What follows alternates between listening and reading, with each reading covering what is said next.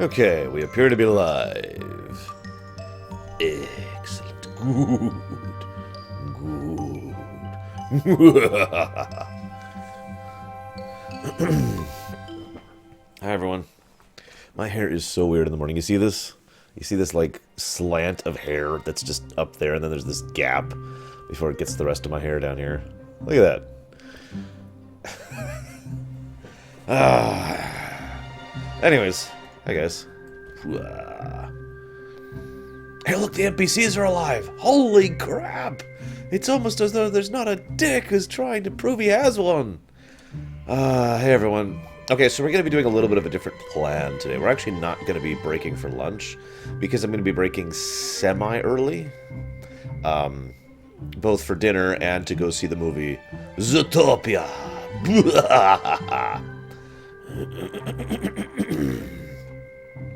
Nah, the easy fix is grow it out even more.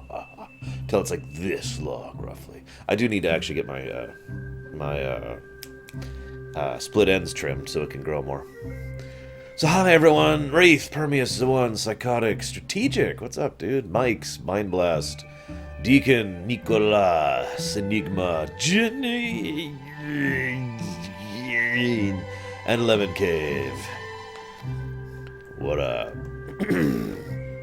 Let's help the goblins, shall we? What's the word on the street? Just see the explosions underway in. Secret labs engulfed in flames. Again! If we don't stamp out those flames, we're gonna get hit critical temperatacity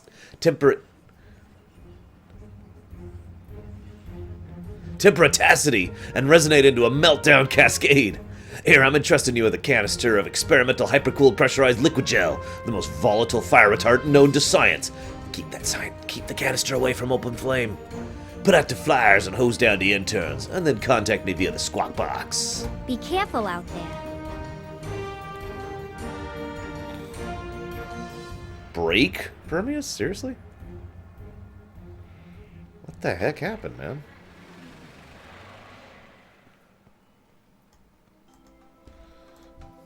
Big shot, huh?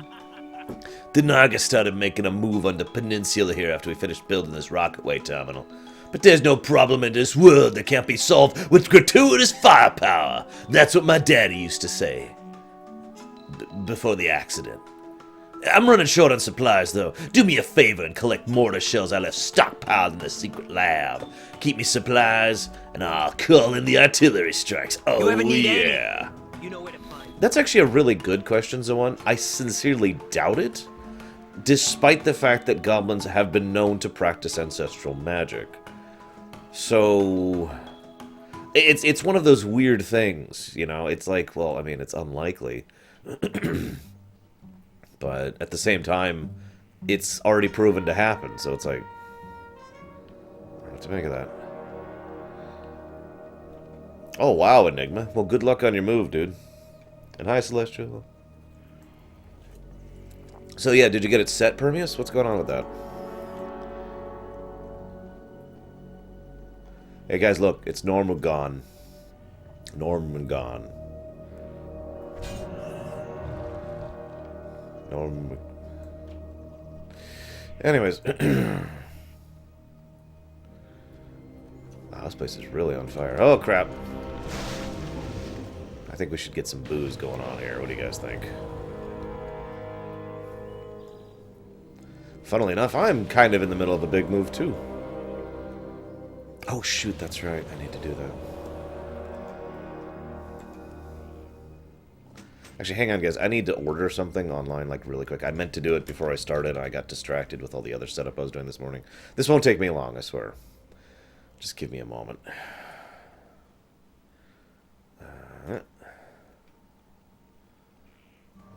There we go. Seriously, this will not take me long. I'm just buying a couple of things on Amazon. And having it shipped here to this address, not the other address. Use one of my 15 cards. Free shipping, and done. Okay.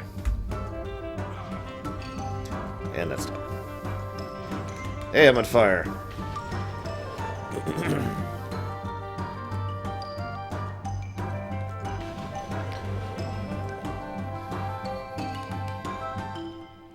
From Norway to Scotland. Why would anyone want to live in Scotland? I'm kidding.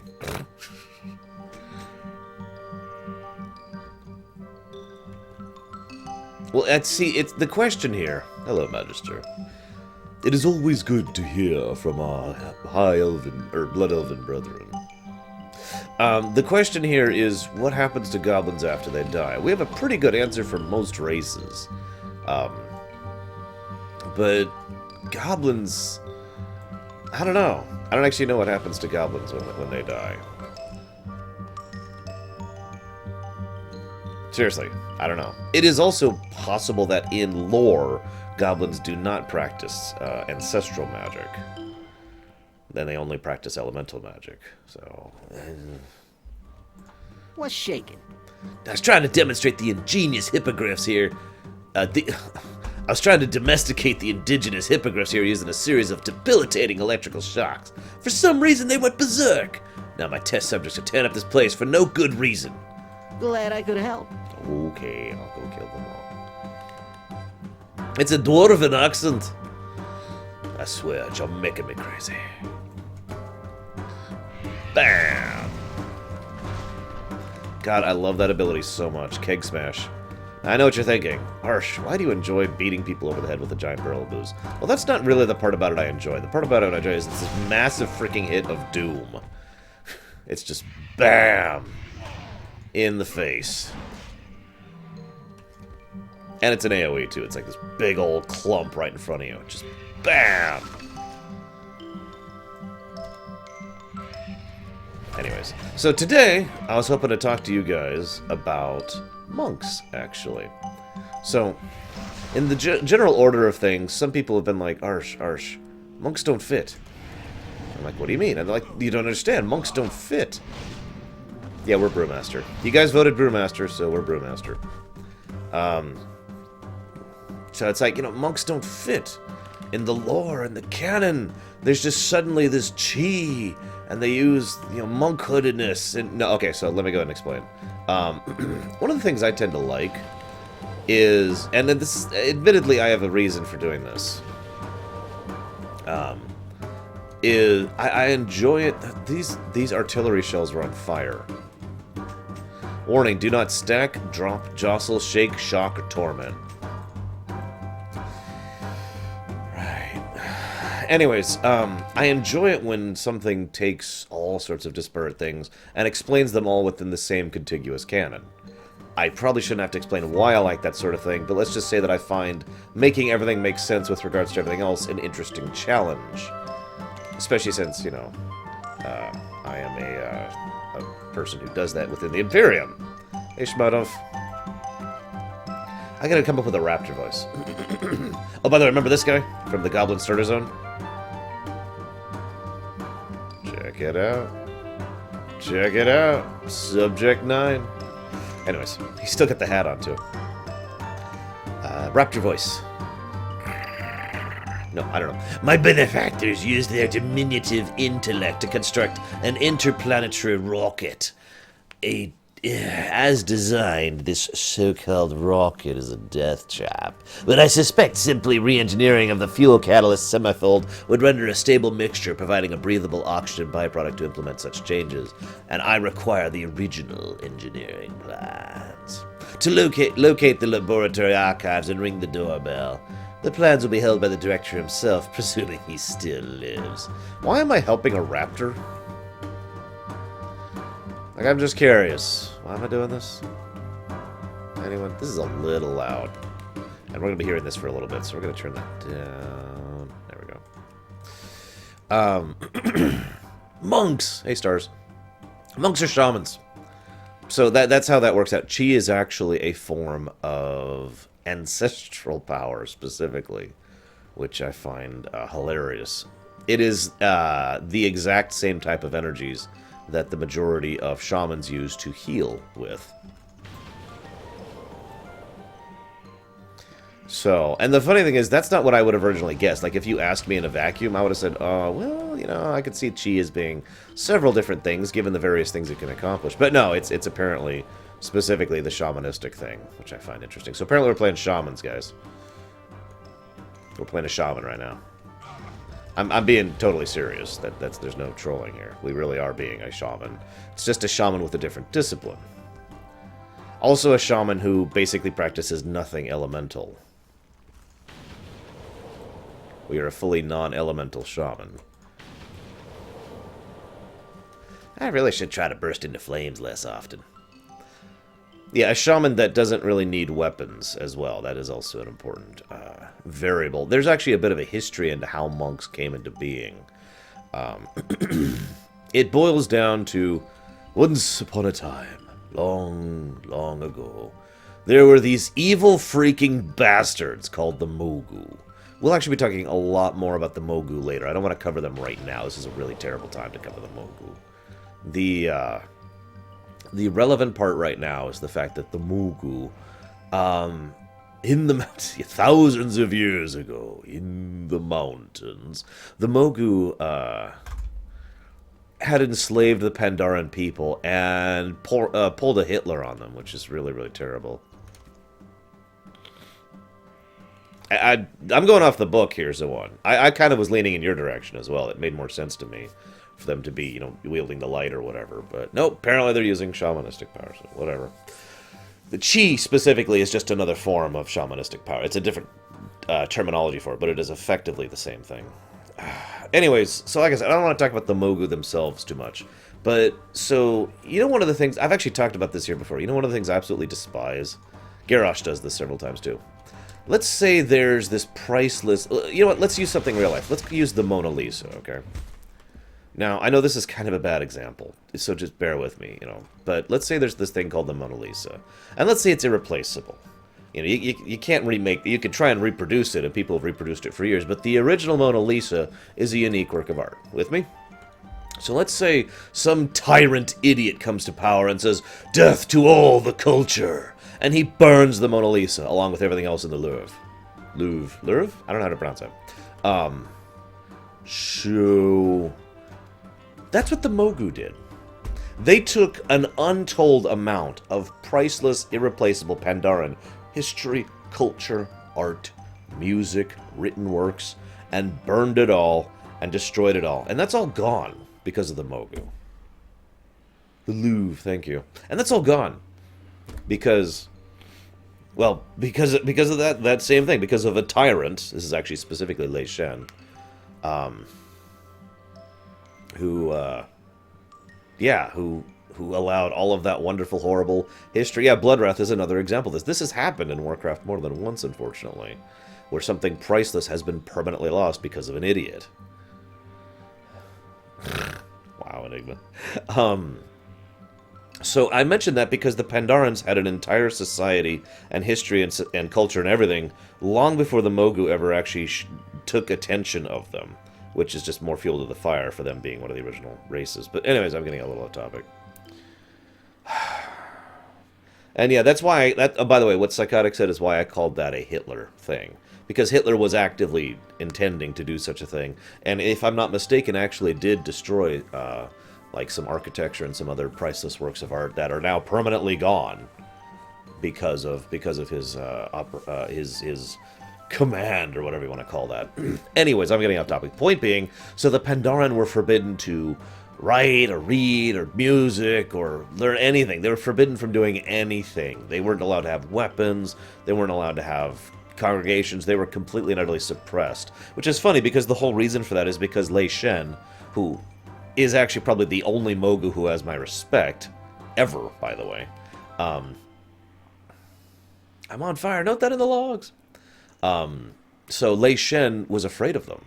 He saw in the Pandaren incredible potential, and he was right. And I like that because it also shows one of the reasons why I have respect for Lei Shen. He was actually an intelligent Mogu, which is such a rare trait. Because the Mogu in general are really, really stupid, but I'll talk more about that when we get to Pandaria. Point being, the Pandaren had to find some way to fight back. Well, all they had were their fists, and they're dead. So, admittedly, the whole ancestral shamanistic magic thing kind of makes sense. Especially with the discipline that the Pandarans in general portray. And that's basically how monks came to be. They, because Pandarans actually have a really big ancestral culture, a really big ancestral spiritual culture. When we go through Pandora, you will see dozens of ancestral spirits of the Pandarans. In fact, we already have on this character, our Elder Master, when he sat down to die, we still see his spirit afterwards because he has moved on to become an ancestral spirit. It is very common amongst the Pandarans, so it was a logical step for them. Now, the question that Zoan asks is very logical. Why don't we just see more shamans amongst them? Well, there's two answers for that. The first and most obvious answer is they wanted to add monks to the game. The second answer, which does actually still make sense in lore, at least in my opinion, is their total segregation from the rest of culture. In every way that matters, monks are shamans, in terms of lore and whatnot, but they are shamans taking different form. Again, imagine a shaman who has no connection to the elements at all, but is very, very martially skilled. In other words, in a weird way, monks are to shamans what paladins are to priests. We have taken this particular mindset and some of the powers that empower us. Hey, Salty. And we have honed it, refined it, and turned it into a much more martial. That troll's being eaten alive by raptors. Anyways, into a much more martial mindset. Even Mistweavers tend to be much more martially minded than like an elemental shaman or whatever. It's not a one-to-one comparison, but that's the general gist of where they're going with that. So that's what monks are in general. Let's go ahead and advance some quests now that we've gotten that out there. Let me in.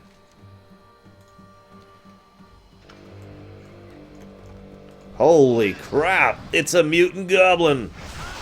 Oh, that's just really gross. Wow, okay. He had bones coming out of his hands, too. Okay. We're gonna leave. Nix Nizzlebacks, Lab Director, Radiation Mitigation Specialist. Interesting. An incomprehensible pile of dense schematics. Sure. Okay, we're gonna go ahead and just pretend we never saw that. Yep. I didn't see nothing if you guys didn't see nothing. Anyways. Ugh.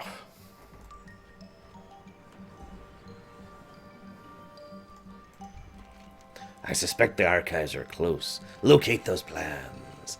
The raptor snatches the paperwork in her prehensile claws and holds the schematics up to her face, clucking her pointed teeth dismissively.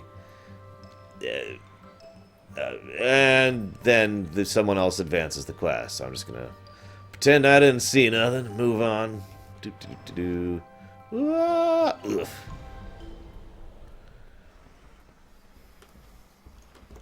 I don't know, Zoan. That's the unfortunate thing. I don't actually know if the monks can interact with an elemental spirit at all. Although I can speculate on the matter because of this ability.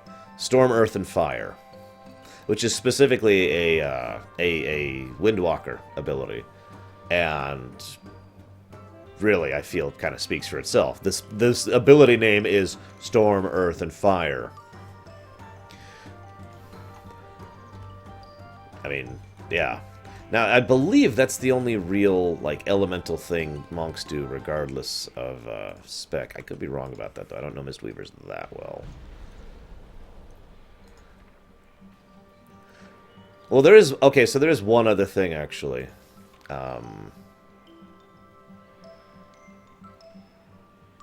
So, Fortifying Brew looks a hell of a lot like Avatar when it comes down to it. And basically turns you into, like, this earthen, rocky version of yourself. Which, I don't know about you, but sounds kind of like an elemental ability to me, so...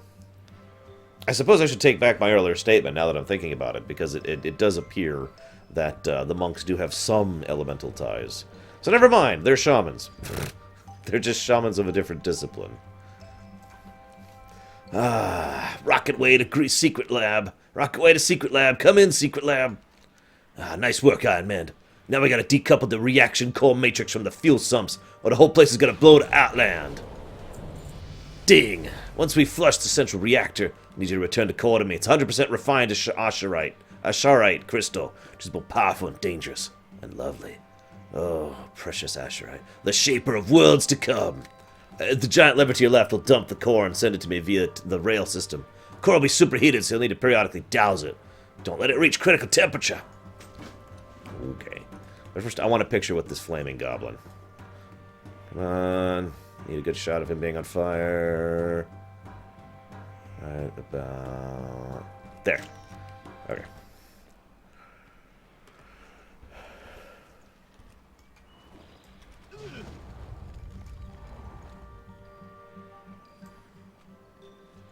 Is he back yet?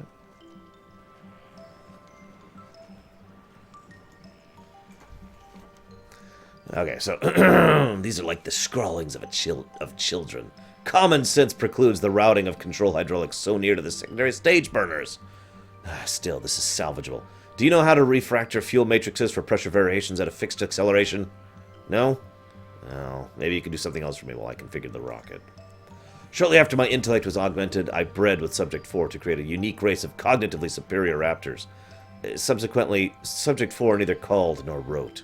I have determined to disembowel him on our next encounter. Nonetheless, there are enough raptor children imprisoned in the lab to provide adequate genetic stock for repopulating my race. Please release them from their cages and carry them to the rocket. Sure, I'll just go release a bunch of baby raptors. That sounds like the best idea I've ever had ever. See what happens. Oh god. Oh god. Ah, not the face. Not the face. Ah. Oh god. Oh god. Okay. Okay. That's my armpit or elbow. I'm not even sure. Okay. That's okay.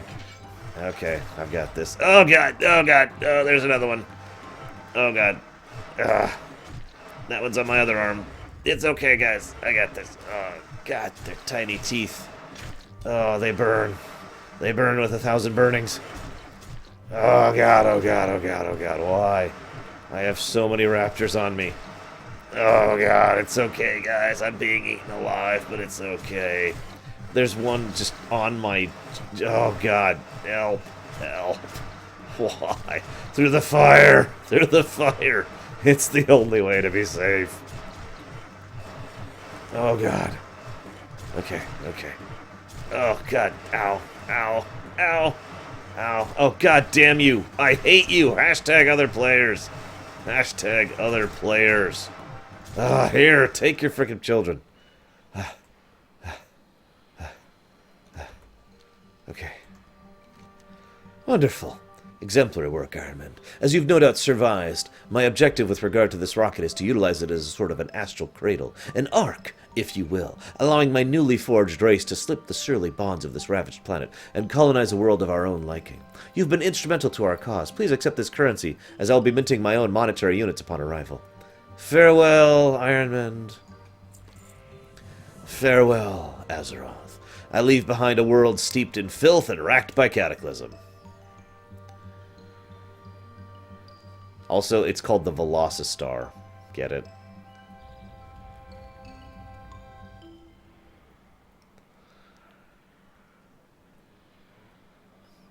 So, what's to bet that'll come back in the future? Something. Expansion or whatever. It hasn't yet, I'll go ahead and tell you that right now. Which is a bit of a shame. They totally should have shown up in Draenor in the past. Because that makes absolutely no sense.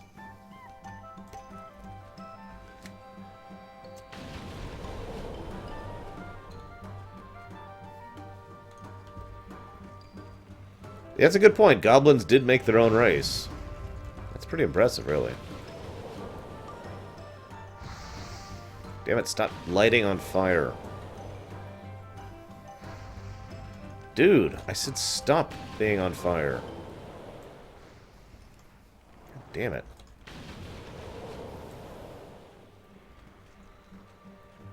Next expansion is the Raptor expansion. I like it. This guy is like the most flammable person I've ever met. I'm sorry for making your face soaky. I'm just trying to prevent you from burning alive.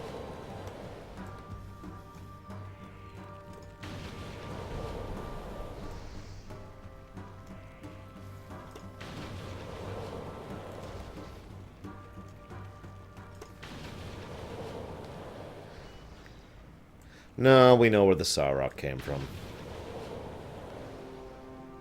Of course it's Goblin Tech. Literally constantly on fire. Can barely keep up with how on fire it is.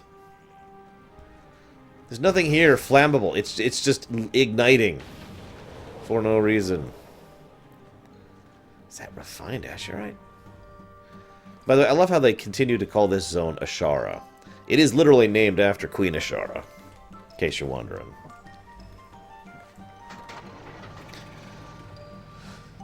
I don't know about you guys, but after Azshara was Azshara, I would never name anything after her ever again. Except for maybe, like, a porta potty or something. Hang on, guys, I'm gonna go take an Azshara. I'll be right back.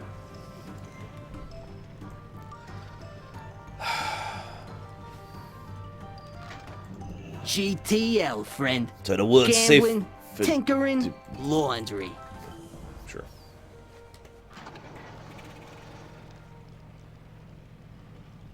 Goblin Tech is usually more flammable. Gnomish Tech is usually more unstable. Technically, we don't actually know what Azshara is yet. I'll give you a hint. There's your hint. Because I've done the vanilla quests. I mean, of course I have. Yo. Don't worry about residual effects of all those burning chemicals. Hair grows back. Sample secured, and it's still steaming. Thank you. Azshara is a complex mystery, wrapped in a velvety enigma of danger. Grapplehammer insists we learn more about this strange substance. Okay. Keep it real. Eh, Keep your ear to the ground. Azshara, the mysterious crystalline substance, has been used to forge weapons of fell power. But in our hands, we've discovered it's capable of focusing enormous amounts of energy. It may be the biggest goblin discovery since Kajamite. But what is it? Where does it come from? Why is it only here? Science demands an answer. I need more samples. Seek out Azshara deposits. See you around, friend. Exactly, Lurker. That's literally what I was thinking.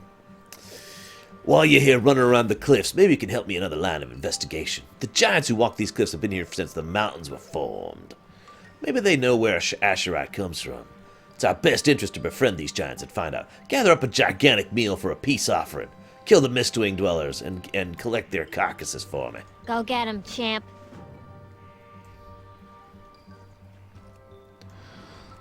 Yes, goblins are very much about the science! I gotta be honest, if it wasn't for the natural, what's a good word for it? Rivalry between goblins and gnomes, they probably would get along together really, really well. Yo, can I help you with something? I hope you got more ammo for me. I got nothing to shoot over here but my mouth. Sweet, beautiful, brilliant, who loves you? My mortar's resupplied. I can use you to assault the Naga east of here. Use these markers to call in artillery anywhere on the cliffs, and I'll splatter the whole area. Oh, delicious, merciless random destruction. I hope you're well armored. Stay strong, pal. Yeah, sure. I'm super well armored. Thanks for asking. So, I actually have done that back siege more than once, so I suppose the answer is yes. Loktar. It tries my patience, defending creatures who can against creatures who can disappear into the sea at will and emerge where they please.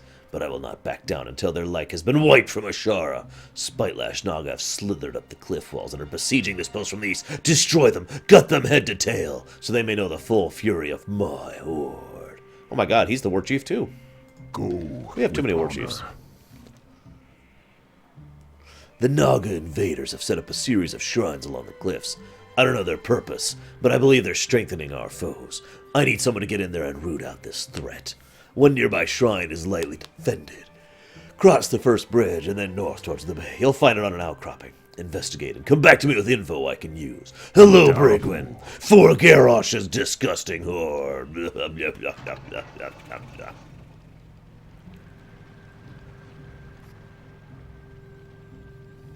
Yeah, what Psychotic says is absolutely true.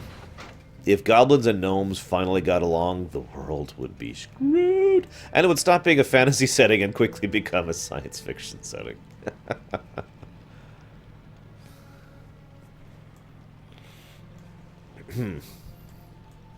Bam! Oh, wow, he survived.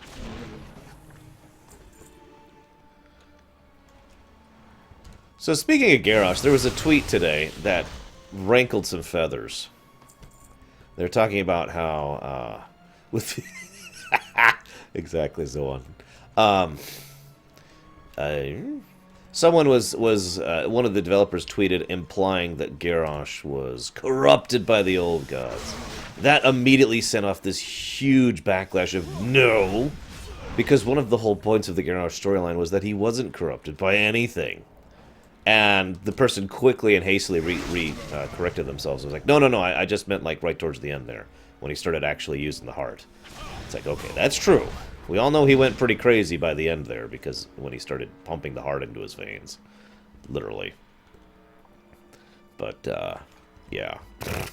Like, no, Garrosh doesn't get that excuse. He doesn't get that story arc. He doesn't get that anything. He was an evil bastard on his own. Why don't gnomes and goblins come along? Well, there's two obvious answers for that. One is the fact that I'm not sure that the writers are prepared to deal with what it would mean for those two powers to come together, because that would be a setting changer. The second, and more logical explanation, or in-character explanation, I should say, is that, well, why do you think the Horde and the Alliance haven't been able to put aside their differences for forever? It's the same basic rivalry concept. By the way, how's my connection today? Looks like it's been good. Excellent, excellent. That's good to know. That's good to know. Hey, Rasker. The stone at the center of this shrine emits a faint glow that roars with the power of the angry sea. The air around this strange stone crackles with energy. The stone itself is smooth, icy cold. It pulses periodically as you run your hands over it, like the crashing of a surf. A wedge-shaped piece appears to be missing on top of the surface of the artifact. This keystone shard is likely the key to unlocking the secrets of the stone shard.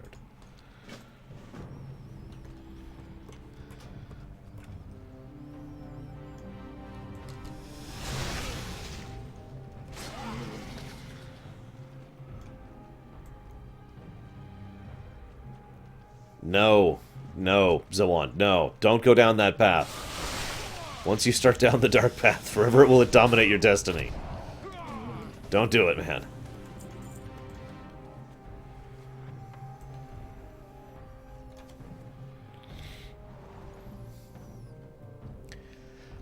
There are a few rare times where goblins and gnomes put aside their differences, and it's always kind of interesting when it happens. Probably my favorite example of that is actually in the arena. Ashenvale will be after this zone. In the arena, there's a goblin-gnome team, which is actually pretty rough if you don't know what you're doing. And the whole time they're constantly yelling at each other and telling each other it's the other guy's fault for the fact that they're screwing up. The Naga Power Stone pulses with an expectant hum. The keystone shard slides into place, and in previously invisible runes suddenly erupt onto the surface of the stone, shimmering in blue and violet ooze. Your knees buckle as powerful arcane currents race into your body. Yes! Magister's Terrace was just... A magical barrier pulses around you, chilling your bones, and you feel secure behind this enchanted wall. Why would you get flamed, man? What is up, Strategic? Welcome to my stream, I suppose. As I often say to anybody new to my stream, there is no need to be a stranger. Chatting and awesomeness are awesome. You can just call me the Lorerunner, if you prefer. The name Arshian Gaia, which is how that's pronounced, comes from, it's kind of a corruption of several Greek words, a portmanteau, if you will. I don't know how to pronounce that. That, it has its own significance to me, which has not yet been proven true. But yeah. And, yeah, I guess that's all your questions answered. No, you gotta say it right, Magic. Yes! I am a god! I can't say it full volume. I don't want to wake up half the neighborhood.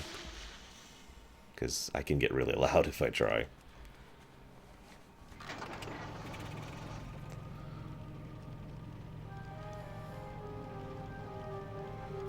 I imagine that voice actor had a lot of fun doing that role, though.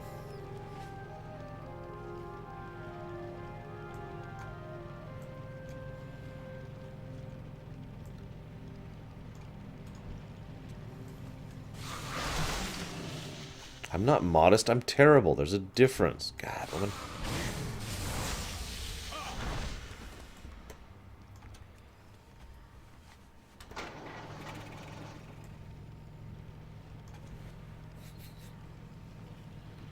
No, just a god. That's what he was. He was a god. Hey, Leander. He totally wasn't just a blood elf who was juicing? Is that the word? God, I'm not even really up on drug lingo. But yeah, he was juicing, I guess, on Phil Energy. Interesting, Enigma. Make sure he plays the proper version, aka the Steam version, or if he's okay with the difficulty, the DS version. Or the Steam version, anyways. I think we'll wait on the rest of that. I still love me some Goblin Highways, by the way. They could make them straight. They have the ability to do that. They just don't want to. Strength and honor. Oh, they still come. They're like a plague, Iron Man. But with strength like yours, we will crush them someday. Strength. Stronghold. An energy barrier, you say? This explains a great deal.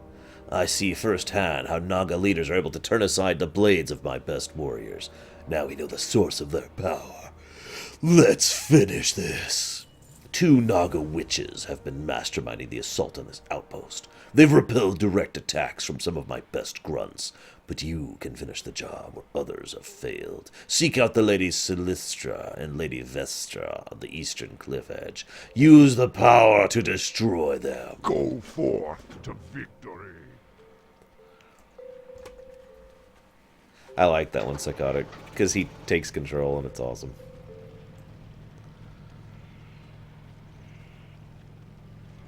I have seen the new spider mount. It didn't trigger my arachnophobia yet, so yay. I haven't seen any Azshara around here. Weird.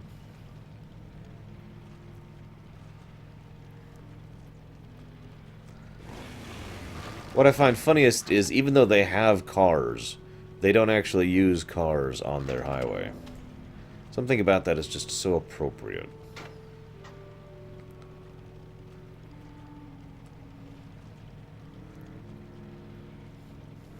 Don't fall. It's a long way back up. Seriously. Oh my god, it's General Fang Terror. We better avoid him. All I gotta say about the Scorpion mount is, it looks like it's gonna sting me. Like, it really does. So, you know why? Holy crap! Oh my god, those maniacs! Oh, you blew it all to hell. There, die. Real quick. Die. There we go. Oh, god. They really did. Although this is actually kind of indicative of Night Elven society underneath Azshara's reign. You can kind of get a sense for the scale and size of this damn statue when you get up close to it. Yeah, that's the head, and the arm, and of course the legs, and that's all that's left of it. This is an obvious Planet of the Apes reference, but it's not just here for that. They did actually have these kind of statues, plural, by the way, under Azshara's reign. Several of them. And, supposedly they're all modeled after her because that woman has an ego trip you would not believe. She might be the single most egotistical character in Warcraft, and that is really saying something. Here, let me just prevent you from using that. There we go.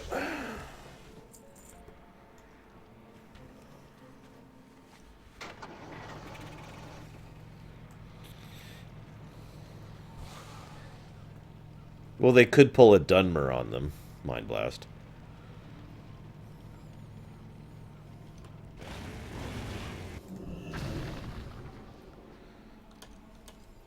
Oh, whatever. Look on my works, ye mighty, in despair. That is correct, Strategic, as you can see right there. Welcome to the new Goblin Terraformed Azshara. Cause we here at the Goblins, we want to prove to Garrosh that we're worthy of existing in his horde. Cause the disgusting horde needs people to prove that they can be a part of it. Now, I know, the old horde needed that too, to see the whole Blood Elf conundrum. Let's go with just this. I know what that is in the background. But Sargeras was the only one who could possibly be, maybe, her equal. And that's what she wanted. She wanted someone to rule the cosmos alongside. And no one else, no one, was even close to her magnificence. After Ashenvale? I'll have to check my notes for that one. Hang on a second. Let's see, documents, zone layout. Okay, so... Sure. Oh, I'm sorry, I totally lied, Backsiege. I'm actually doing North Barrens next. Then I'm doing Ashenvale. Then I'm doing Ashenvale. Then I'm doing Stone Talon. Then I'm doing Stone Talon. Then I'm doing Desolus. Then I'm doing South Barrens. Then I'm doing South Barrens. Then Feralos. Then Dustwallow. Then Dustwallow. Then Thousand Needles, Tanarus, Ungaro, and Silithus. And that's the order we're doing Kalimdor in. Any further questions, Hello, Nothrazem. What sword does Osric drop?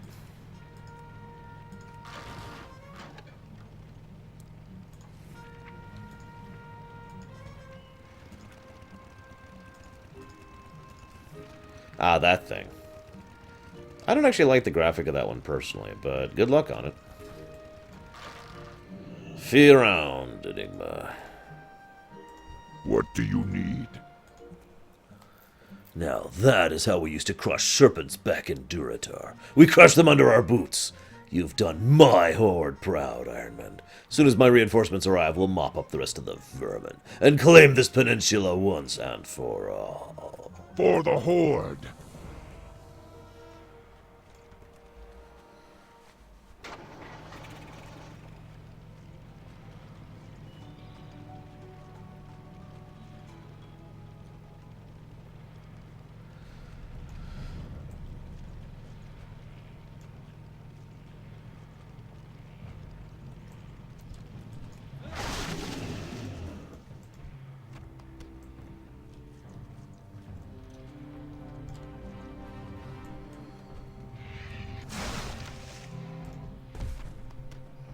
Honestly, I'm not sure anyone really compares to Sargeras in terms of personal power. I'm really not. Maybe the book coming out next week will shed some light onto that. Is that next week?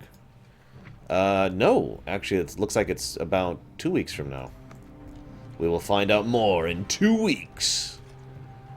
Which is actually a little longer to wait than I thought we would have to.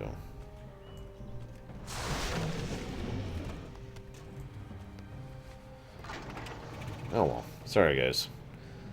If I was Blizzard, I'd release it right now. Because that way I could read it right now. Alright, guys, good news. We found some Azsharite.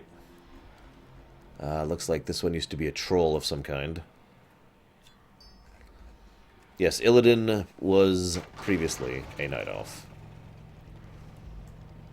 He is, in basically every way that matters, no longer a Night Elf. Maiev, in my opinion, does not actually have any idea what she's talking about. He is not a hybrid. He is an artificial demon. Everything about him fits the bill for a creature that has been turned into an actual artificial demon.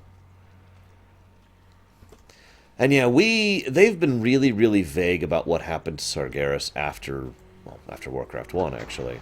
So he's obviously not been primarily active, but the only bit of evidence we have that he is actually gone at the moment is the fact that Kil'jaeden and Archimonde are actively plotting against him and trying to claim the mantle of the Legion in his absence. And it's pretty likely they wouldn't even dare to try that if he wasn't out of the picture.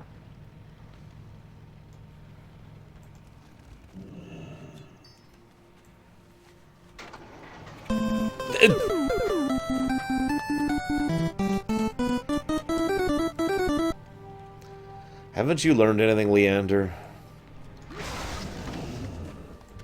We already tried to sell petrified goblins. That didn't go over well. Where's my dashboard? There you are. If it'll load. There we go. The usual. Oh, so the normal suit.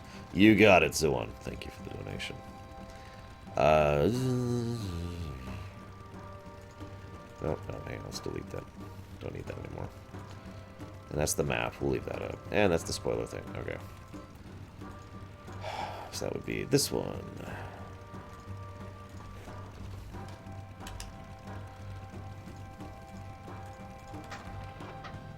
Best class for a gnome in lore? Not applicable, I think, is the answer there.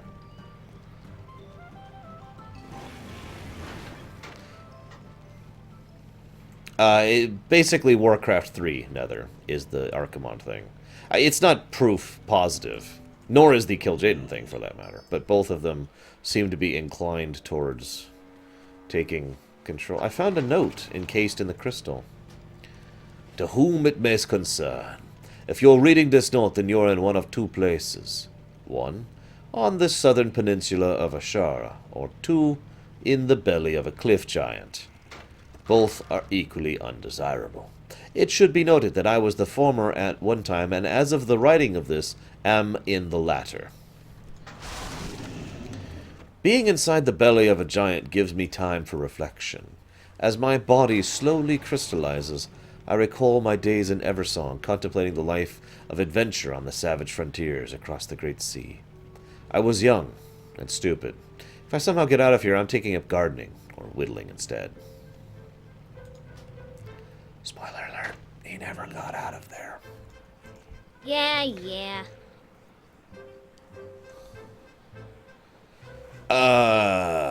Well, I'd go with the obvious answer of Anduin, but as I've said many, many times, Anduin should not be a leader by himself.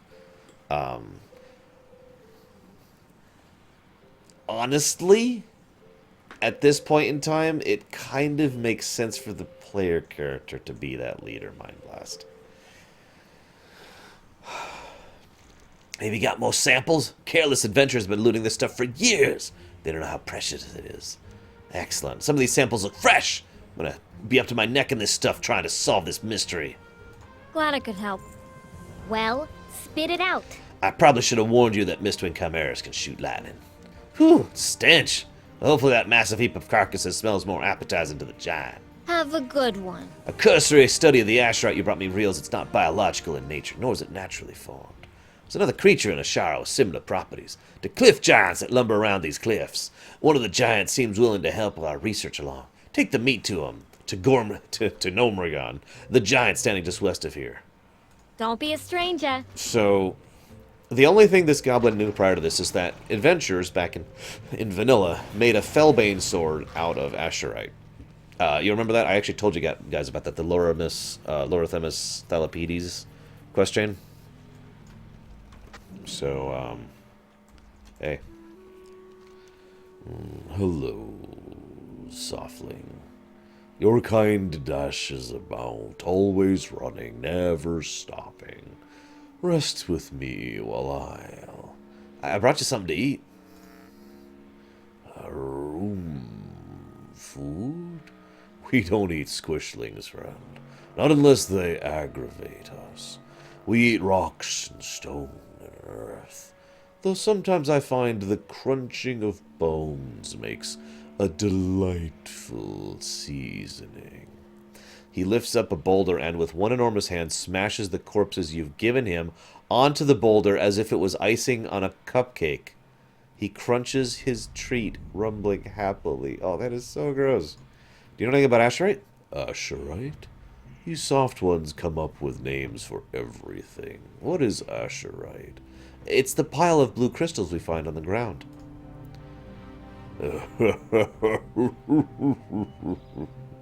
Oh, little friend, I am sorry. I suppose my kind does not pick up after ourselves as you do. So the giants have been dropping Azshara? But where does it come from? It comes from... What is your word for it? Let us say that my kind does not have bathrooms. Do you understand? It's your droppings? And the goblins have been running around scooping it up? It would seem so. You and your friends are welcome to as much as you find. I suppose it's very potent. We don't need to go that often. How often do you, go? We don't live our lives as quickly as you do, my mushy friend. A healthy giant eats 3 square meals a decade, though I am known to indulge in a snack every couple of years. We'll go to the bathroom every 15 to 25 years. 15 to 25 years? I've never had my personal habits so scrutinized. Your kind never ceases to surprise me. Farewell, friend, and good luck with whatever it is you're on about. Also, in case you missed that, giants like corpses and bones as seasoning to eating rocks. Just try to keep that in mind in the future. Keep in mind also that the Night Elves worked with those guys for a long period of time, so... Anyways. Hey. Speak slower. What are you saying? Am I hearing you right? Those formations are actually the giants... Oh my, grody! Let's not tell Dr. Grapplehammer. He's made this stuff his life's work. Well, at least now we know where Azshara comes from and why it's so rare. Gotta figure a way to speed up production. I can think of one surefire way to send a giant run to the bathroom, but you're not gonna like it. We need is a massive laxative. Oh hey, do you believe the gnomes have something of the sort? That can't be a coincidence. Wonder what they're trying to push through over there. Our intelligence reports the laxative was delivered to Gadget Springs Tower on the South Shore. Retrieve it and feed it to Gnomeregan. Keep your ear to the ground. Aye, man, come here. I got a special project requiring your assistance. Hello, Darker. What's up? Don't waste my time. Scoundrels. Infidels. Ever since I started my operation here in Azshara, the Gadget Spring family has hampered my studies and sabotaged my research. And now a mob of middling second-rate tinkerers have rallied to their aid. I've pressing business to attend. See to it that those gnomes are finished for good. Behold, the mustachioed menace. On your way.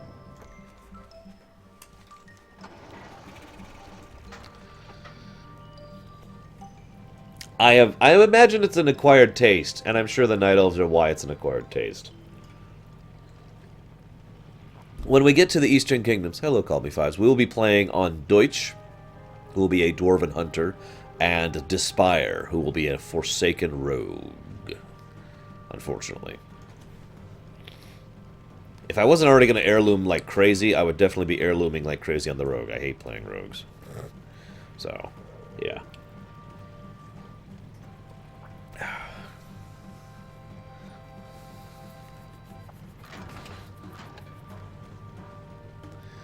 We gotta speed up production, Schmadoff. Gotta make sure we got plenty of Azshara for the future.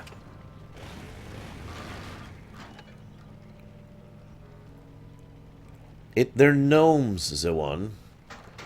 They deserve it. Oh, no. Even the Alliance punts gnomes. Don't try to pretend you don't.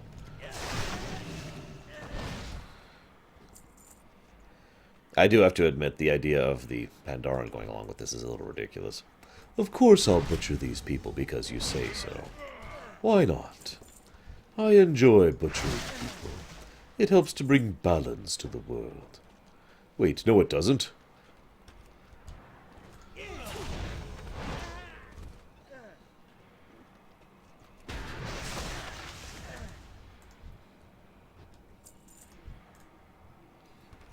Well, thanks for coming to me, buddy. I was kind of trapped there.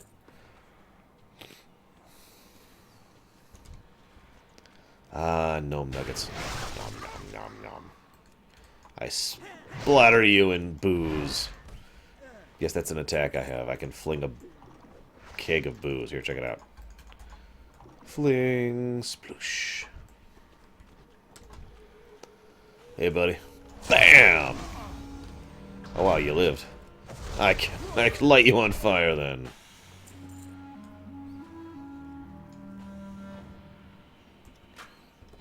Of course, you guys are going to get to choose which spec I am as rogue, and that's probably going to be terrifying.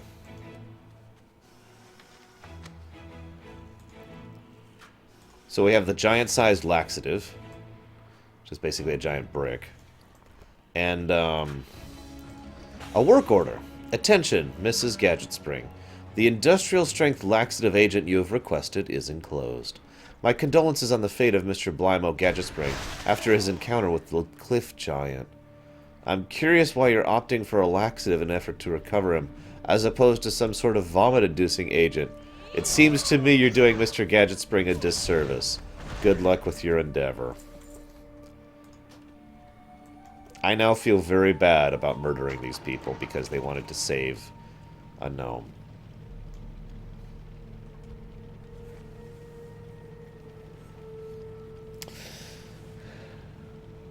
Yeah, now you see why they wanted that laxative, guys. Oh, God. Remind me when I'm out later today to go buy that heat pad thing I keep thinking about getting and I've never done because I haven't been to the grocery store since then.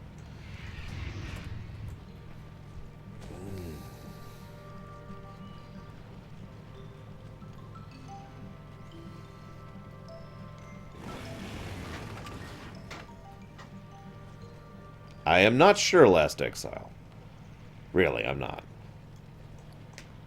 I was finding myself wondering why exactly the gnomes were here. Like, maybe they'd also discovered the secrets of Azshara.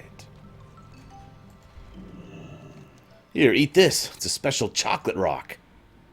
He eyes the laxative with suspicion, sniffs it, and begins smooshing and molding the laxative into the shape of a goblin. I suspect your little green friends are putting you up to no good. Please explain to them that we giants are not to be toyed with.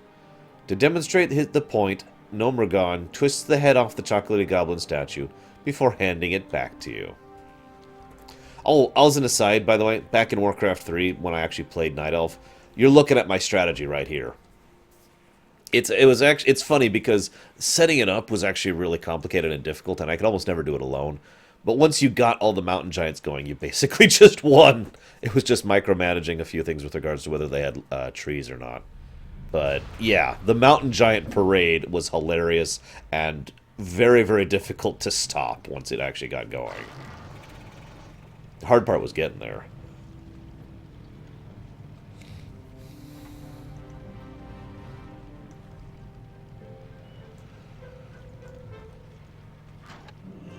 Quickly, quickly! It was extremely tech heavy. It's basically top of the tier. The only thing higher is actually chimeras. Oh, marvelous. Tell me more. And the precious young gadget's mine dead as well. My work here is important, but at times I do miss the carnage of demolishing my enemies on a more personal level. Here, maybe you could use some of my discarded equipment. Yeah, thanks. Hit the road! Yeah? What do you want?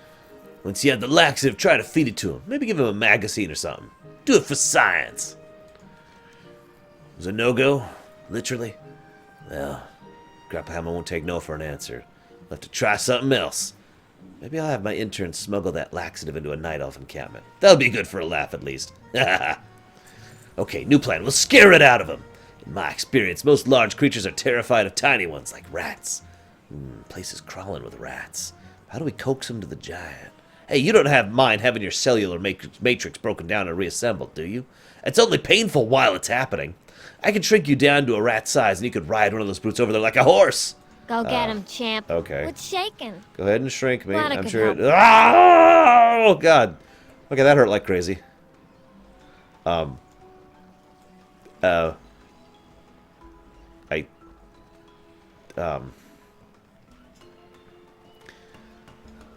guys.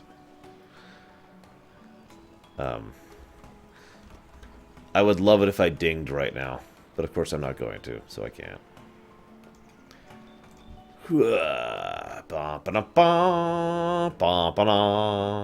Bum ba bum. Bum ba ba ba. Bum ba ba. Bum ba. Yes, I'm riding a rat. I'm literally riding a rat. Bum ba bum ba bum ba bum ba ba ba. Hello, I'm coming to get you. Squeak! Oh god! Wow.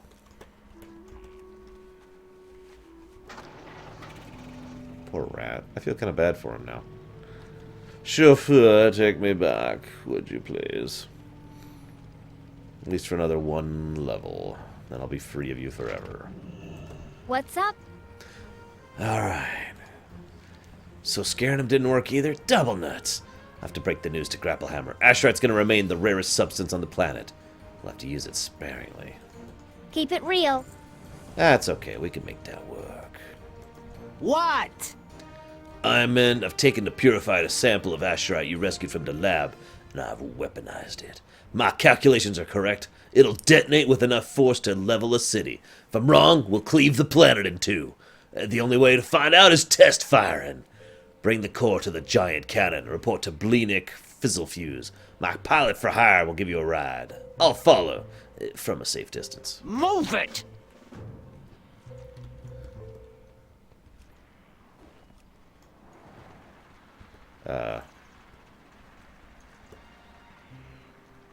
Where's this hired pilot? He's not over there. It's okay, it's gonna be great, Raskor. Weaponized Azsharite. And that probably should be Azsharite, but that just sounds wrong to say it like that. So I don't.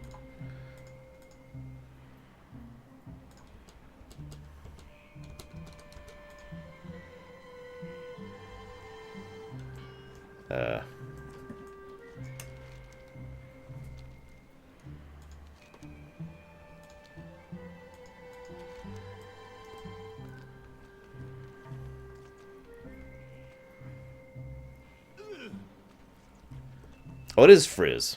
My bad. Yeah, what do you want? Just give me the copter, Frizz. Oh, this is funny, by the way. Grapplehammer wants me to do what? He finally finished his bomb and he wants me to fly across the harbor? No. Here, I'll set one of my copters on autopilot. I'll be in my shelter. Don't be a stranger. Yeah. Fun fact, my actual monk is in fact an engineer. That's how I got the golem mount. Among others. So that's the giant cannon. You see that monster? I don't think you quite understand how freaking huge that cannon is. This is basically the Junon cannon, the Sister Ray equivalent. And about as useless overall, but anyone trying to attack this particular harbor is going to fail because of that. Like I said, Azshara is basically the best harbor port in the entire game right now. As far as sheer military functionality, of course. Hey, we missed. This is Bilgewater Harbor, by the way. Unfortunately, this place is kind of unused. We'll actually be doing more stuff here when we get to level 85 than we will right now.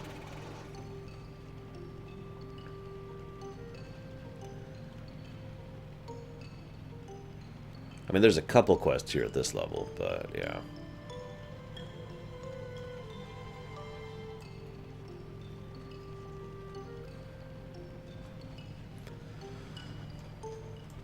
Commander Molotov and Uncle Bedlam. I ain't getting paid to chat. Nice recruit, huh? Make this short and sweet. We're under contract to keep the Naga and the ruins from... This is the wrong quest. Do not get on Gallywix's bad side. There we go. What's up? What's that you've got here? Did Grapplehammer send you? Oh, it's the big one. We're in business, boys! Go get him, champ.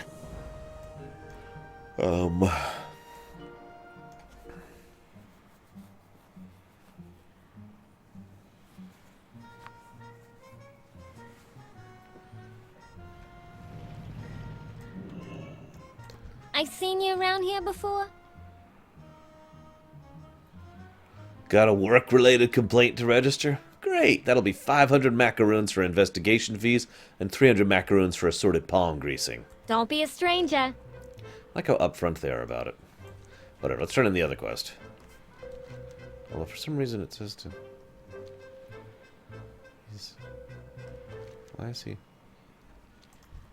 Yeah? What do you want? Hey, I got your back. I don't think I should be talking to that version of him. We're going to go and pretend he's not there. Hey, how you doing? Hey, I'm glad I caught you. I'm come on behalf of my master, Kalik. He requires your aid. Kalik? See you around, friend. Kalik. That sounds familiar. Anybody know anybody named Kalik? I mean, that sounds kind of familiar. Oh yeah, by the way, Tarans have this ability called Bouncy as a racial trait. It basically halves their falling damage, which effectively doubles the amount of distance they can fall. Gallywix is supposed to be here, yes. He's not actually in-game. Oh, by the way, the mage trainer and warrior trainers, or warlock trainers, are still fighting.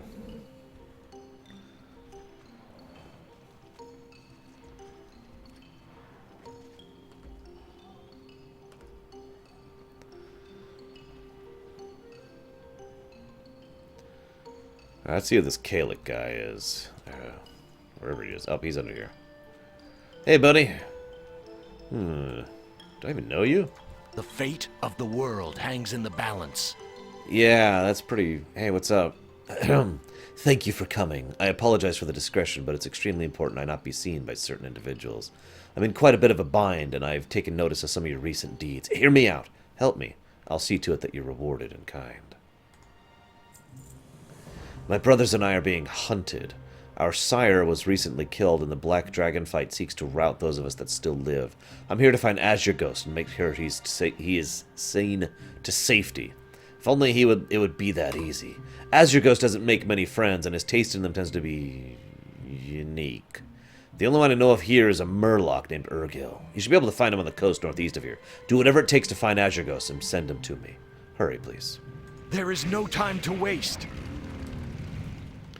Well, I appreciate the water walking there.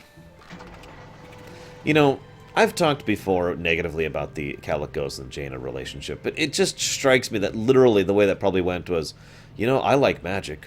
I like magic too! Because there's no logic in it at all. I know, romance isn't always logical, but seriously!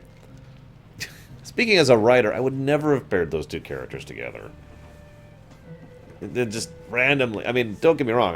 Kalikos is actually a pretty decent character. In fact, I like him. But it's just... pair him up with Sylvanas or something. Jeez.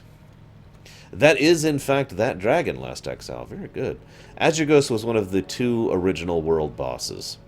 Alongside Demon Lord Kazak. Later on, they added the 4 Emerald Dragons. Actually, there's kind of a joke about it. So, later on... in a patch, they added this ghost of Azure Ghost who you could talk to for a quest. And, when you, when you talk to the ghost, he's like, oh, it's ridiculous. At any point in time, I'm not even sure if you're killing my ghost or not. And, the long and the short of it is the implication that's always stated there was that Azure Ghost would make like illusions of himself which would roam around, and most of the players were actually killing those rather than actually him, since he is actually still alive and well in lore.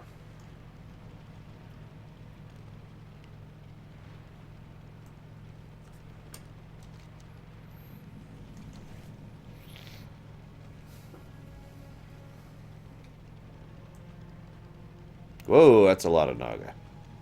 Right, we're behind the lines. Hang on. We gotta bust through! What am I doing? I can kill these guys. Bonk.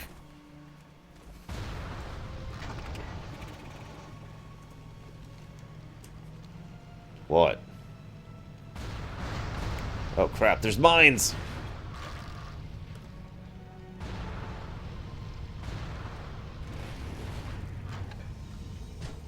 Life needs more beta testing, I'm telling you guys. Hell, life needs more alpha testing. Good lord.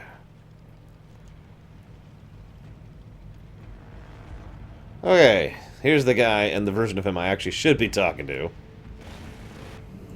You looking at me? This recruit, huh? I'll make this short and sweet. We're under contract to keep the Naga and the ruins from reaching Galluix or his property. You handle whatever he asks of you, we'll see to it you get paid. Welcome to the Bilgewater Battalion. Okay, so as an aside, I really like the Bilgewater Battalion. We'll actually be seeing them a few more times. We see them here, we see them in the Twilight Highlands, and we see them in basically their own scenario of Ragefire Chasm. And they're exactly what they sound like. They're goblin mercenaries, but they're really high-skilled goblin mercenaries. I know that sounds weird, but I mean it. They're like some of the best, relatively speaking. And they're all hyper-specialized, but they all complement each other very, very well. And so they can accomplish things that most groups can't. Yeesh! Took my head off, why don't you? That's an appropriate thing to say to me. I admit it. First things first, we need more supplies for you and the other recruits. There's some perfectly good standard issue packs on the bodies of our last round of recruits, in the minefield to the north. Take their lessons to heart. I'd recommend you avoid stepping on mines yourself. Security, enforcement, extortion, we do it all.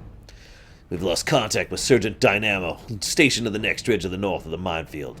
They're probably overrun. He had our last SFG. Go over there and get it back. Get lost, will ya?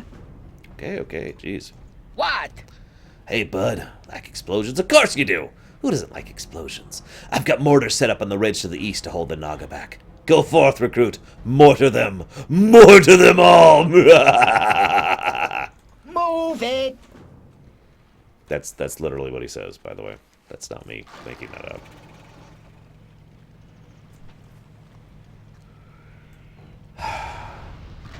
Alright, so don't step on the mines is what I'm hearing. Okay. I can make that happen. Let's see. Ah! Alright, hang on. I got this time. Mr. Chauffeur, drive us more carefully this time. Oh god, I gotta get a whole bunch in here, don't I? You know, it's been so long since I've watched the A-Team that I don't remember them being mercenaries in the strictest sense of the word. More like adventurers.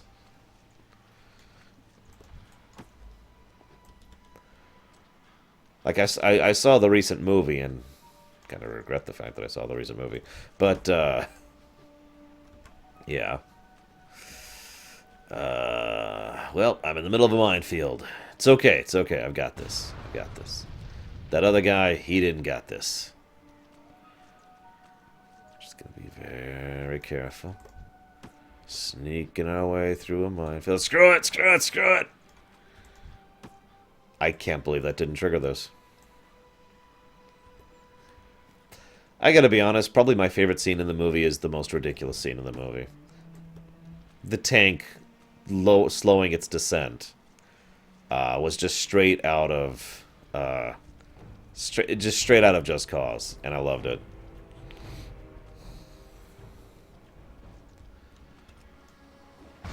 Oh crap! Oh crap! No! Okay, it's okay, I got this. No, crap! Okay. We're okay. We're on the other side of the minefield, but it's okay. We're okay. Oh, crap.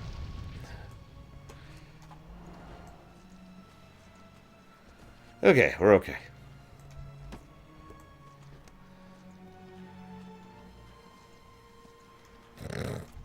Yeah, see, that's what I remember from the show. I remember them just doing good and, like, doing it for free. Maybe it's because things don't work out for them, or it was part of the comedic factor or something, I don't know. I don't remember the old show well enough to really comment on it that expertly.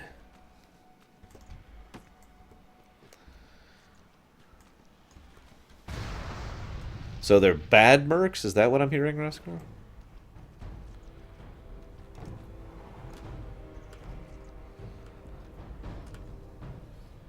Hey, excuse me, but, boom! The Bilgewater Battalion says hello. Alright, what's the SFG? Surface-to-face grenade. Yes, I am, Backsiege. Because I'm tired of this mount. I think it's stupid and dumb and terrible. Any questions, Dirker? Seriously, everything, 100% of what I've seen about it is not positive. And I'm not going to support a movie just because it has women in it. That's stupid. I'm sorry. You have to make a good movie, regardless of the gender of the people in it. I know that's a crazy thought. Let's see what these babies can do. Wow, that is like really... Oh, God. Okay, there we go.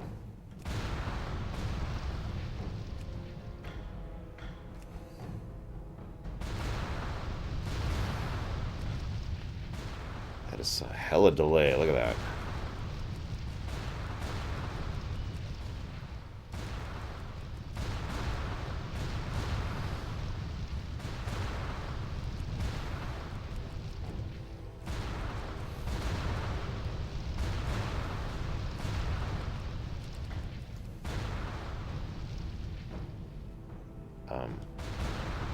Okay, I see the problem. I have to actually wait for a shot to hit before I can fire another one. I'm also not getting credit for some reason.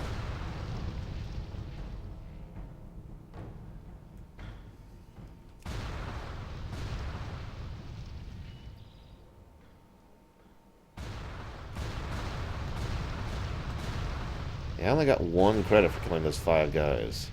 And there's also another player. Hashtag other players. Moving on, I'm just going to skip this quest for the moment.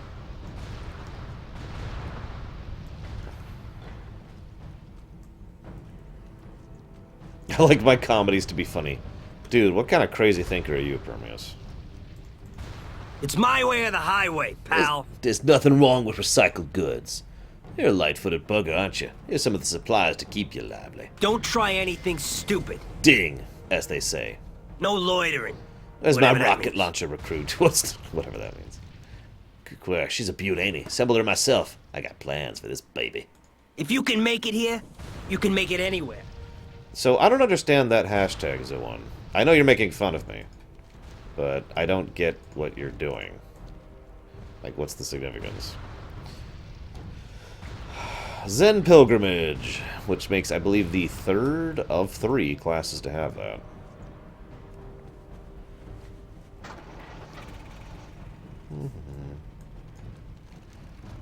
Yeah, it could have been. Wait, where's my heart sit right now? Wrong place. Yeah, so we'll just... Orgrimmar's right there. This won't take too long. Oh, wait, I gotta get the right ding. I get the ding up here. Hang on, guys, hang on. It's very important. I suppose I could do it on the way back. I'll do it when I get back. Remind me to do the ding picture when I get back. It's very important. That was my neck snapping just from me turning it. Did you hear that? Oh.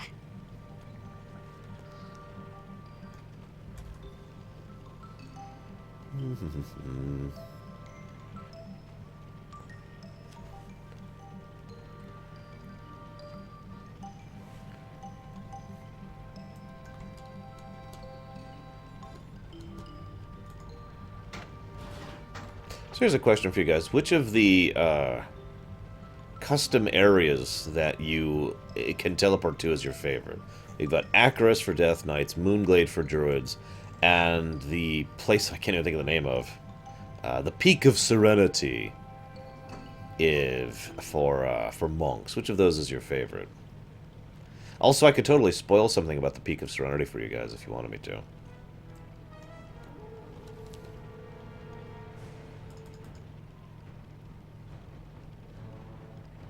I bet everyone's like, what? How is that even possible?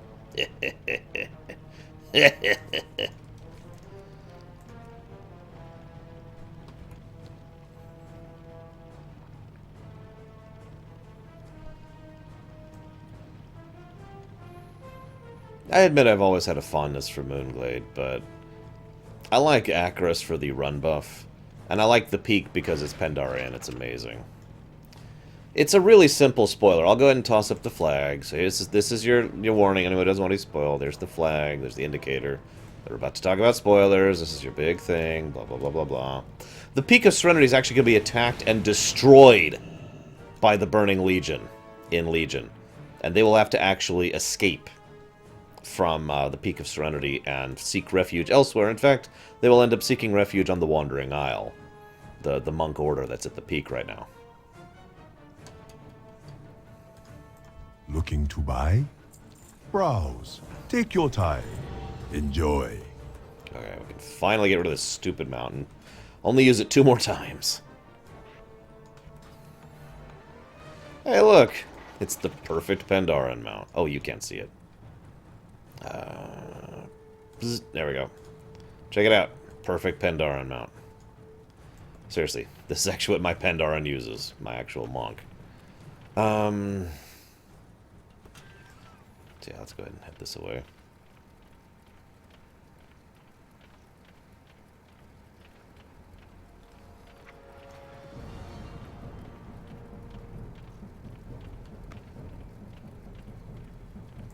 I imagined the Wandering Isle, but I'm not sure, Backsiege. Really, I'm not. Depends on how they do the layers. It might not affect monks, technically. Like, you'd still teleport there and it's still the same as it used to be. It's just, story-wise, it's different.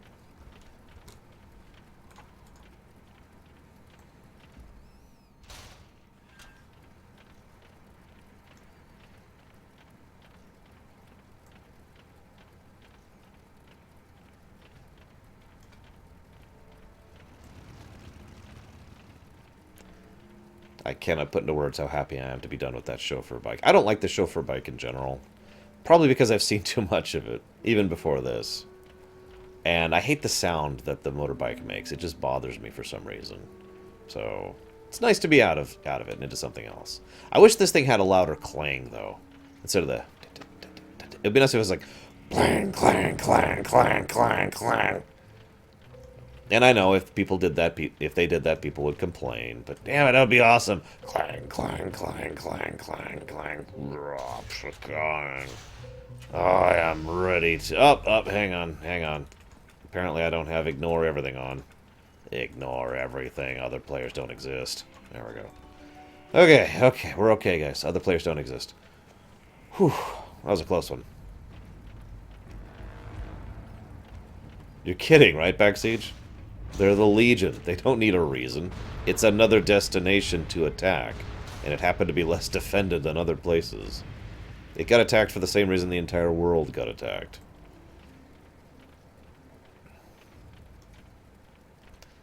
Alright, let's get this screenshot here. Actually, let's do it like this. Oh, my turret buddies. There we go. I choose to leave my body. This is funny, by the way, because shamans technically get this same ability, just like I was mentioning earlier. So, you might be like, well, what do you mean? Well, shamans get a ancestral recall, or whatever the heck it's actually called. And monks also get a similar type of thing. It's just monks is directed. Oh, by the way, apparently Hearthstones are a thing in lore. Seriously, they actually appeared in one of the comics, specifically, or no, excuse me, one of the books, specifically dealing with the Emerald Nightmare, and there was a specific Hearthstone. It wasn't any given person's, it was just a Hearthstone that was tied to Teldrassil, or something like that. And so, that Hearthstone enabled you to teleport over there, just like it does in-game. So that just blew my mind, that Hearthstones are a thing in-game. In lore, excuse me. I've always assumed Hearthstones are a purely gameplay mechanic. Hello. Welcome, Ironman. It is time to begin your training. Next one is on me. Welcome to the Peak of Serenity. It is here that we monks train and hone our skills in the martial arts. Hang on.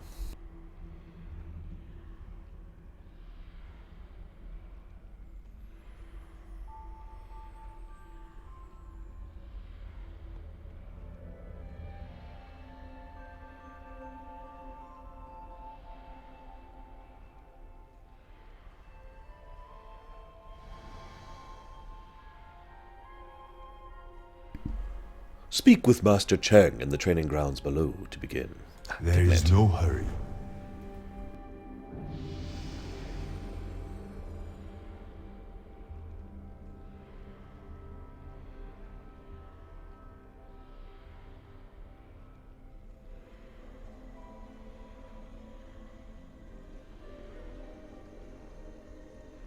So call me crazy. But I do wish more classes had this kind of a feature here. The class... These are basically class quests you get periodically. I think you only get like 3 of them total. There's also a daily here you can get. The daily gives you this ability, which increases your experience gain by 50% for an hour. It actually stacks, by the way. So you can get like 24 hours of boosted experience gain. So you could level a monk from 1 to 90, or excuse me, 1 to 85 really quickly. You also gain surprisingly good weapons, basically Dungeon Blue equivalent for your monk if you're not actually using heirlooms or whatever. So really good stuff. I love this stuff. It's got a little bit of flavor lore. It kind of teaches you how to play your class in different ways. And, I mean, the Peak of Serenity is gorgeous, so I love being here. And, excuse me. And I like the experience buff, which you can just click off if you don't want it. So you just, like that. My wrath flows freely. And the Shaw of Anger just spawned. I don't know, I just like this whole thing. I think this is a great idea to add this for monks. And I wish they'd do something like this for other classes. Who knows? Maybe we'll see something like this in the future. Tell me of your travels. No, I'm not Cheng. I'm the other Cheng, no relation. Yes, I am a monk, although I always dreamed of being a demon hunter. May the mist protect you. As a monk, your reflexes are among your greatest resource. Often the ability to think and move quickly can save your life. That sucks, the one.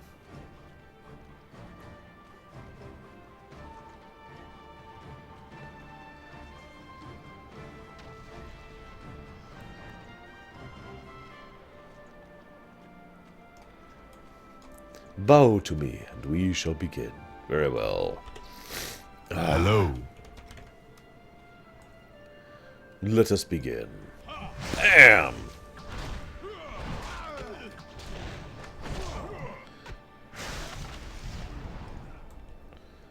This is when I discovered you could roll backwards, by the way, on this quest.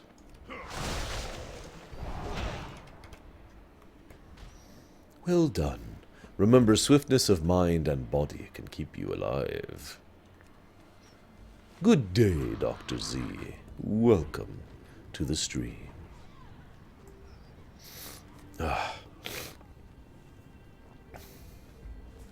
actually managed that, Isaac. Legitimately. Had to have some help to do it, though, I'll freely admit. Welcome. I hear from Master Cheng your training went well.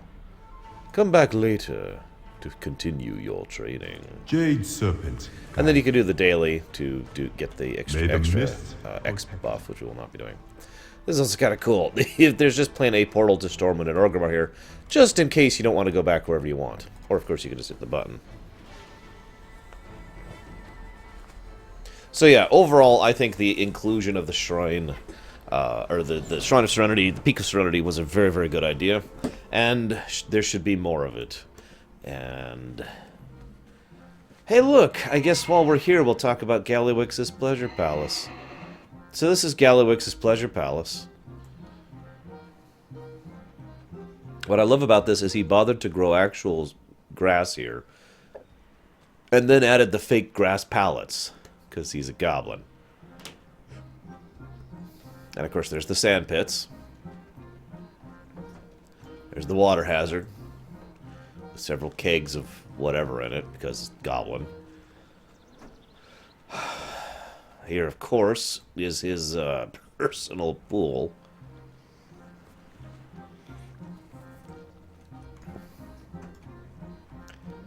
And here's the real trade prince. Seriously, though. Gallywix is not in-game, other than the Pandaria and Starter Zone things. So, you're not going to find Gallywix here, in Gallywix's Pleasure Palace. To my knowledge, we still don't know 100% why this is like this. Like, seriously, there's probably a reason for it, but to my knowledge, Blizzard has never actually acknowledged why this is. Oh, it's a sauna. Okay, that's what I'm looking at. That is a pretty good quest chain, Mind Blast. I'm looking forward to going through it myself.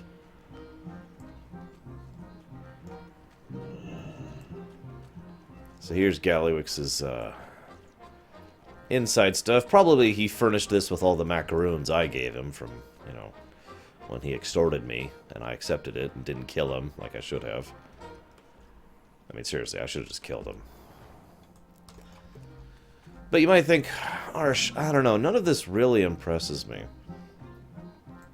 Why don't you really explain to me just how needlessly wasteful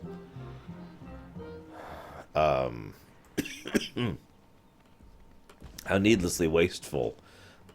Gallywix is with his money? Well, so this is a chunk of the mountain that's been carved out in the likeness of his face. Which is funny, because he actually talks about doing this. He actually says he wants to have a carving of his face in the mountains of Azshara. That's literally something he says in some of the previous zones. So, good on him, I guess. Still can't wait to kill him. Seriously, I'd take that option in a heartbeat. As a Horde player. Just bam.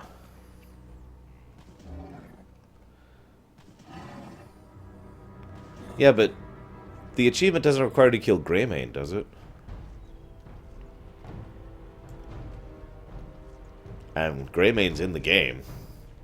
Gallywix, that's Gallywix. That's his face up there.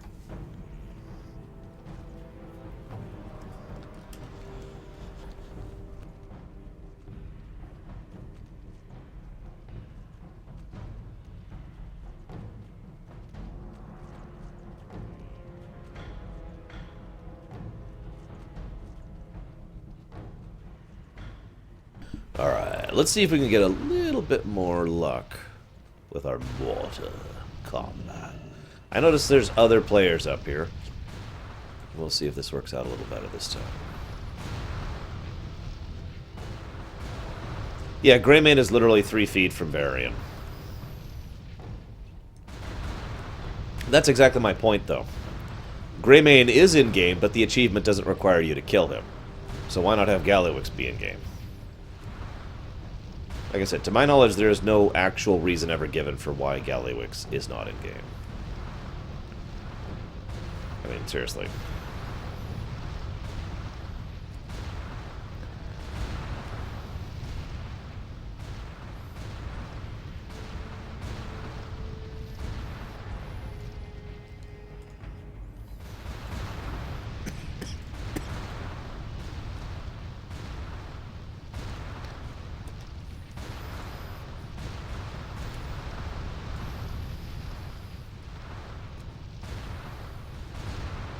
Oh, it looks buggy as hell. My favorite alliance race in what definitive backstage? Yeah, but if nobody likes Gallywix, then why don't we just frickin' replace him? There are two other possibilities for, you know, this is ridiculous. There are 2 other possibilities for a goblin racial leader that are not Gallywix. Hey, boys. Yeah. In face, in face.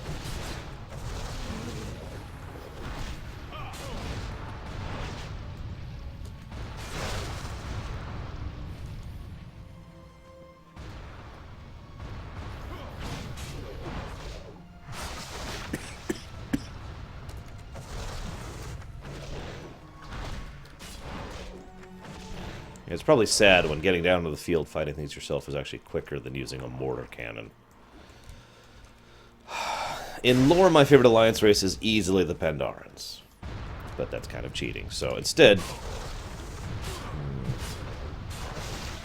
I'll have to think about that. Black Fuse is interesting. He's probably the most advanced goblin ever. In fact, there's no probably. He is the most advanced and skilled and a way ahead of his time goblin ever. And he was kind of an interesting character in his own right. Because he wasn't actually all about the money or anything like that. He was actually interested in other things. But we'll talk about him when we get to it later.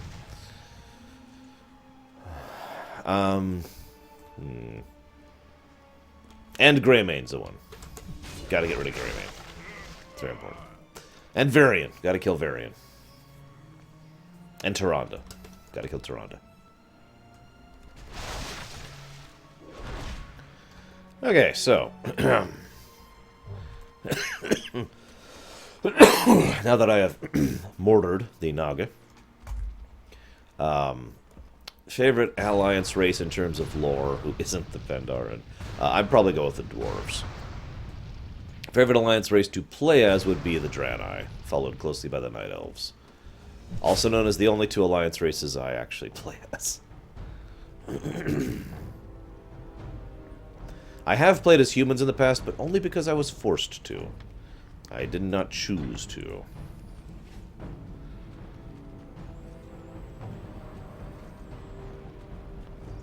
Okay, I can kill one alliance leader, but I have to kill two. So I have to kill a few million orcs in exchange for one alliance leader.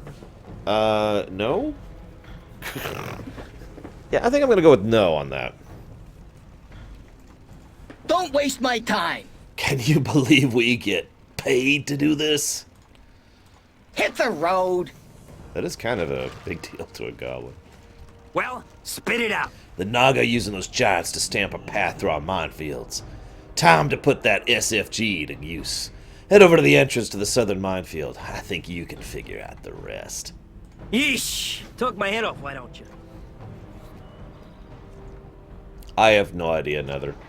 A lot of the factions don't have a clear line of succession going on.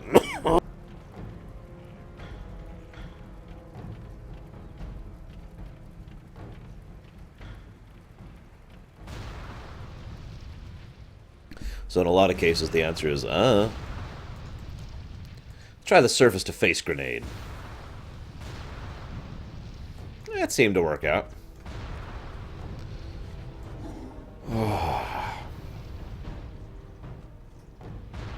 God, I'm actually giving myself a headache. I'm coughing so badly.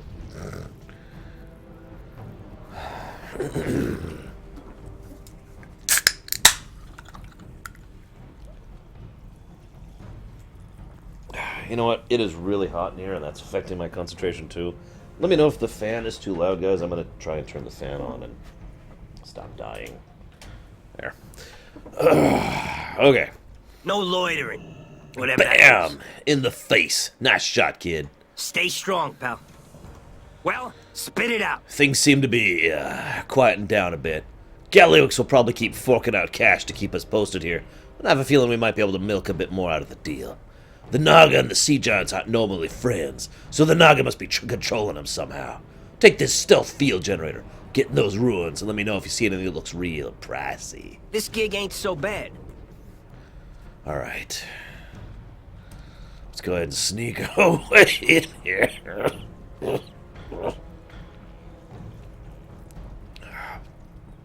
Also, I would totally love for Denoth Trollbane to come back. Although I don't think he should ever have kids.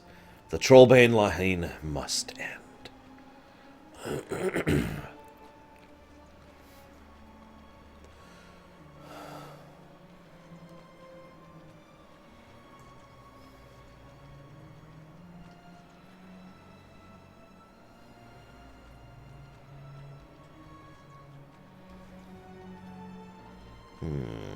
So it appears the Naga are using some kind of gem or something to control the sea giants. Interesting. Let's go ahead and get our way back with this intel, shall we? Also, Pandaren Rogue for the win. Seriously, they actually look pretty cool. Not that I would ever play one. Ever.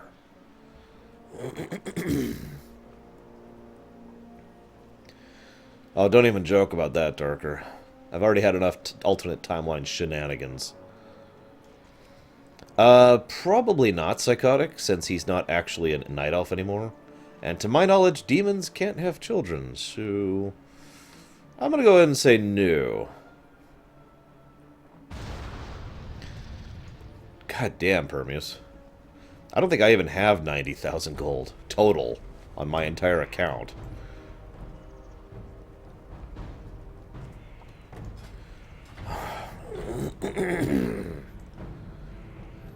Alright. Yo, can I help you with something? Sweet deal. I'll get the ball rolling on this. All I need now is a buyer and the go-ahead from Uncle Bedlam. Here are your wages for your work here. Good work, soldier. Look, one last favor before you run off. Private Worcester's going back to the tower. Recruiting. Go let him know we're good to pack it up now. Back to town. Pleasure working with you, recruit. Security, enforcement, extortion. We do it all. And of course, we'll see you again in about 80 levels. Or no, I guess that's a lie. 65 levels, excuse me. Total exaggeration there.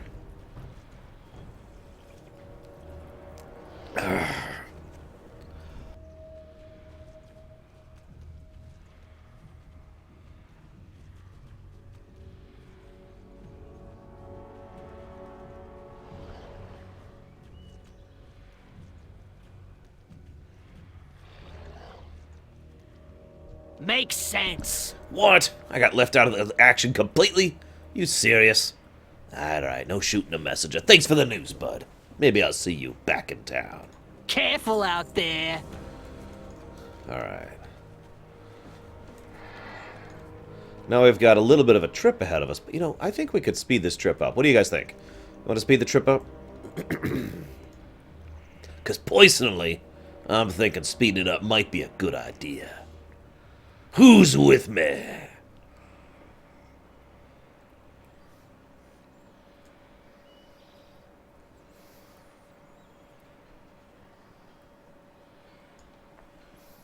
Wait, what?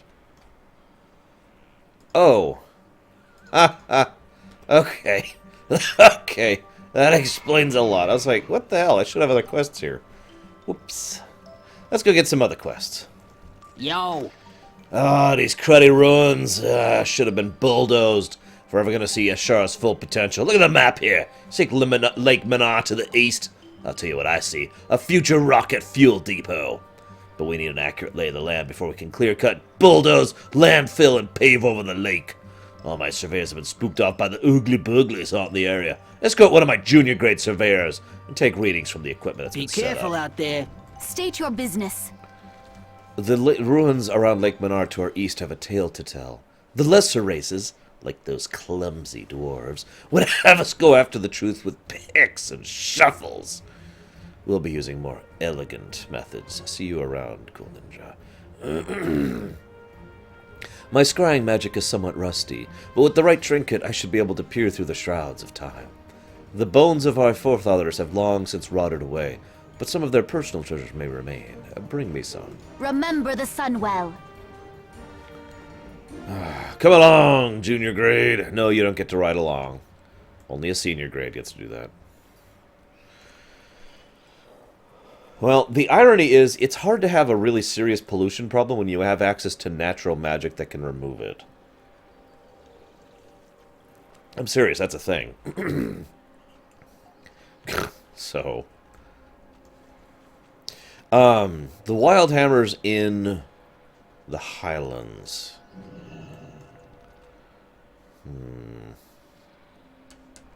What do I think about them? I mean, they exist. I know that.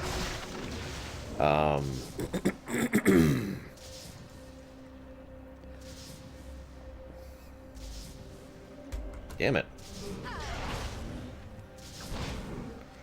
What else? What else? They,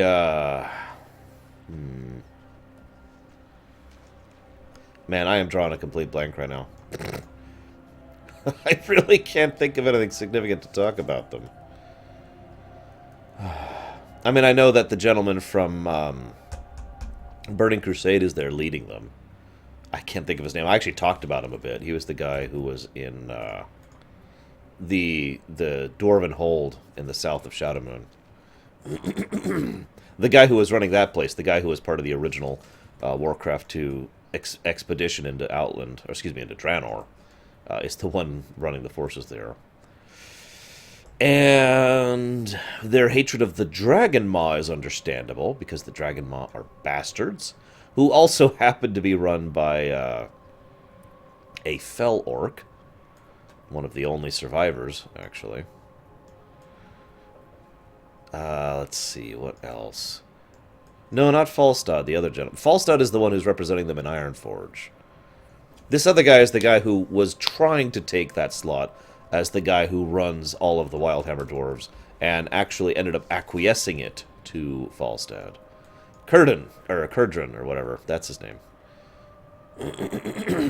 Kudran? I don't know. I don't know how to pronounce it, and I don't care. It's just a dwarf. It's the only one of the greatest races in the all of Azeroth. Hello, G-Juice.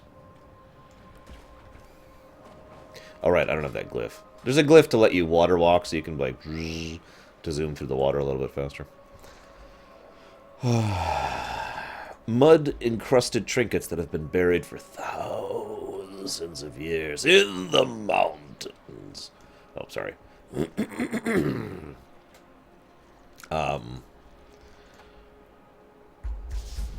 I will say I really enjoyed the dailies there, believe it or not. Oh.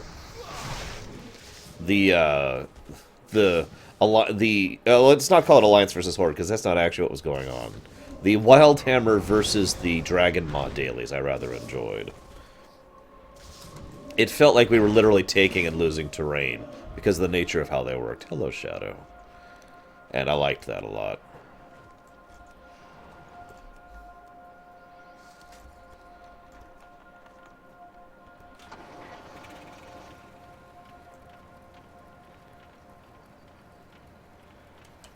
Sorry, I got nothing else off the top of my head, Zoan. Maybe I'll have more when we get there, but I'm not thinking of anything else right now. Congrats, Shadow. And now, prepare to weep, because it's really, really horrible. In a good way, sort of.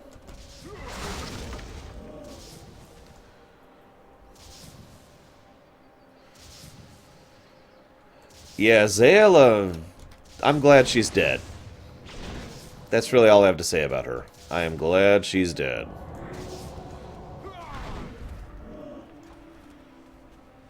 Finally.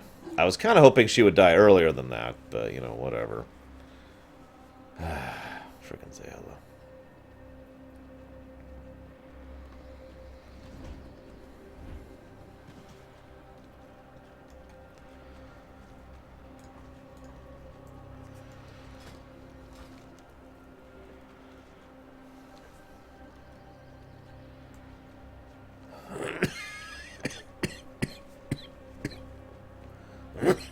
Sorry, guys.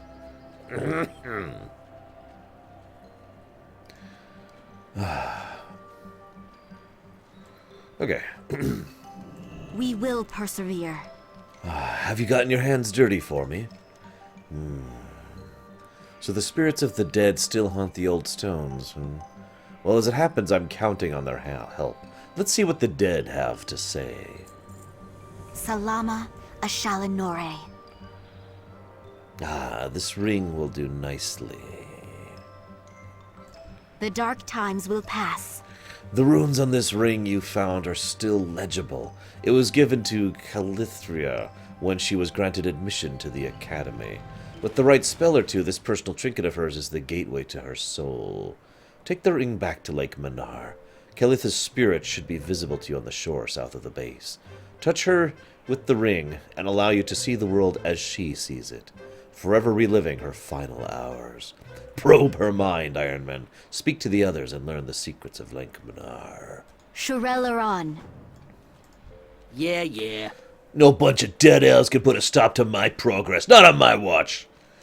Beautiful work. Now that we know the area better, we can use this place to clear a new one. Those ancient ruins have survived 10,000 years of wind and weather, so I bought the biggest and the bestest bulldozer to flatten them. I call her Ma Green. Margine? I don't know. But my dozer's been letting me down lately. The moment I drove her into those haunted woods, her engine seized up with a spine-chilling howl. Now my engineer's telling me something's clogging the valves. Go over there and inspect the engine compartment. Bring me back a sample of whatever guncasser installed. See you around, friend. Well, let's go ahead and see what's in here. Let's see. Holy crap! What the heck was that? Greasy to the touch with a strange phosphorescent glow. Well, spit it out. Margine's one heck of a machine, ain't she? Ah, busted ball bearings. Look at this stuff. Ugh, smell this stuff. My poor dozer. Iron Man, I consider myself a goops expert. And this goop ain't natural. It's supernatural. Ghost goop. We're gonna need more than a mechanic. We're gonna need the Ghostbusters. Fortunately, I have a small budget set aside for the blessing of machinery. Take this flare gun over to Margine, my poor, sweet, busted bulldozer. Fire off the signal, and one of our finest airborne priests should drop down to handle the situation. Have a good one. Airborne priests, Inc.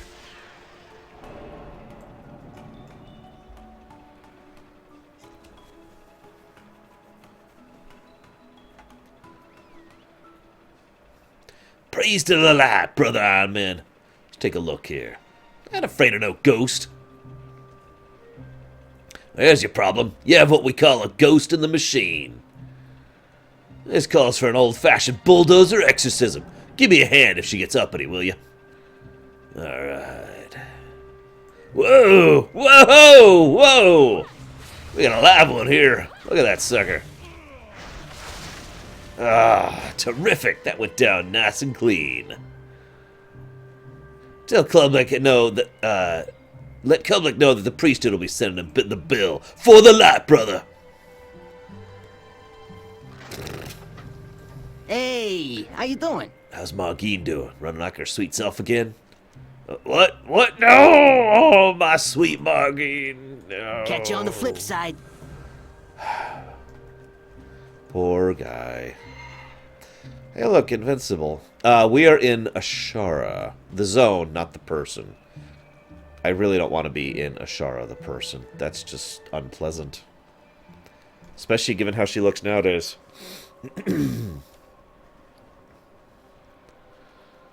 Alright, let's go interact with Kalitha.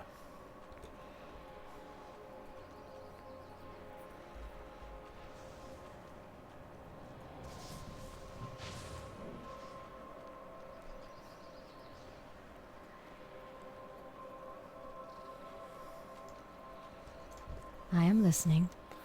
The Shimmering Vision does not acknowledge your presence. She is lost in her own world, reacting to events that played out 1,000 years ago.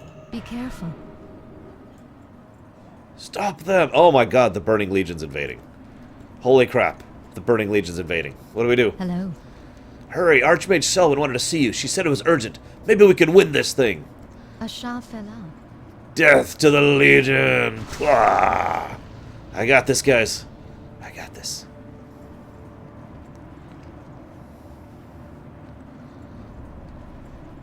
God, trying to maintain those boundary portals. It's taken like half of our mage's efforts. We can do this. We can stop the Burning Legion. Maybe. We probably can't, actually. Archmage! Ishnu Allah. Kalitha, it is done. The Sarsen Stone is fully charged and is already diverting energy from the portal. Are you still the incredible swimmer I knew all these years ago? The stone must be found, must not be found by demons or our beloved queen. Swim to the bottom of the lake and bury the stone deep beneath the center arch. Hopefully the demonic invaders will not discover it when they raise the surrounding temple. Now go! Farewell. You reel as the spirit's vision fades, relieved to once again feel the earth beneath your feet and the comforting rhythm of your own quickened heart.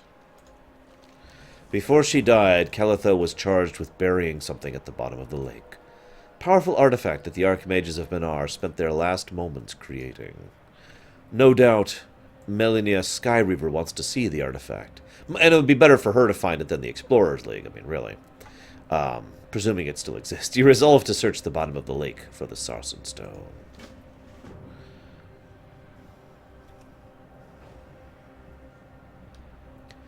I do find it fascinating that even a group of Night Elven mages were rather disgusted by their queen. But that does make sense. After all, that's pretty much where all the High Elves came from.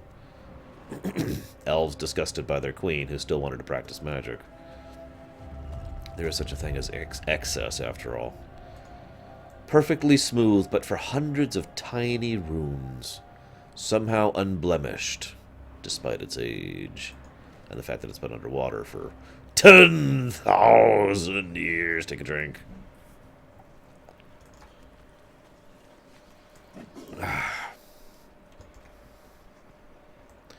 Tannerus? Yeah, I like Tannerus. I like the new Tannerus a lot better than I liked the old Tannerus, but even the old Tannerus was still fun. I have a fondness for desert zones and wintry zones in general, in like every game ever. So I tend to be automatically biased towards them.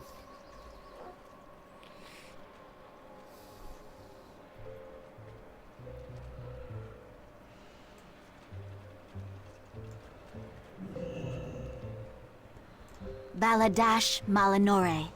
Did you discover anything at the lake? You're soaking wet. A sarsen stone. That's the stuff of leverage. Let me see that. Iron Men, sarsen stones are meant to redirect the ley lines of magical energy. You realize what this means? The mages of Minar weren't staying behind out of misguided loyalty. They sacrificed their lives in order to create this artifact in an attempt to draw energy away from the portal which the demons were flooding Azeroth.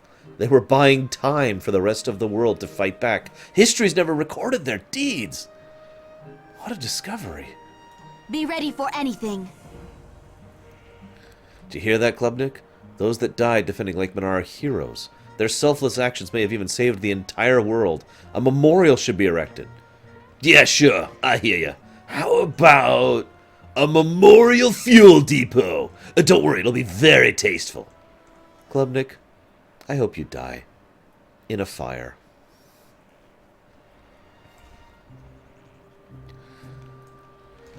Favorite ground mounts? I've kind of been going through them, but my absolute favorite is easily this beauty.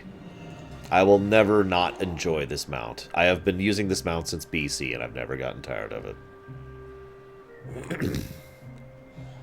I do like that quest, by the way. That whole quest is really, really cool, in my opinion. Because, like she says, it's actually possible, not necessarily true, but possible, that the extra time they bought for the main group that was actually at the Well of Eternity literally gave them the time they needed to save the world. So, it's pretty cool. And also a memorial fuel depot. Could you take me how you doing? to the northern terminus, please? Time to ride the highway. So, what type of zones do I not like? I'm trying to think about that.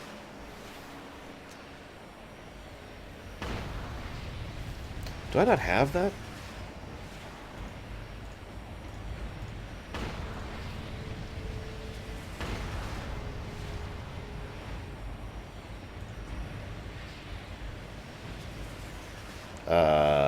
I don't have that. It only costs 5,000 gold.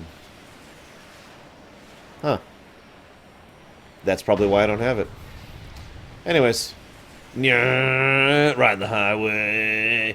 I guess, overall, if I had to pick one particular type of zone that I don't really care for...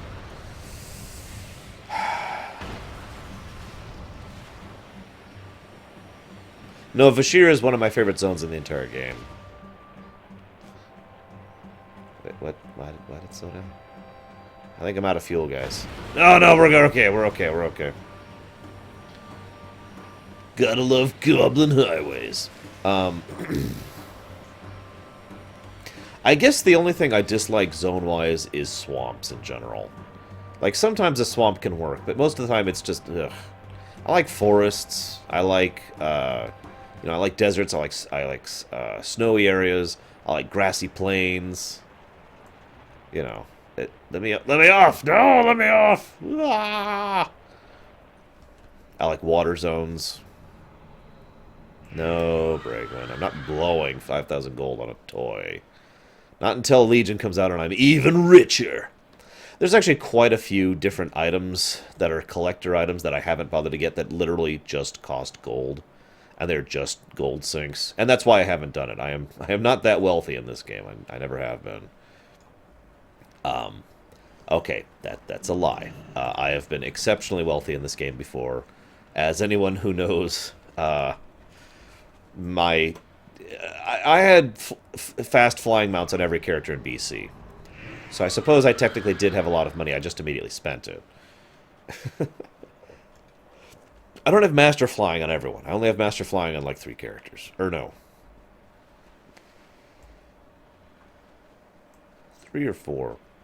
I'm not sure which. No.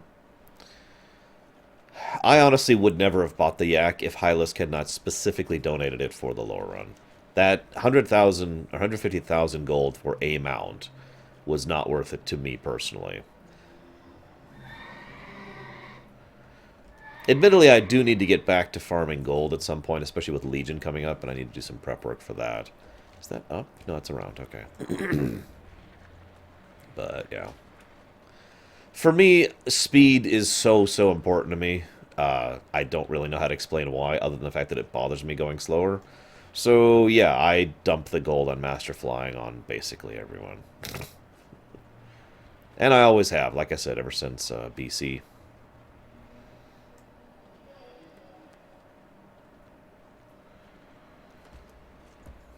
Honestly, I've only ever really made gold in 2 different methods. One, of course, is just doing old raids. The other is selling stuff, playing the auction house, basically. I've played the auction house a couple of times.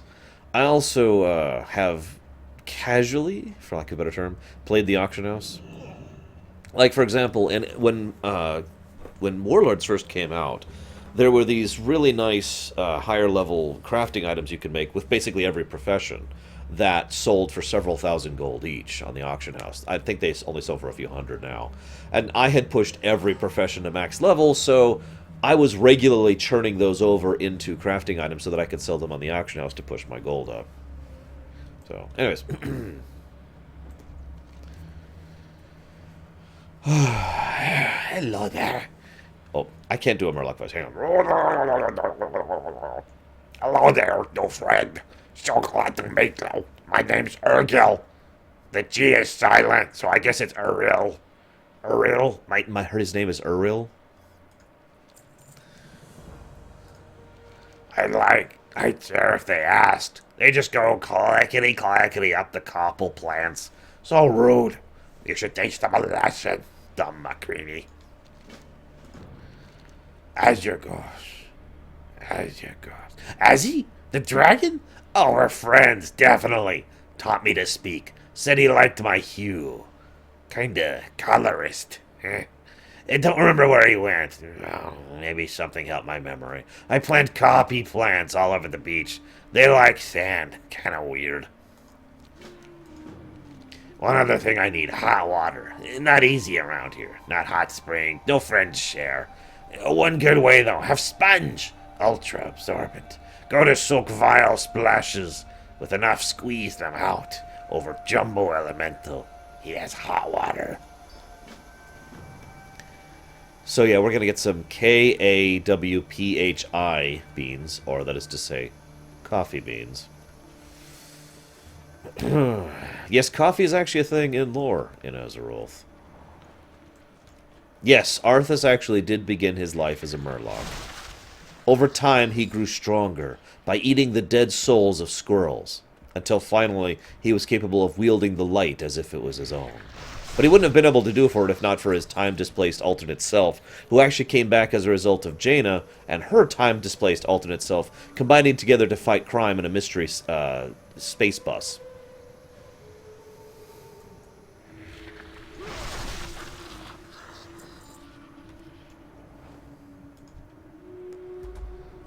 Do I ever get... Do I already have it?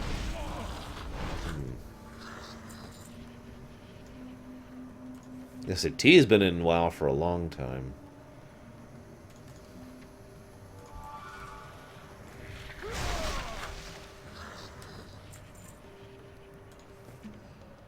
Oh, there it is. I don't get that till 54. Damn.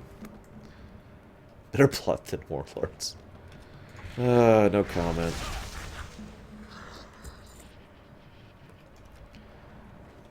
Well, actually, Backsiege, the other thing that happened, this is really kind of neat, is Arthas ended up having a gender swap and turned into this brand new individual. Except there's something went wrong on the process, so he didn't come out as a human or a Murloc. He actually came out as a dragon named Caligos, who was actually half-elven whenever he appeared. That's why he looks half-elven instead of, fully elven or anything like that, is because of the fact that he's actually part Murloc, and he's trying to disguise the Murloc half of himself.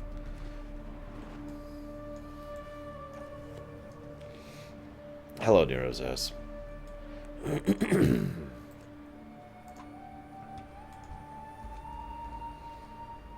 Swimmy, swimmy.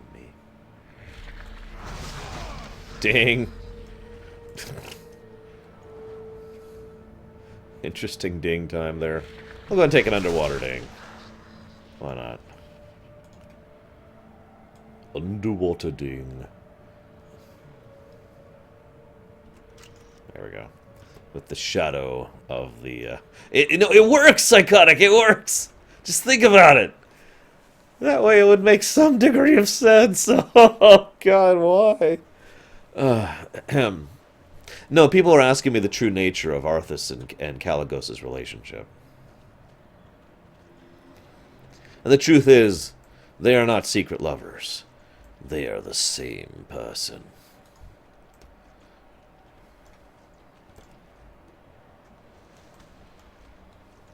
Coffee beans. Can I explain why Warlords is such a bad plot? Yes, I can, but I will not do so, because we're not there yet. And I have a rule. We don't discuss Warlords until we're at Warlords. Warlords is the new FF13.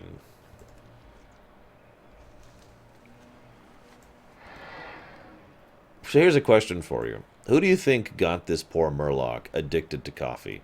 Himself? Or Azshara?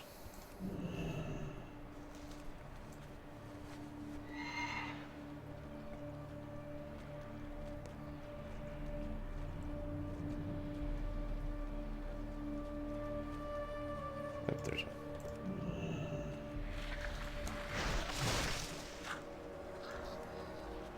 I also like how pissed off the Murloc is that the Macrini don't actually ask if they can. No, I liked Warlords.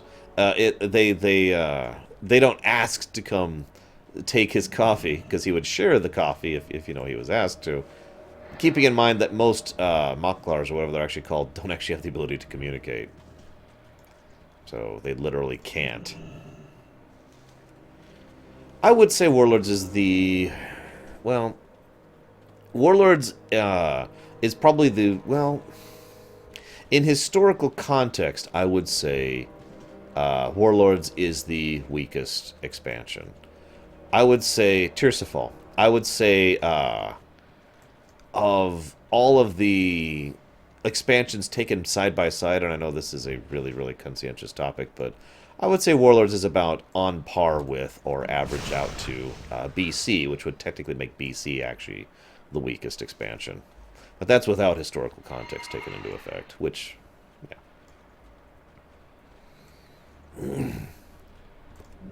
And hello, Night Forager. Welcome to our quest to get coffee to a Murloc.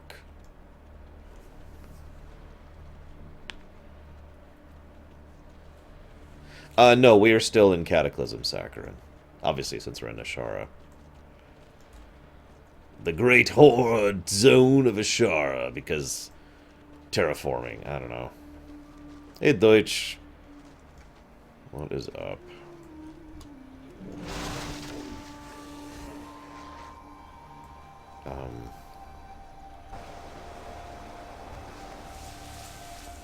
Oh, right. That's right. I remember this quest. We just get near them, and this sponge is so powerful that it literally absorbs the elementals into it. I have to admit, I feel kind of bad for these elementals. Can you imagine just wandering around, all of a sudden someone just kind of sucks you up into this little sponge just by being near you?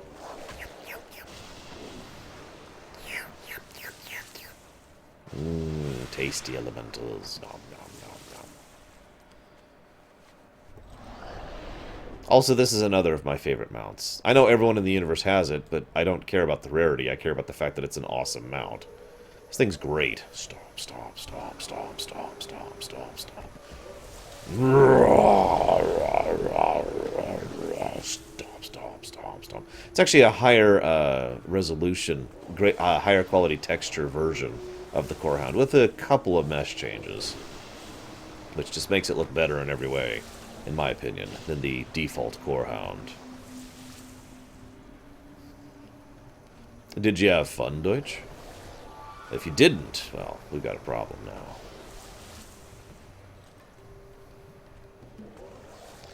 Stomp, stomp, stomp, stomp, stomp, stomp. Yes, you cannot get this anymore. Unfortunately. You've collected all the simmering droplets that Uriel requested.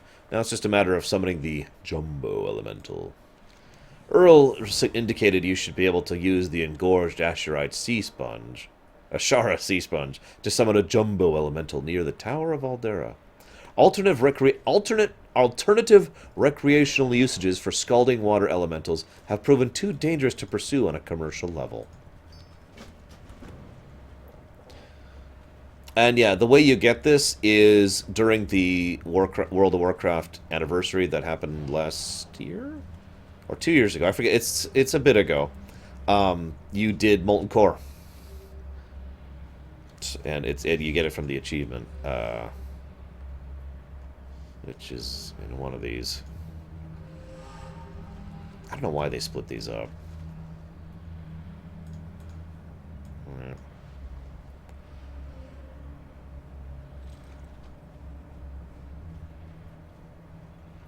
There it is. Boldly sought the power of Ragnaros. Defeat the max level event version of Ragnaros during the 10th anniversary. There you go. Whoops, I'm going totally the wrong way. Hello, Caleb. Welcome to my Twitch. As I tell everyone who decides to start watching me live, don't be a stranger. If you got questions, you want to chat, you want to just talk about stuff or whatever, feel free to do so. Both with them and with me, of course. Can I get the green one? Question mark is the answer to that. We believe you'll be able to get recolored ones in Legion, but we're not 100% sure of any details yet. Yeah, I have a couple of achievements on this account. Not as many as I should, which is funny. But I have a couple. I do tend to be a little bit of a collectionist. I just realized something. I should go ahead and just pull this out there, especially while I'm questing here. Stomp, stomp, stomp, stomp, stomp, stomp, stomp. Alright. All I need to do is summon the Scalding Lord. Summoned by a fumbling Pandaren. Unbelievable. Desperate or stupid, this will be your final mistake. Alright, so he's dead. He's not even elite. Yeah, you might think, Arsh, what are you doing? Why are you on this terrible mount? Well, there's two reasons. One, I like this animation right here. It's really cute. Second, this is the most utilitarian useful mount in the game. What? Hang on. Hey, Sigma. My hype is fairly high, Luke. Why is this not working?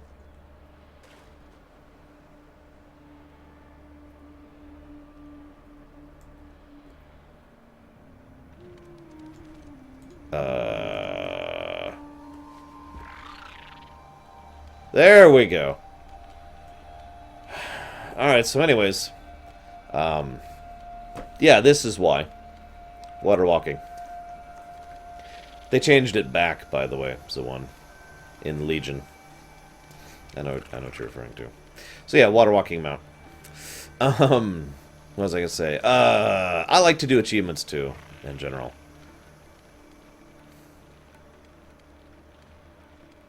And that's, yeah, that's just something I enjoy going back and doing. I actually still need to get a few other achievements. Quite a few, actually. I still need to finish up these achievements. which are just, this is just boring stuff. That's why I haven't actually bothered doing it yet. And I still need to get the rest of the treasures in the world. I'm actually very close on that. And this is just pure blind grind. So Pax and I both decided we'll come back in Legion at 110 to do this one. And this one's just irritating to do, but we have an add-on to track their location, so... And I'll probably never do the PvP achievements. I'm almost sad about that, though. There's a single PvP achievement I really wanted to do. And I'll never do it at this point. It's too late now. And that would be this achievement. Getting the title Warlord of Draenor. But, yeah, that's not happening now. In the early days of Azshara, it was a lot more feasible, but it doesn't really work that way anymore. Too mean? Nah, not too mean. They deserved it. I don't gum up their plants. Not ever. You're back. Convenient, no? Who needs a hot springs anyways? This is perfect. So tired. Hard to concentrate. Beautiful beans. They smell delicious. He takes a drink of his brew and jitters uncontrollably for a few moments. Ah, it's the stuff. All awake now. Tasty. There are, I think, 9 people who have done that in the world, Night Forager. Delicious. As he always trying to get his hands on magical artifacts. Said he was trying to make friends with that Archmage person, Xylem. Xylem has lots of apprentices. Takes in all kinds, burns them out, leaves them wandering all over. High turnover.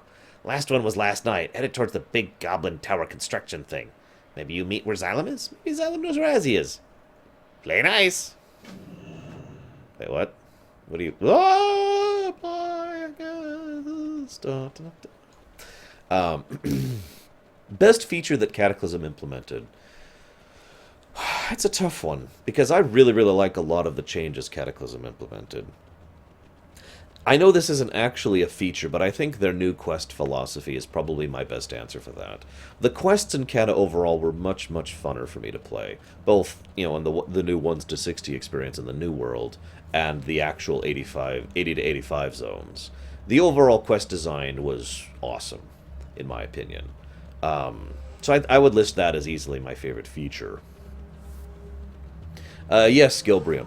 That is correct.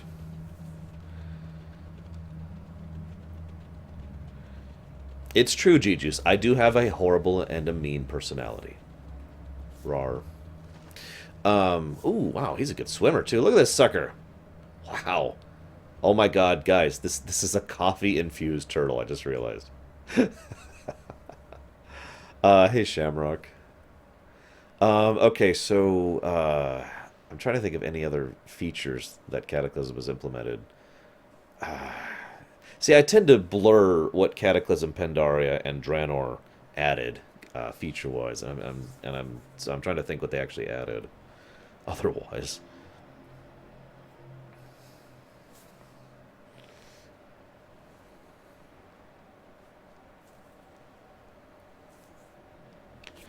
I will say this. Call me one of the weirdos, but I like this talent design. I do think they needed to add something else in addition to this, and I am hopeful that the artifacts that we're getting in Legion are that other thing I've been hoping for. But I felt this was a good decision, the switch to these talents. I am also the only person in the entire world who felt that way.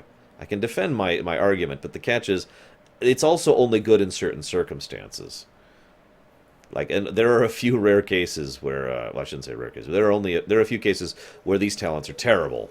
But that's more the design of the specific talents, not the system itself. Hello, Naga. Don't mind me. Just a Pandaren on a turtle. Just doing my thing. We're going quite a ways, aren't we, here? My goodness. Now, I should go and elaborate on this. So, here's the thing. If you actually looked at the old talents, there wasn't really that much choice when it came down to talents. Most of the talents were flat stat buffs. And I tend to agree with the idea that a flat stat buff isn't really something that should be a thing in terms of talent trees. That should be the purview of levels or gear, in my opinion. So if you actually looked at the old talents, easily 80 or 90% of any given talent tree was just increase blah by blah percent, and that's it. So what they did was they baked all of those percentage increases into the default abilities, evening it out, and then they actually took the actual choices, like the actual talent choices that actually mattered back in the day, the things that changed things or gave you new abilities, and put them into this lineup. Okay? Now, here's the theory, and I'm going to stress the word theory because this doesn't work in every case. But the actual point here was supposed to be any given tier, you either have everything is basically equal in terms of viability. So in other words, it's an actual choice between the three rather than this is the clear option. Or you have a situation where this is the clear option for PvP. This is the clear option for raiding. This is the clear option for battlegrounds or whatever. So that philosophy, either with the clear option for different role types, and the fact that you can swap at will is nice, or the fact that it's a hard choice between equal talents. Both of the, as long as that's maintained, I'm okay with the new talent system. Now, I mention that because a few classes, the talents are not like that. In some cases, the talents are so god dang useless, or simply there's one clear choice for every role that it's just like, eh. But in some classes, they actually do have, okay, well, these are not, there's no clear winner, basically. So I'm okay with that design idea in the talents. Making it a real choice. And, of course, the fact that you can literally just be like, swap at will, as long as you have the items on you, is a nice thing. Because you could get to a boss and be like, well, on this boss, I'd like more mobility. So I'm going to go ahead and take celerity. But on this next boss, I need to be able to move very, very quickly on a moment's notice. So I'm going to go ahead and take that boss, etc., etc. Or that talent, excuse me. Anyways, let's go talk to this washed-out apprentice. Victory lies ahead. Look, buddy, I was in your shoes a week ago. Big, powerful Archmage actually takes on apprentices. Who could pass up an opportunity like that? Sometimes things are just too good to be true. Every man's got to learn his own lessons, I suppose. Here, take my wizard hat. I have no doubt they'll take you on an apprentice if you look the role. You might have to jump through some hoops first. Tiny, flaming hoops, suspended over spikes with spinning blades on the other side. You should be able to find an image of Xylem on the top of the hill to the northeast. Hold your head high.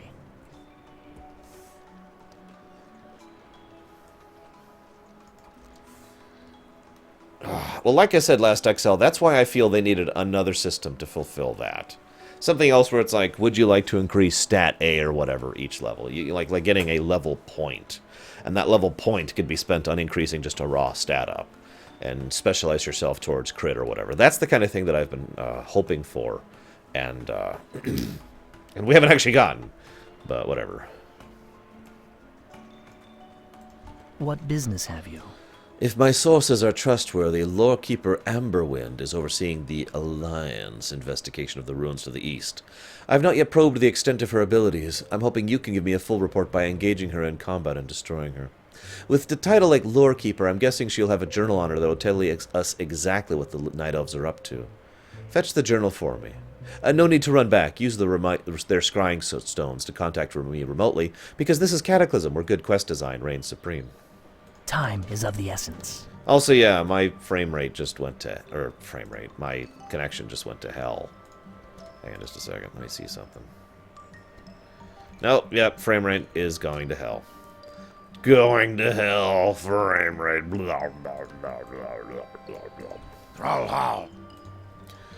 The Black Maw Furbog that live in this area have broken rank with their Timber Maw brethren as we began to aggressively settle Azshara. They've gone wild, monk, and harass our forces at every turn.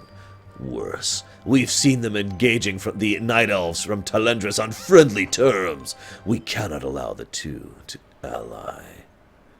Just southwest of here, you'll find a great scar across the earth, where my scouts report Night Elven activity. Slay them and gather any intelligence you find. For the Horde! Now, Nikolas, are you quoting me on that -4? Because I don't remember saying -4. But if I did, I know why I said it. So I'm just curious, If that's a quote, or if you're just coming up with a number off the top of your head. Yep, still dropping frames. Drop the frames everywhere. Holy crap, what the hell's...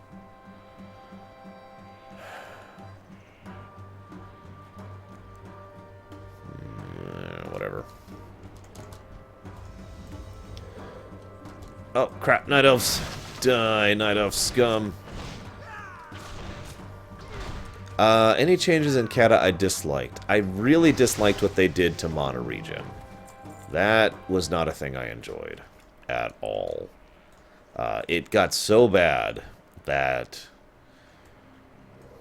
yeah. Ah, gotcha, Nicholas. I was going to say, I don't remember saying it was a -4. So, count me one of the only people in the world. I know I say that a lot. I should stop saying that. Okay, so I get really, really angry when... okay, so for those of you not aware, when they announced the Federation Force Metroid game, there was actually a petition that went live to not release the game because FNARF entitled bullcrap. Now, that's pretty much the worst kind of entitlement, too. I want to actively remove something because it's not what I want, regardless of whether other people want it or not. And that made me so pissed off that I still get upset whenever Metroid Federation Force is brought up. Now, completely regardless of that, so let's take all of that drama and how stupid humans are, and let's just put that out the window for the moment. My overall anticipation for Federation Force was about a 1 on the scale of -10 to 10. It was something I was probably going to pick up, and if Pax picked it up or another of my friends picked it up, I was definitely going to pick it up. But the thing that wasn't selling me on it was the fact that there was apparently no story.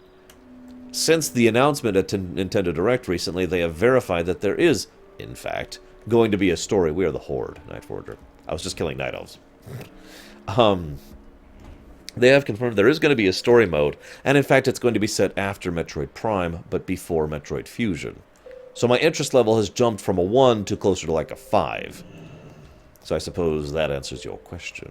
Are we still dropping frames? No, we're not dropping frames. That's good, that's good. Speak. The Black Maw are ferocious. Were they ever able to organize, they would prove an immense disruption to our forces here. Let's see, there's an outline of the pending agreement between the Black Maw and the Night Elves. I see, this looks like a working draft of some sort of treaty. That's a worst-case scenario for us, Night Elves coordinating attacks with entrenched Furbog allies. My initial instinct, a full-out assault, would only drive them into the arms of the Alliance. We need a different approach. Strength. It looks like our Alliance forces have been making headway with their Black Maw talks by negotiating in the Furbog tongue. If we are to sabotage the treaty, we will have to do the same. It's not as hard as it sounds. The Black Maw make a potent herbal tea, the fumes of which will place one in a trance-like state, where you'll start speaking in tongues. Black Maw tongue, specifically. Go to Black Maw Hold and get me samples of the brew. Farewell.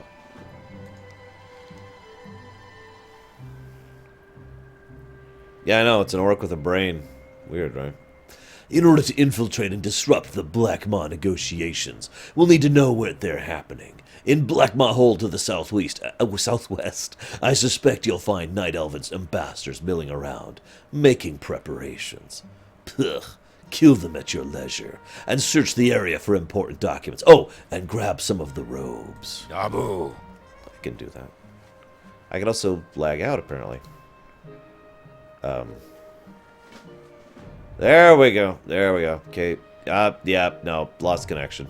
Just flat out lost it. Crap.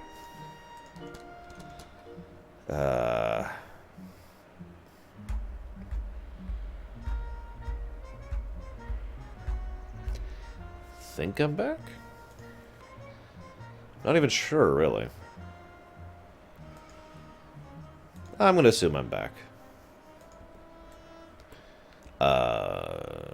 So in response to Nicholas, what I understand, and again, this is presumption at this point, is that there will, in fact, be a single-player story mode, which you can play in co-op if you choose to. Yeah, we just flat out blipped. Whatever's going on with my connection, I just lost connection entirely to Twitch. Flat offline there. Give me your brew, for I am the brew master. A pungent beverage with spicy overtones. Give me your brew or die. I will kill everyone to sample all the brew in the world. They'd probably think I was a dwarf. It's like, oh, one of our dwarven brethren is coming. I can smell him. Holy crap, it's a Pandaran! You know, by the way, so one of the big excuses, I'm going to stress that word, that's always given for, you know, not allowing races to play on the different sides. In other words, why you can never play a Night Elf who is loyal to the Horde, for example. And this is an excuse that's been given several times, since, remember, they actually flat out can do that tech-wise. That tech already exists. So, the excuse that's been given for why they haven't done that, we'll go with this, is that they want to make sure that in PvP, the two sides can immediately distinguish who is what at a glance, right? And that's not a bad idea. And then there's Pandarans, who look identical regardless of which side they're on, which completely and utterly destroys that argument. Just point it out.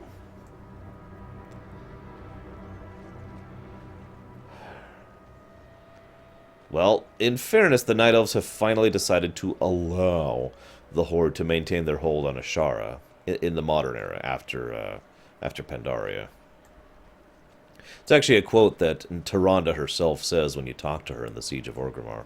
I understand the cost of this peace. We will go ahead and allow the Horde to retain their hold on Azshara. We know how quickly the goblins go through resources. We'll see how long it lasts them.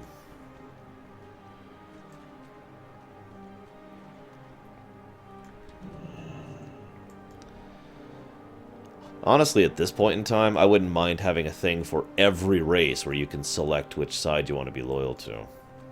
Although, as I've discussed, you know, many, many times, that's not actually what I want at all. I want a third faction. But anyways, the negotiations appear to be planned down to the minute, including a dinner menu. Interesting. Very interesting. But there's no one here.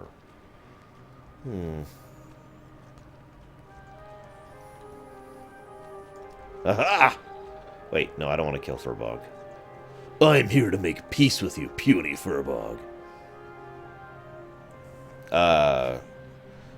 If you, my YouTube, there you go. Deutsch has it. We will join the Legion.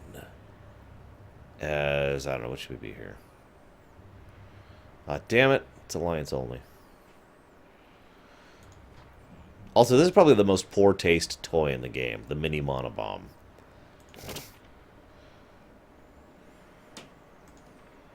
Yes, we will, Wraith. At least if they were telling the truth. Because according to them, they're actually working on one, and have been for a bit. Did I just go offline again? No? Okay. Just glancing at my toys.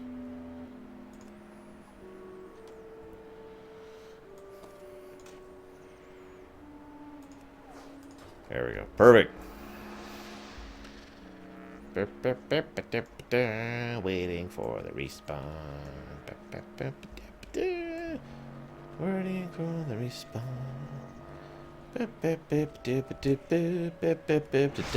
Oh, it's gone. Damn it. I am sad now. I think I do. I don't remember what it's called. I actually am not complete on my... Oh, hang on, there's someone up. I don't actually have a fully complete toy thing, because a lot of them require money, as I mentioned earlier. So I haven't been that zealous about seeking out all the toys I'm missing yet.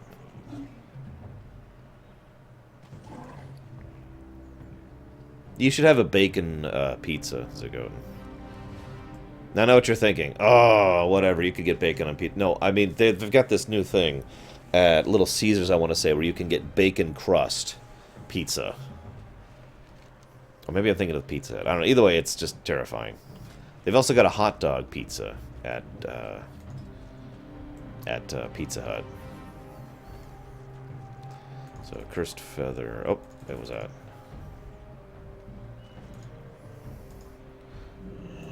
What?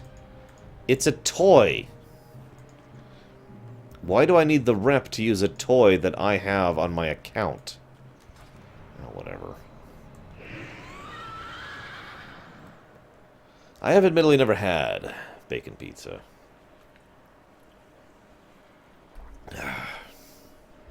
So I have no idea.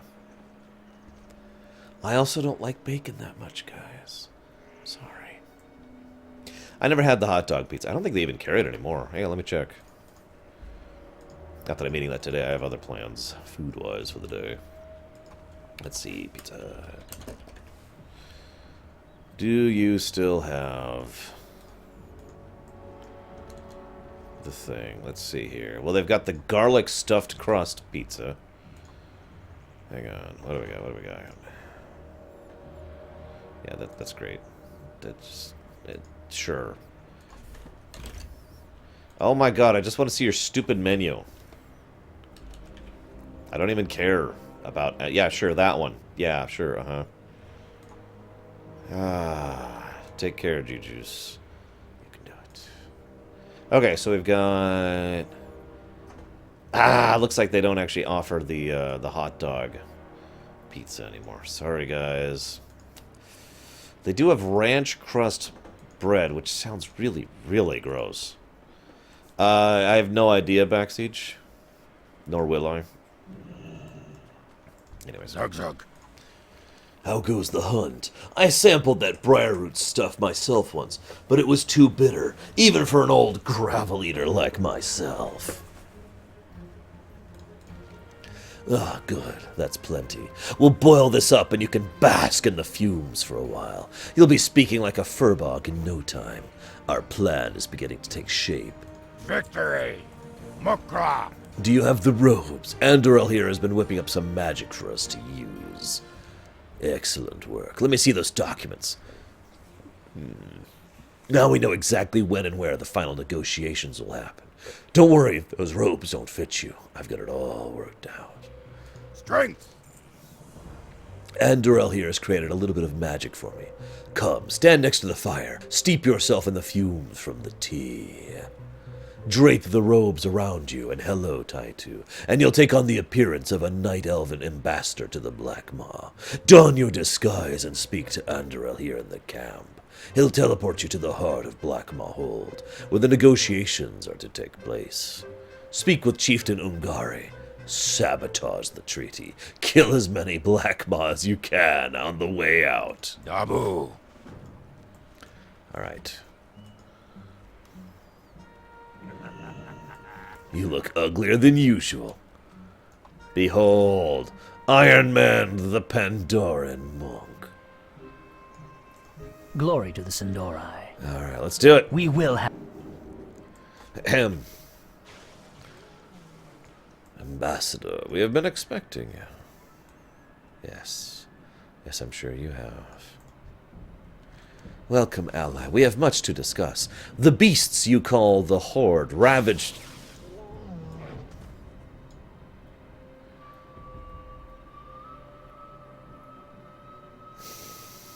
Hashtag other players.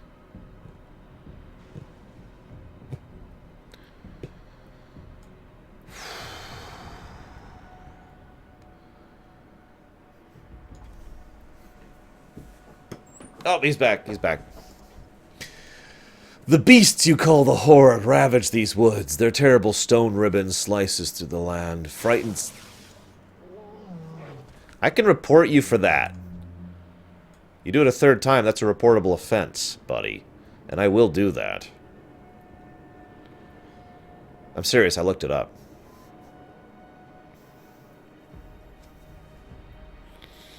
Hey, Corwin. I forget what it's called. It's like zone denial or something. There's a specific term for that. But, yeah.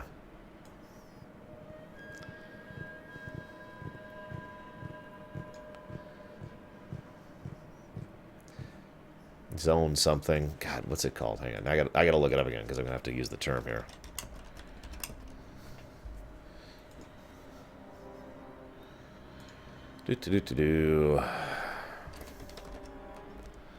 Zone disruption. That's what it's called. Zone disruption. Tell me, friend, how can we Blackmaw join this alliance of yours? Yep, okay, we're gonna report him. That's 3. So his name is Teladian from Area 52.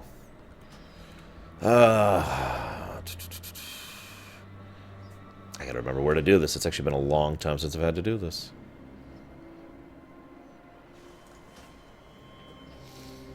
Yeah, unfortunately there's no report griefing button. But there should be...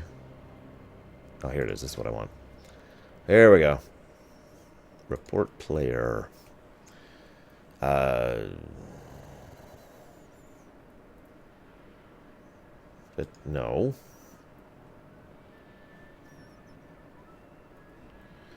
Hey, Salder. There should be an option here. Don't tell me they got rid of it. I just looked into this last night. In fact, I just looked into this a few seconds ago.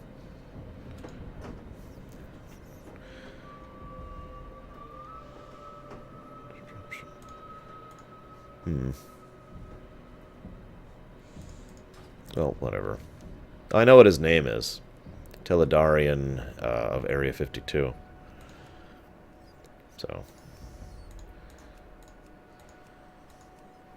Why is there not a... Whatever.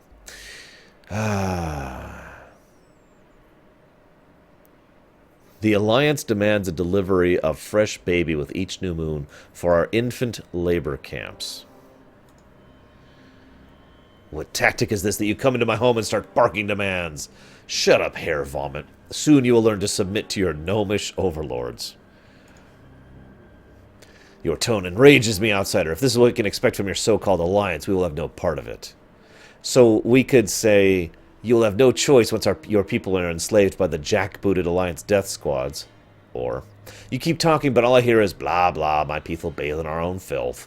Or we can rip out his belly piercing. Which one do you think we should do, guys?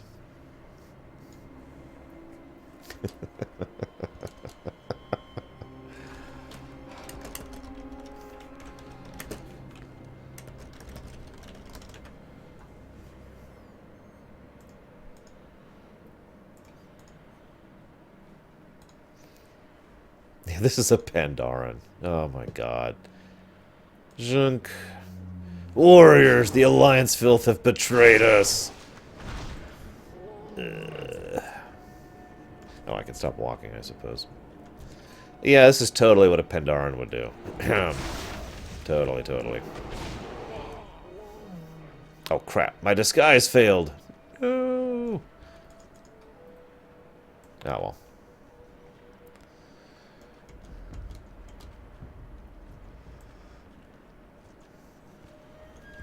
Ah, it's the chieftain again. I don't want him.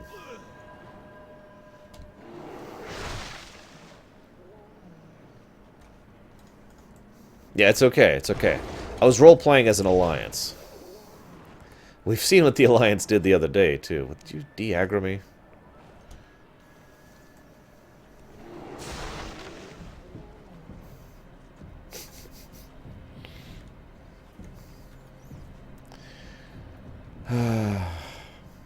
What? Look, the Alliance is evil, okay? They were threatening to... No, I'm kidding. This is, unfortunately, a very common thing in World of Warcraft. Not the horribleness. I actually talked about this the other day. World of Warcraft is actually filled to the brim with false flag operations. AKA, exactly what we just did. So, oh, just some Alliance jackass who has no dick, who is trying to make himself feel big by constantly killing quest mobs in an important quest hub. That's all. Nothing unusual. I had to actually stop the stream because I literally couldn't progress because he was just standing there killing him. If there's a connection between Furbolgs and Pandarans, it's purely speculative at this point. AKA, we don't know. The most likely thing, though, would be that if Pandarans and Furbolgs are connected, they are connected via Ursoc. But I actually talked about that back in Grizzly Hills.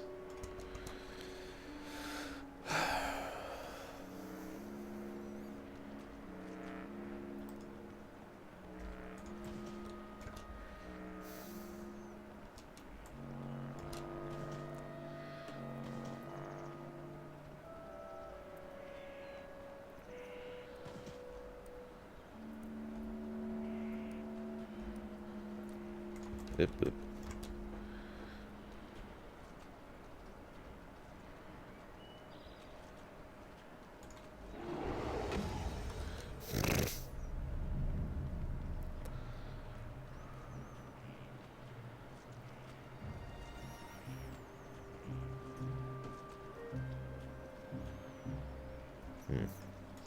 Oop, oop, sorry. I was reading up exactly how to report for zone disruption.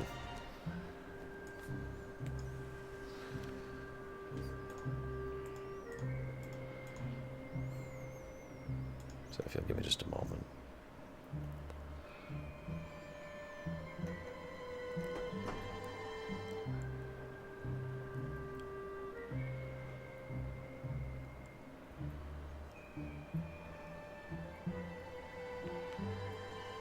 Ah, okay.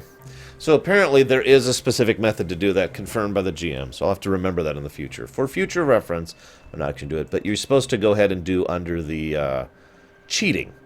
And when you hit cheating, it'll pop up and be like, here's the specific details, yada, yada, yada. So that's how you're supposed to do it. Good to know for the future. Anyways. Blood and thunder. No, Jay, we totally didn't do that. Don't worry, we'll be doing much worse things later on, Jay, as a Pandaran. If our ruse pays off, we will forever drive a wedge between the Alliance and the Black Maw. Victory! The Black Maw won't know who to trust anymore. With that delicate bit of business complete, I can orchestrate a full assault on the beasts without worrying of them siding with the Alliance. You do good work, Iron Man. Perhaps we should place you in the Horde Diplomatic Corps. For the Horde! Look, all I'm saying, Taitu, is if we had this really big wall, keep out all the idiots.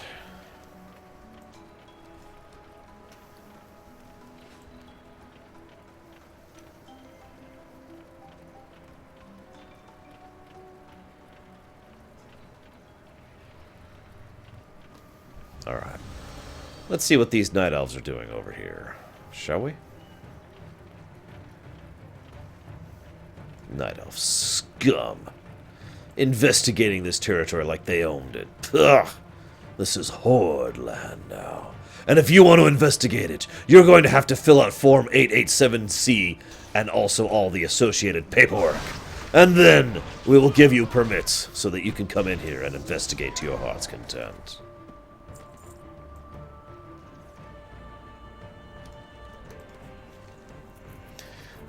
Iron Man, have you made contact? What can you tell me? Amberman was making use of an arcane construct. How delightfully inexperienced. It's like watching children play with firearms. Let's take a look at that journal. Hold it up to the scrying tone. Keep it still. A green beam of light scans across the text of the book as you hold it next to the orb. Arcane constructs are creatures spawned of pure mana and intellect. In the right hands, a construct allows its users to quickly assimilate vast riches of arcane knowledge. But they're dangerous, so intelligent, so powerful, so vulnerable to external tampering. Let's teach these amateurs a lesson and use their own magic against them. Slay apprentices and collect their runestones for me. Contact me via the lower scrying stone when you're done. Yes, these are Night Elf mages. So, for those of you who haven't gotten the memo, Night Elves have been mages for the last 10,000 years. They've just been in hiding. So, they are, obviously remaining in hiding, or had remained, excuse me, in hiding all the way up until the Cataclysm was about to come out. Before the actual Cataclysm hit, what did it die? Before the Cataclysm actually hit, they came back insisting that Tyrande and the other Night Elf leaders accept them back into their ranks because they needed them. Now, if you want specifics on how exactly they managed to convince a magic-hating race of magic-hating everything to accept them, that information I do not have access to. But, yeah. There's actually been quite a few Night Elf mages across the years, like I said. They've just been keeping it quiet. Kind of like human warlocks for a long period of time.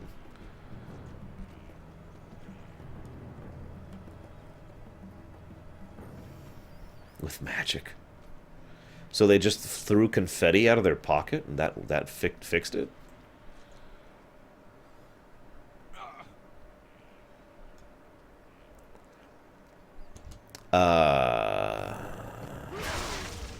Do I have the ability to level Sonic Doctor? And get gear? That's actually another important question.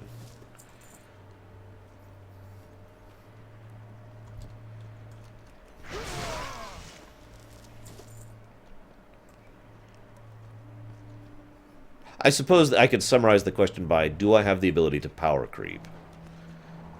If I have the ability to power creep, that's actually a tough one.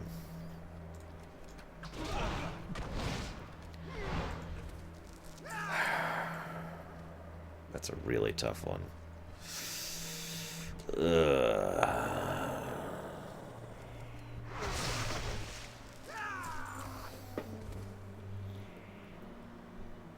So here's the thing. In lore, most people aren't multi-spec.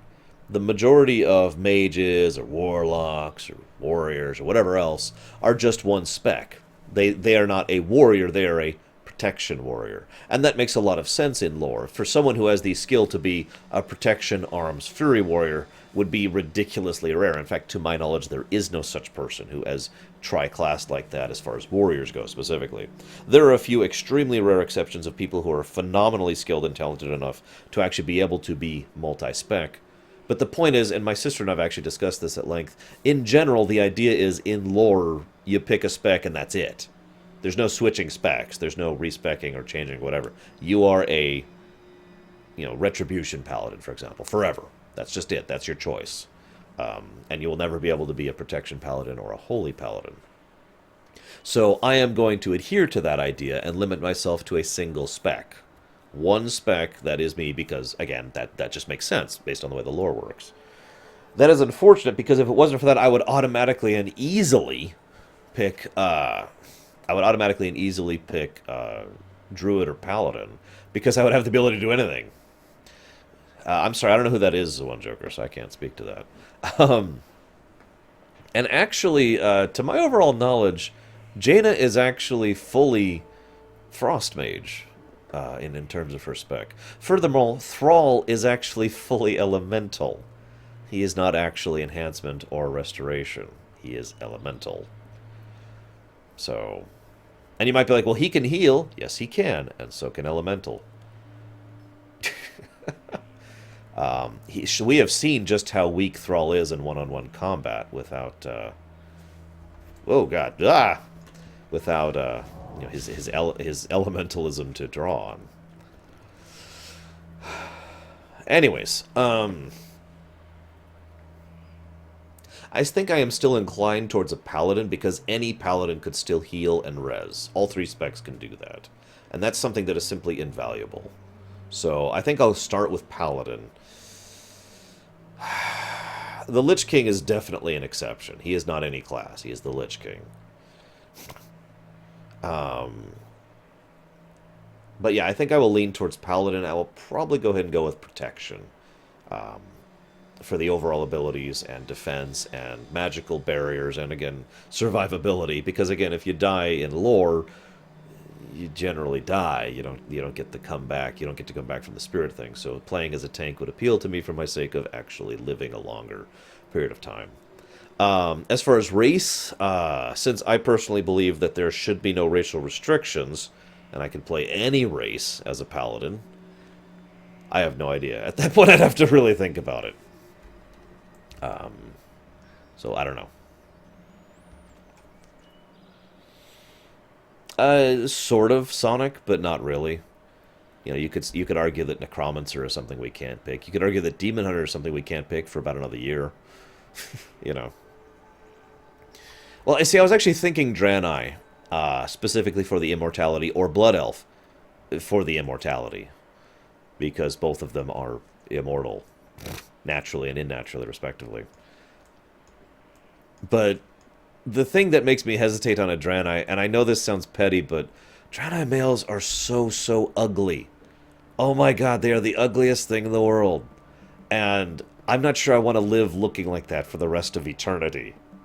So I think I'm going to go ahead and put my stamp on Blood Elf male, obviously, because I'm a guy. Blood Elf male paladin protection spec. There you go. There's my stamp. Which is funny, because Zagmus 2 is a Blood Elf male who is protection spec. Moving on. Hey, Draenei females look great. Draenei males look wrong.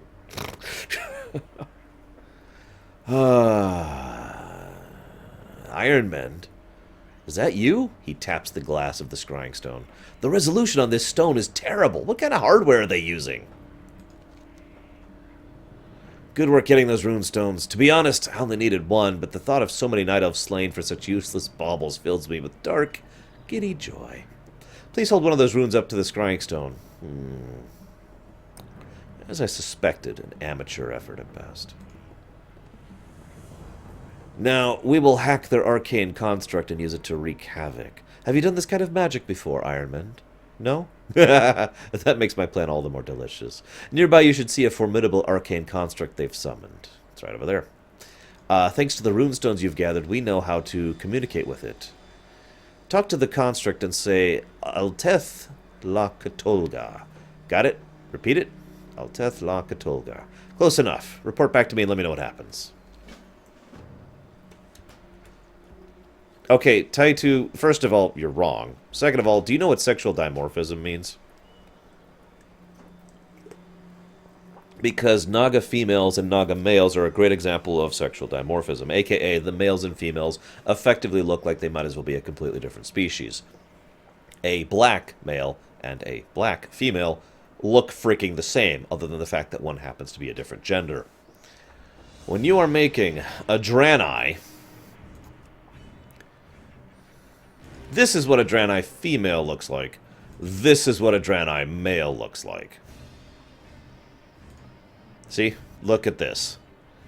Just weird spine structure and way exaggerated, I forget what this is called, huge frickin' tail. Really giant, just giant frickin' barrel chest of doom. And I already have problems in real life with having this massive barrel chest of doom. So, female at least looks like they've actually got a real body, as you can see. It just looks slightly different. You know, horns, a couple of the tentacles coming out of the hair, and again, the slightly different hooves and things. You know, I'm okay with that. This, no.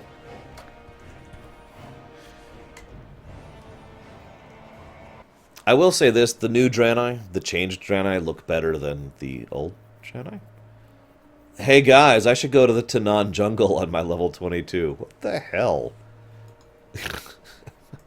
Anyways. So,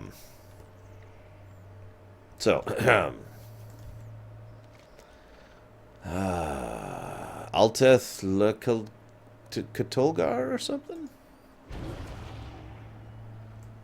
Wrong. Oh god! My flesh! Yeah, what do we do? How do we stop it? Oh my god. Oh my god. Those used to be night elves. Those stains of soot and bones.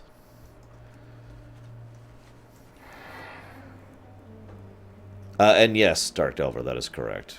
They retconned it so that Draenei and Eridar are actually the same race, and the Draenei we saw were actually broken and lost ones.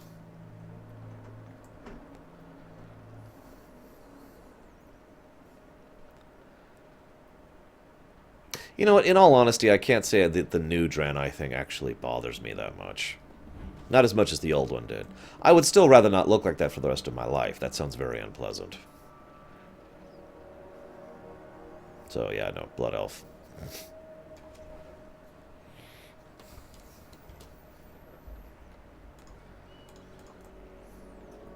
Yes, stronger than the Night Elves is the correct answer to that statement. So, by the way, anyone want to take bets on what zone we hit 40 in? We're supposed to hit 40 right around the Dustwalla Marsh.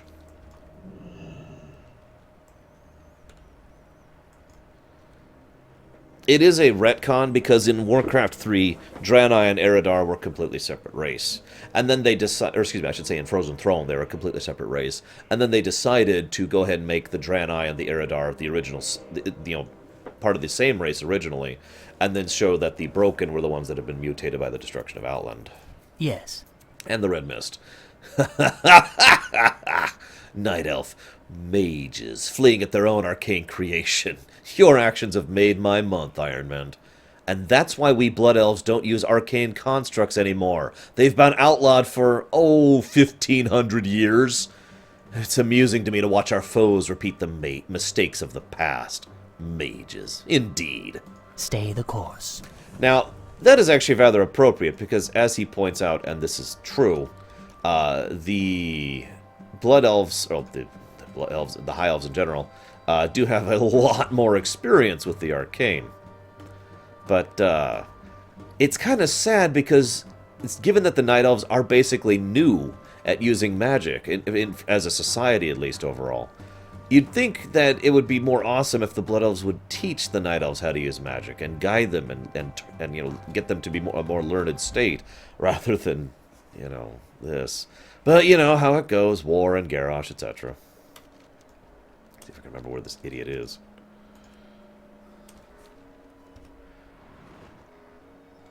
In the 25 zone. You were pretty accurate with when we hit 85 in Icecrown, Permeus, so... so a 25 zone would probably be either Ashen Vale or Stone Talon. He's somewhere around here.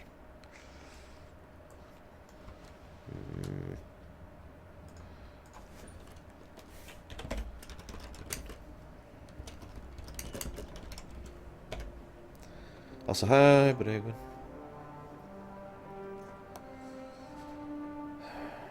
Ah, damn it. He's on the hill. He's on the hill. No. No. No. You just got the Nope Bell Priest Prize. In the field of Nope. Someone get that reference, please. Someone get that reference. Hey, Lonely.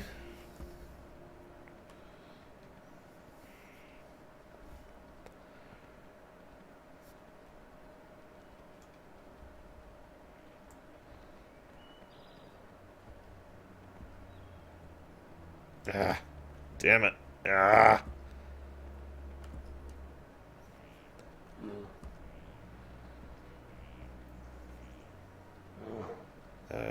Okay, hang on. I know there's a way up this hill. I just need to find it. How do I get up this hill? Oh, I have found a path! My investigative skills are fantastic. Okay. Hello, Archmage Xylem. What can I do for you? Well, look at you. Aren't you the marvel of modern magery? Quite a fancy hat, I must say. Apprentices... Apprenticey? I do think that I might have quite a few already, but I suppose you can never have one too many apprenticey. Light bless you. So let's see. Wow, there's a bunch of his apprentices here right now. Hey, Hey, how Shirya. you doing? Living ire time. I must have more. Be quick about it. Hurry back. That's your quest text? Really? Talk to me! I'd be amazing at art magery. Amazing! You won't even talk to me because I don't have a stupid robe and hat. Pfft. The most amazing archmage this land has ever seen just can't have a robe and hat. I need to show him that I'm something special, and I know just how to do it. Go out there and bring me those hippogriff feathers. Bring me a ton of feathers. You heard me, a whole bunch of them. I'll have the robe ready when you get back. Hurry back! Strength and honor. We're gonna need more animate basalt, and there's only one reliable source for that. A mountain giant named Balboa. We can't be killing the mountain giant if we want to keep stocked in the long term, so we've been chipping off pieces at a time. You'll be able to see his path to the northeast. Place the charges ahead on the path, and then hide until it goes off. Once you've cleared the area, you should be able to retrieve the basalt. Victory! Yes, it won, and I think it's awesome, because convenience is a good thing. I spit on older games with lack of convenience. Spit, spit, spit.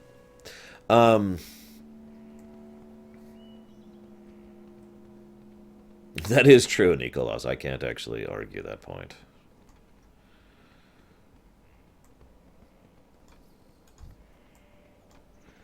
Seriously, though, half the reason why I can't go back and play older games is because the UE is just terrible.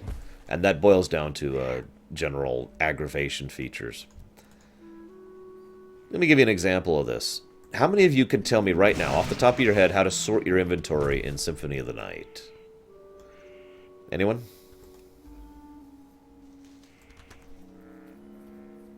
Actually, I love that idea, Keylab, but as I've said before, I think that idea can be overdone. So I don't want that in, like, every game ever. I don't always want to be the guy. But I do want to be the guy sometimes, and I feel they do a good job of it since we have earned that. After all, we didn't start off as legendary, powerful individuals of incredible stature. No, we started off as nobodies. We started off as absolutely nothing. And, I played EverQuest. And so we've earned our way up from, you know, being those worthless nobodies to actually being, the legendary heroes that we are. So I'm okay with it. Not that I'm aware, G-Juice, no. It is available on the PS3, just not on the PSN. So yeah, I mentioned this because I didn't know you could sort inventory in Soten until I was actually playing it just a few days ago. And I was just looking at this massive stockpile of inventory, and I commented on how irritating it was. And my friend who was sitting there backseat driving it started looking it up. He was like, oh, you can sort the inventory. And I'm like, how? Because I'd never known that. Apparently, all you have to do is go to your equipment inventory, open the specific slot you want to sort, hit the Y button, which is the... I don't know what it is on the PS controller, but the Y button. And then that will actually enable you to select a category, and then it will auto-sort based on that category for that slot when you have it open. And then it'll immediately get tossed into hell the moment you start actually re-equipping and unequipping stuff. But at least for a few moments, it'll be sorted. Well, that's always been true, Keylab, and that's why it doesn't bother me. Although, again, I still feel they need to keep going towards that co-RPG thing and stop trying to be an MMO. But that's just my opinion. Yeah, EverQuest... As I say, I remember playing Ultima Online. Hell, I remember playing Ultima 3. It's the oldest one I have any distinct memories of.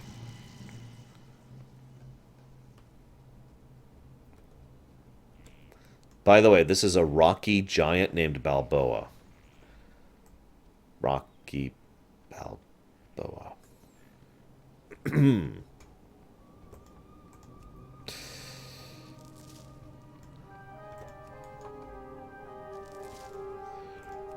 But yeah, this is one of the reasons I've talked many times about why, you know, certain games age better than other games.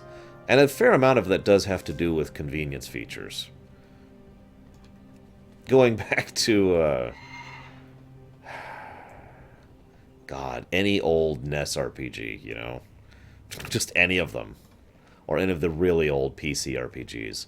Where sorting inventory or dealing with levels and figuring out what's going on is just this massive, colossal pain in the ass.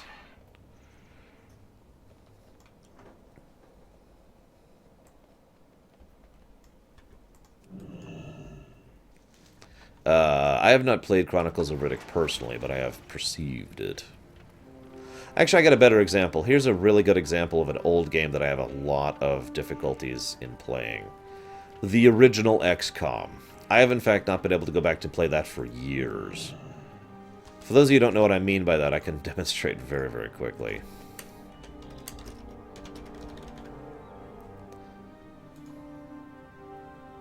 Okay, so,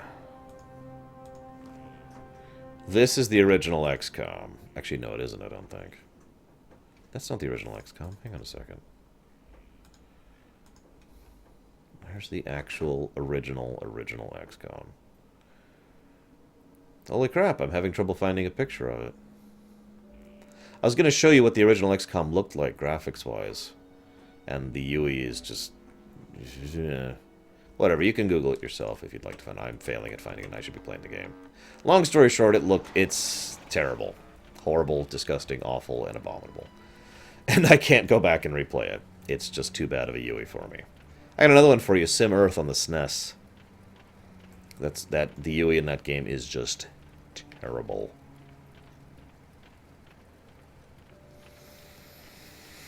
And of course, as people mentioned earlier, EverQuest, especially the original EverQuest.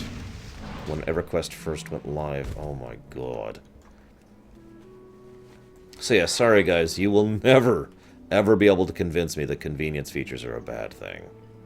Many people have tried. I have had lots of people argue with me over the years that convenience features are a bad thing and everything should be obstinate, irritating, and aggravating to do.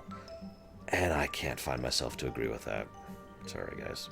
We will have to agree to disagree on this one.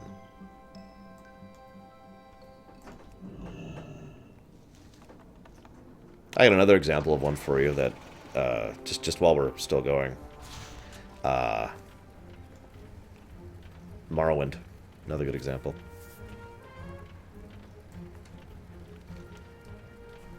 So, these quests harken back, right, it's on the other side, to something that was happening back during vanilla. There was a very, very brief series of quests that you could do with Archmage Xylem, and of course he was always looking for an apprentice.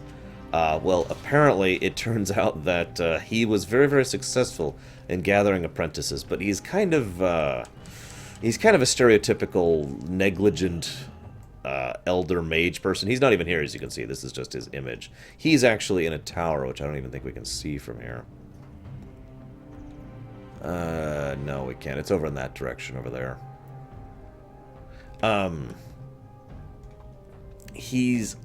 Okay, so back in vanilla, you could get all these books from Zul'Gurub and a few other places. I forget the exact locations. And you would take those books to him, and you would learn different forms of polymorph, which would enable him to, which would enable you to just have a different aesthetic with the polymorph. It wasn't actually a different spell. That was fixed very, very quickly. And now apparently we are seeking to be another of his apprentices, and I'm not really sure why. Especially since we're not a mage. Anyways. What's up? You have the time for me? Ah, perfect. It's quite interesting how useful the most random things end up being to incantations of this sort. There's so much to learn. If you ever need anything. Time is money, friend. My robe's looking pretty good. You bring those feathers? Ah, perfect. Let me toss this together real fast. The Archmage is sure to be taken by my style. Keep it real. Also ding. So he's got this is actually a leather suit. Or mail, I forget which, but he's got a nice feather outfit going on now. Now, let's get a picture with these Archmage here before we move on. But hang on, actually.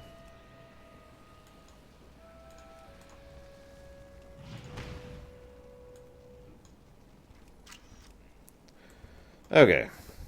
I suppose technically we are wielding magic since we are monks, and therefore shamanistic and all that.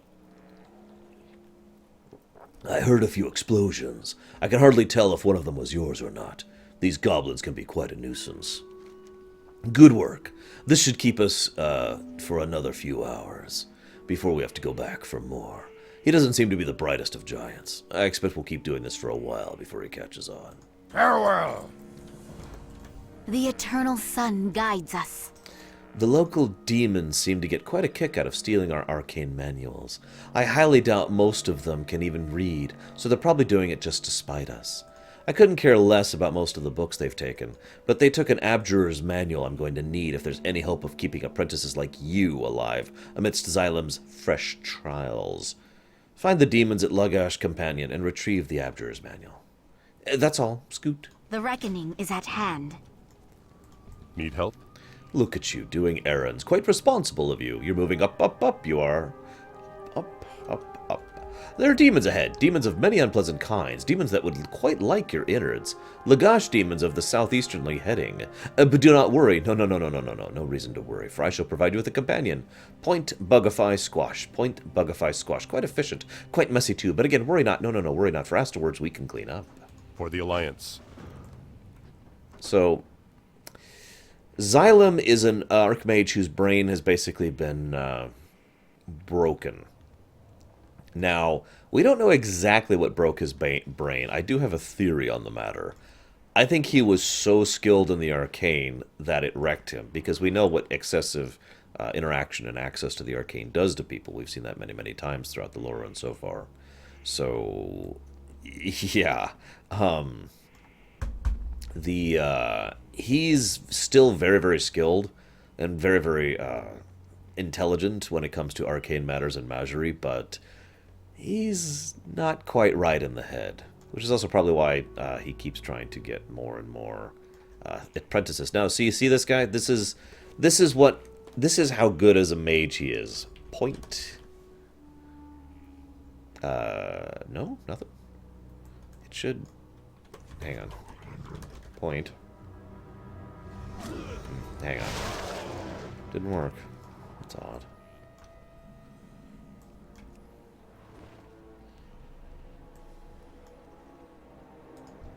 That really should have worked. Let's just say that, in my opinion, he had too much arcane flooding his brain, and leave it at that. How do I? Oh, duh! I'm stupid. Okay, I didn't even see the pet bar. Huh. Okay, so this is the kind of a skilled mage he is. These are satyrs, not exactly the weakest things around. We're squishing them to death.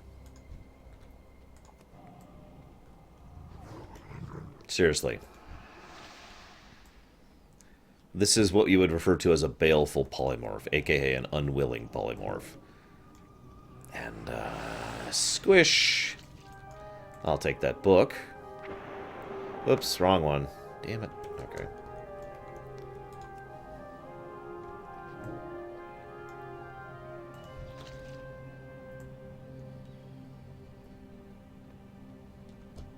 Well, it's easier than actually killing him. Squish. Oh, there's an eyeball in that one.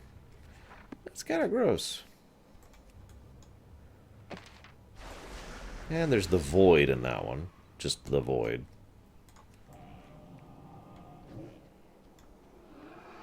Squish. There was a worgen in that one. Unusual. An old worgen, no less. Oh, yep. Oh, no. Oh, okay, we're okay, we're okay. Squish.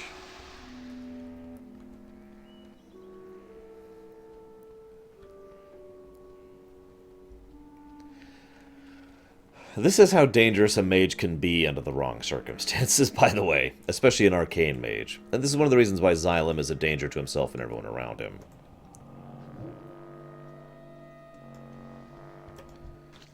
And in fairness, these are satyrs. They really, really deserve this.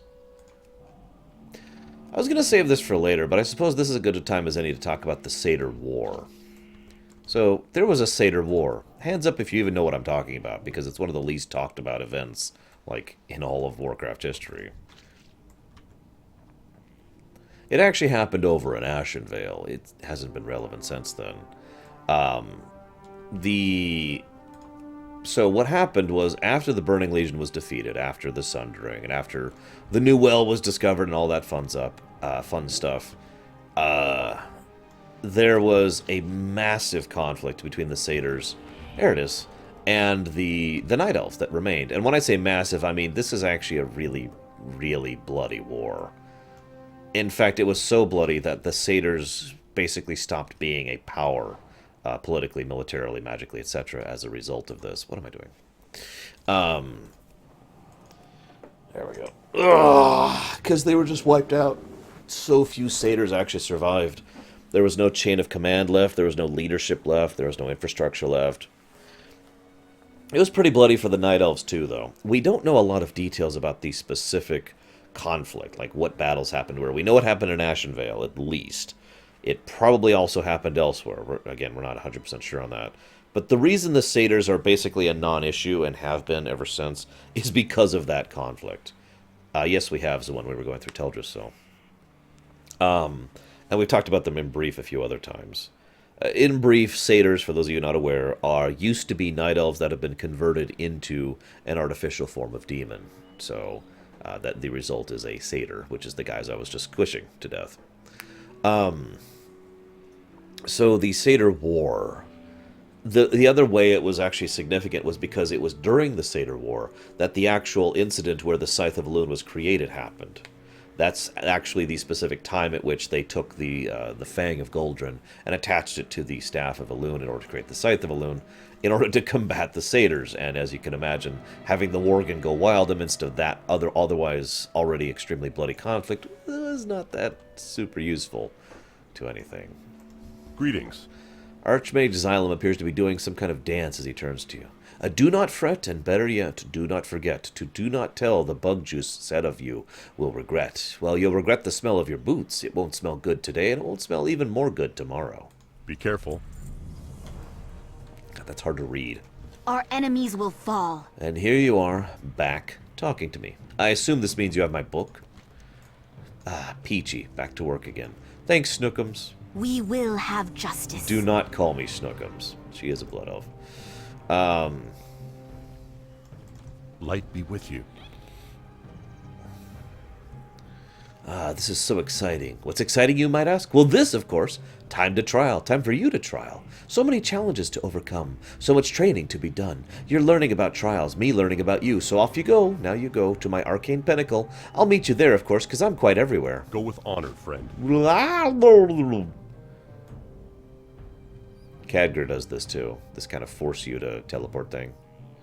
By the way, Khadgar is one of the only exceptions of a multi-spec class I could think of earlier. Khadgar is definitely a mage of all three specs. Which is, yeah.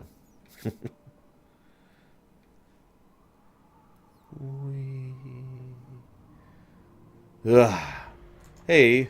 King's honor, friend. Here so soon. Lovely trip, I hope. Not too nauseous or anything.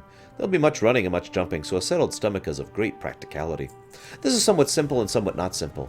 All the way up there are energy conduits, rather like this one right here, rather one might say. Now for you, you must jump pad to ascend to the pinnacle, and you must touch all the conduits you must see along the way. When you get to me at the top, you should be all juicy and full of energy, because really, that's the only way to be.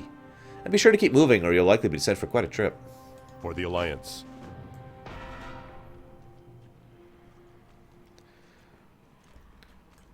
Like I said, Malleus, we don't actually know specifically what it is that sent him off, which is why I gave the theory. So this is kind of a fun little quest here. All of these quests are actually kind of fun. Just unique, fun little stuff. So, you see those things that are trying to hit me that are falling? If they hit me, they knock me off into the water, and I have to start over again. There's a lot of, for lack of a better term, action puzzles in the Archmage Xylem quests.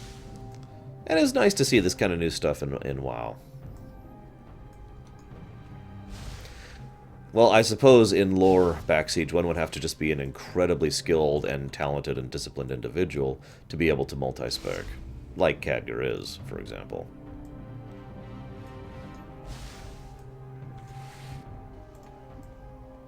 I hope I hit all of them.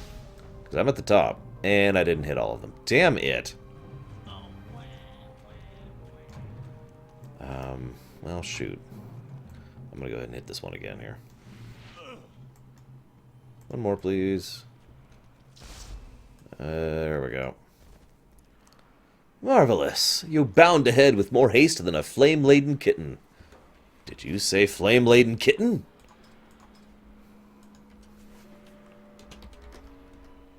There it is. There she is.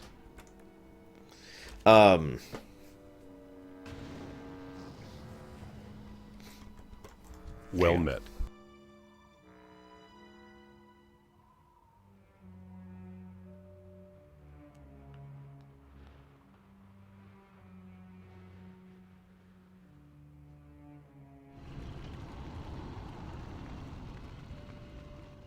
Okay. It is in this moment that most of my apprentices wonder if there is a logical purpose to storing the energy from my portal in those conduits, so it has to be collected in such a fashion. Of course there's a purpose. I wish to study your behavior, your strategies, your mistakes, your frustrations, your triumphs. Those are the entire point of the trials. Now more trials. Doesn't that sound exciting? Of course it does. Go with honor, friend. The Trial of Fire. Ooh, sounds intimidating, doesn't it? No? Well, I kind of thought so. First and firsts, you must touch the fire crystal and the portal to the trial opens. To beat this trial, you have to hop around the fire runes without getting hit by the fire. If you stay unflamed for long enough, you win. There are little signs to help you. Fire hopping to a new rune fizzles when a rune goes cold. You can figure it out when you want, or just guess. And that's what most people do. Light bless you. Trial of Frost. You know, some of my apprentices have called me cold-hearted. I always say, though, that I shall not let temperature of my body parts get in the way of true learning. To reach the Trial of Frost, touch the Frost Crystal. Once there, the goal is simple. Gather the little ice orb thingies. To counter the simple, the rotating frost burns may put back your progress, as it were. If you are fancy, you can use the rune traps to jump over them as they rotate. Neat, huh? Be careful. Let us not be confined by the bounds of the mage repertoire of magic. I, for one, choose not to be classist. Necromancy can be so much fun. Touch the Shadow Crystal to open a portal to my Trial of Shadow. Once there, move to the altar when you are ready to begin. Weeping souls shall begin to pursue you. Your goal is simply to drag them to the traps, and don't let them touch you. Light bless you. So yeah, the beta version of these trials were actually pretty rough. They have been toned down a little bit since then.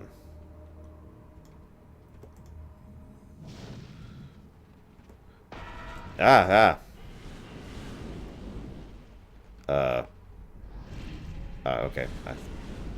Okay, I see what's going on now.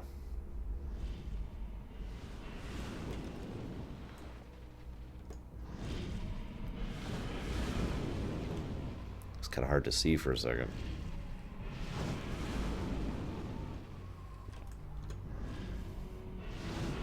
Of course! He's a prime candidate for the Scourge, too.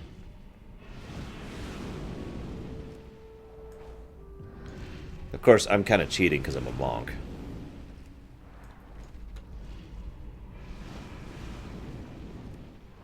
It's a little harder to see here than it probably should be. The last time I did this, it wasn't... The runes were a little more subdued, so it was a little easier to see where they were going and where they weren't. In Guild Wars 1, they have a system called Heroes Key Lab. That's what I'd pick. I've actually talked about this several times, but yeah. That's what I'd go for. Am I done? I'm done. Yay. Light be with you. Ooh, good for you. That trial really put a fire under your bottom. Go with honor, friend. I suppose that's true. Frost trial, please.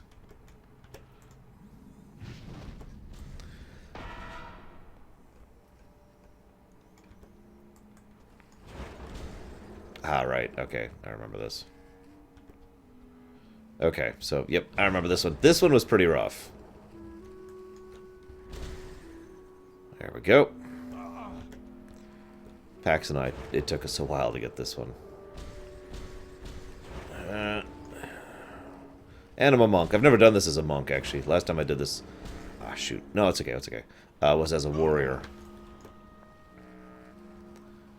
Come on. Okay, so the problem is you gotta, like, stand on them for a second for a server tick to happen. For you to actually get a stack. And as you can see, the graphic isn't as accurate as it should be. Alright, there's one stack.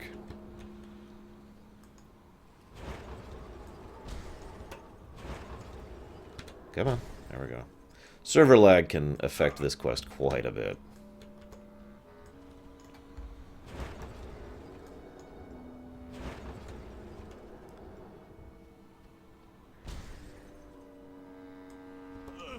Sorry, I'm kind of concentrating.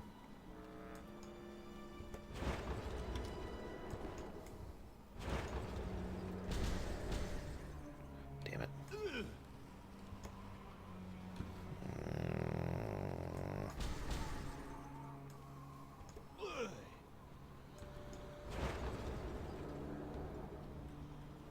Or don't trigger, sure.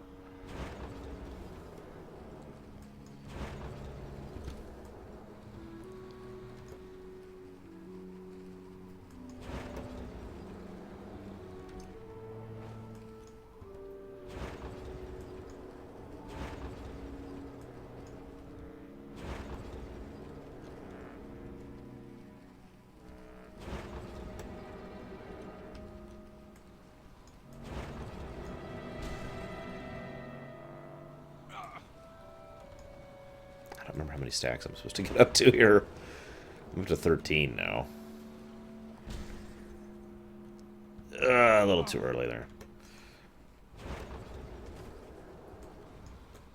Which one did you get, G-Juice? Oh, you're referring to the Windsteed again. Okay, now I'm up to 15 stacks. How many of these am I supposed to get?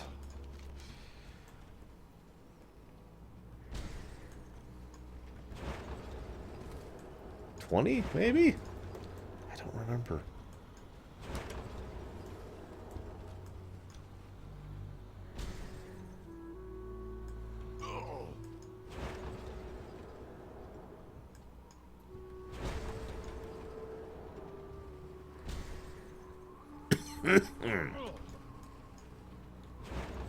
Okay, that's 20 stacks. There we go. Apparently I was just going for 20. Good lord. Okay. Like I said, action puzzles. Greetings. Brilliant. You certainly didn't let cold feet stop you. Or cold any part for that matter. No? Too soon? For the Alliance. Let's do the trial of necromancy.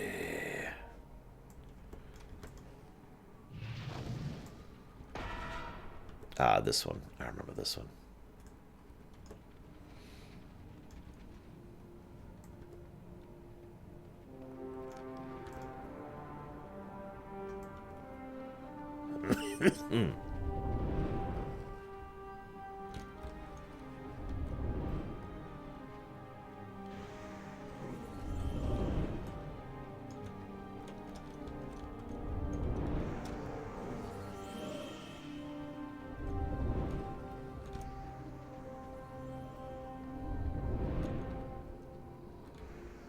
This is a fun one. You gotta. They're always gonna be heading towards you, and you gotta drag them into the ruins. And you can't double up, as you just saw.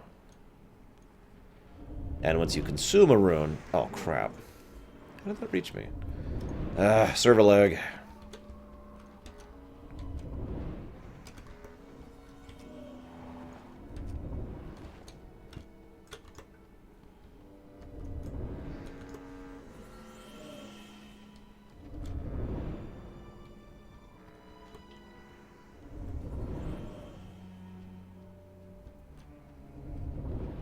You know what's funny is the other two, excuse me, the other two quests in lore are pretty obvious. It's just arcane constructs or whatever constructs that have been designed to emulate certain actions, right?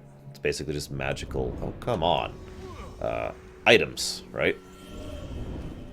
This is the weird one because these things that are following us are called weeping souls, which are being pulled out of these random demonic portals. Whose souls do you think these are? That he's dragging from the nether en masse? Well met. I like the way you move, apprentice. Don't you worry about where I got all the souls from. They were obtained in a perfectly humane manner, I assure you. Be careful. Oh, that's good to know. King's honor, friend. Quite marvelous of you. A pleasure to observe. Much to study. Off you go now. Retire my tower. Jonah will get you situated. I'll open a portal for you. Go with honor, friend. I have opened a portal to my retreat. Go and rest. I'll need you lively when our studies resume.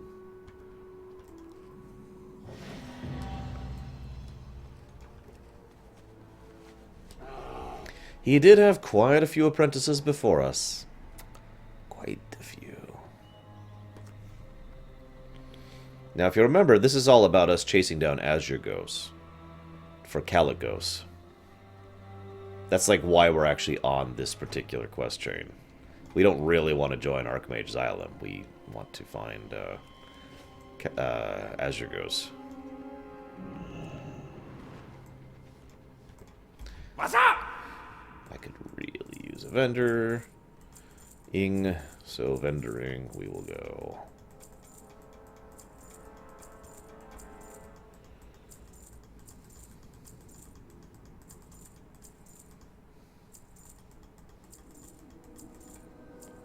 How are you? Welcome. You seem to have survived the trials relatively unscathed.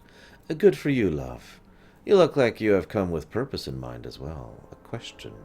Your thoughts are very loud. It's hard for me not to hear them. Go ahead. Ask away. I do too, Cozy. As your ghost, yes, of course. Troubled old dragon, lovely heart. I don't think all the years of vagabonds assaulting him have done him much good. He's a mite strange these days. Not long ago, when returning yet again to our local spirit healer, Anara, I couldn't help but notice her and Azshara seemed to be hitting it off. I imagine he's still keeping her company. The portal behind me is probably the quickest way to reach her. It might sting a little, though. Have a good one. Yep.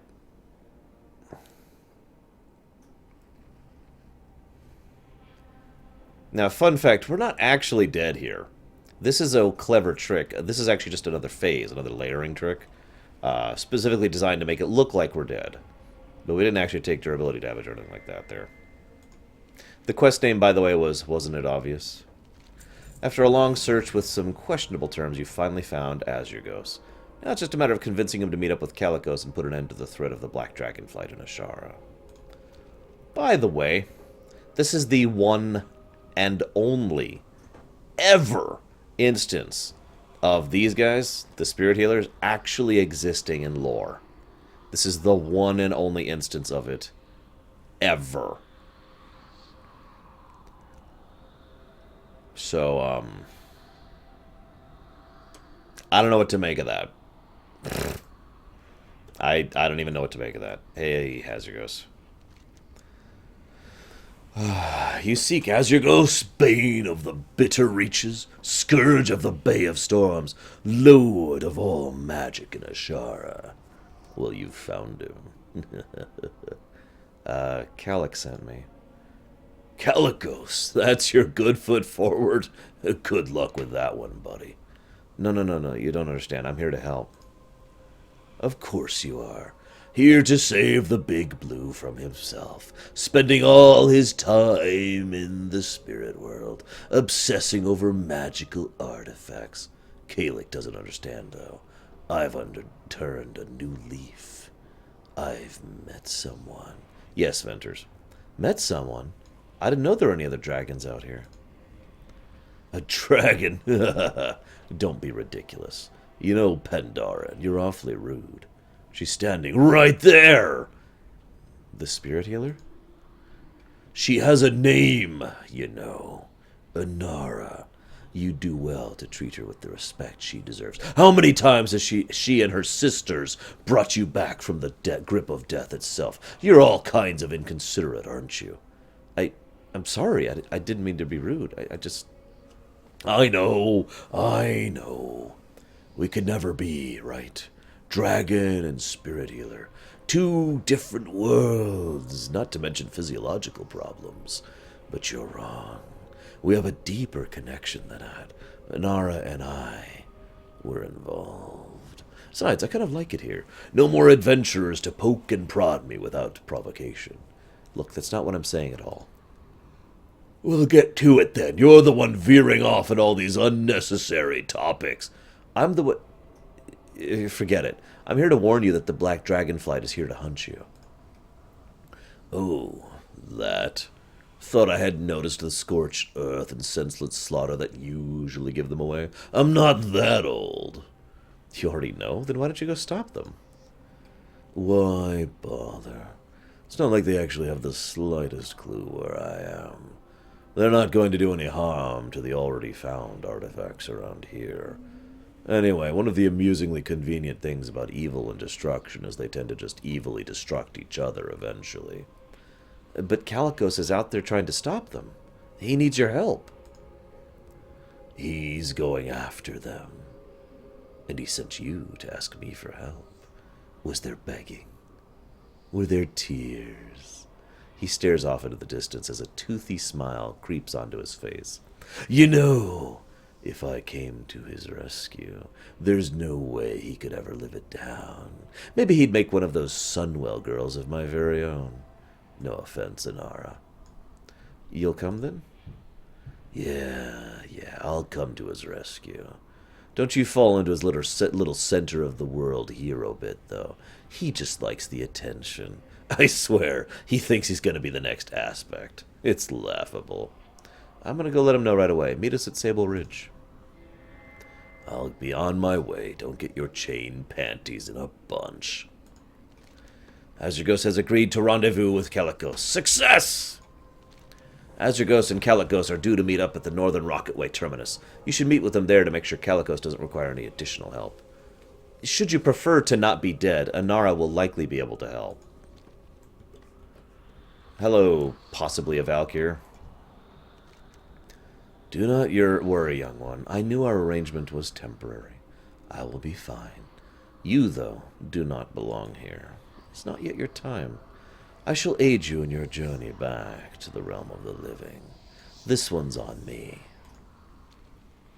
Also, they look really cool when they don't have the black and white thing. They've got this really pale blue skin thing going. It's awesome. Alright, we have returned from the dead, sorta. Kinda, it's weird. What?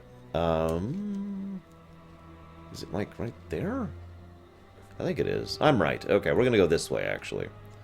Don't worry. There's a method to my madness. So, like I said, that is actually the one and only presence of a spirit healer in lore in the entire game ever. That's also in the books and the comics and everything else. That's the one instance. Now, they do have a very large amount of similarity with the Valkyr in terms of style, presence, and what they can do. But anything else is just pure speculation at that point. Time is money, friend. Be good. So I don't actually know what's up with them. Shrug.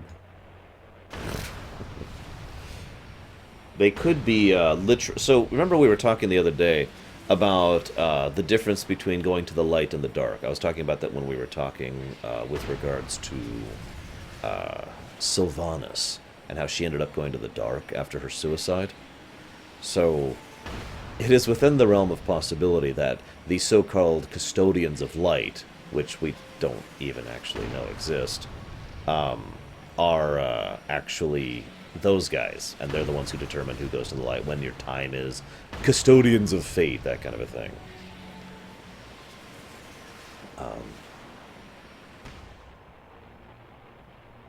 What was I saying? Favorite type of sushi? I'm torn on that, because I actually like quite a few things. There's this custom thing, which is eel sauce, crab, avocado, and really, really spicy mustard, which is really good. There's also one I had recently, which was cooked egg and shrimp along with eel, and unagi if you prefer, and lots and lots of sesame seeds and some roe on top. And of course, I also happen to be really, really fond of this form of California roll, which comes with really, really spicy mustard. But only the really, really spicy mustard variety. The rest, normal California rolls are just, eh. Least favorite form of sushi is anything cephalopody. I do not like octopus or squid at all. Kil'jaeden must be destroyed. Kalik? We're kind of past the Kil'jaeden thing at this point. Great to see you again. Thanks you for finding Azhara and sending him to me.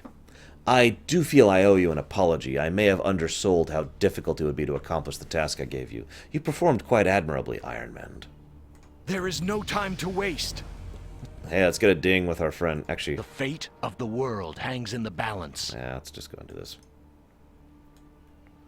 Get a picture with Kalikos there. There we go. Kil'jaeden must be destroyed. Dude, now we put an end to this madness. We need to rout the Black Dragon flight from Azshara entirely before they can return with any communication for their master. I still don't know what they have up their sleeve for capturing us, so I'd like to ask this one last thing of you. Go to the Sable Ridge and kill their leaders, Twilight Lord, Katrana, and Melicion. If things get hairy, I'll come help. I just don't want to risk falling into whatever trap they have set for Azshara. The fate of the world hangs in the balance. Yeah? What do you want? I knew these guys would be trouble as soon as we started building this tower. Scoffing our bribes, stealing our workers. Labor isn't cheap with all the construction in Azshara. I need those men back. Do not get on Gallywix's bed, son. Oh, gotcha, Permius. Go! Go! I got the perfect solution for our Drake problem. My very own Chromatic 16. I originally developed it to freeze my workers during transport in between shifts so I wouldn't have to feed and entertain them. But there were, complications. It'd be perfect for dropping these drakes out of the sky, though. Go! Go! Apparently we're suddenly playing God of War 2. So I believe this is actually... Let me think about that. Yes, I believe this is actually our very first time seeing the Twilight's Hammer as a new character. Obviously, we, during the Lorerun, have seen the Twilight's Hammer prior to this. But this is the first time we've actually seen them, if we were, of our 1 to 60 characters. Notice that there are Black Dragons and other Black Dragon kin and Black Dragon forces amongst them regularly. Now, that's not really a huge surprise, not just because of Deathwing himself, but because of the fact that the Black Dragonflight in general, as a built-in feature of their existence, with the 2 exceptions that I've mentioned many times, are corrupted with Old God corruption. And given what we learned during the course of this expansion, it's pretty likely that the specific Old God that corrupted them is Unzoth, the one who has been behind all of the events of Cataclysm, and is the one in charge of the Twilight's Hammer cult, and the one who is working with Azshara.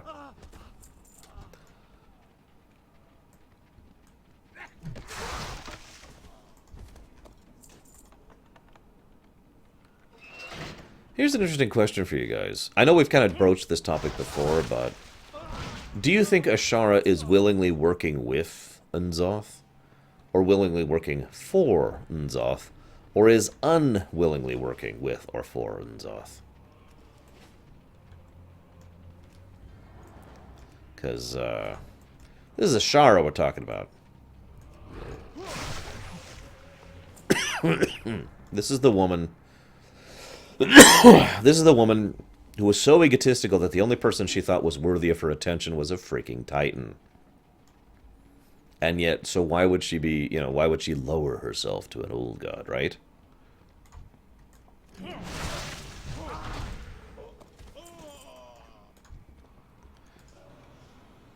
is a cute trick, by the way.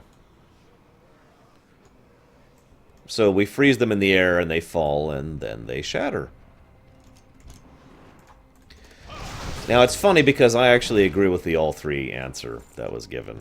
The idea here being that she initially was so desperate, since they were quite literally dying, that their only thing they could have done in order to survive at the bottom of the ocean was to make that deal in a hasty,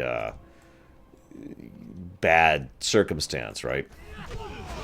And of course, she was working closely connected to Unzoth and the Old Gods, and we know exactly what that does to people, so... yeah. That's, of course, my take on it. It is actually probable that Warcraft Chronicles 1 will actually cause that to be cleared up, because Warcraft Chronicles 1 will actually cover that particular period in history. The Void itself can cause you to go insane, but it's more the Old Gods that cause you to go insane, rather than the Void in particular. I need more Drakes. Hey, you. Be frozen.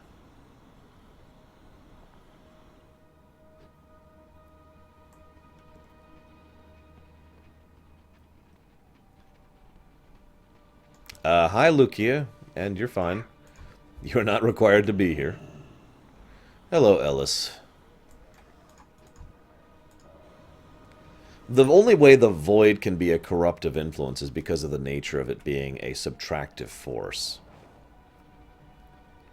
Callisto, I'm really curious how you got a hold of a copy in advance.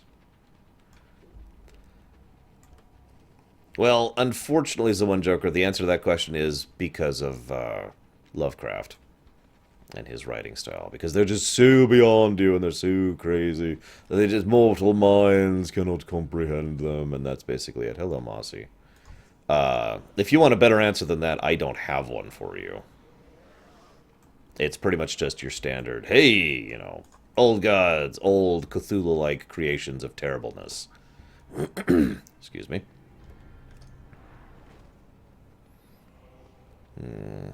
Nope, there's another one. I love killing drakes like this.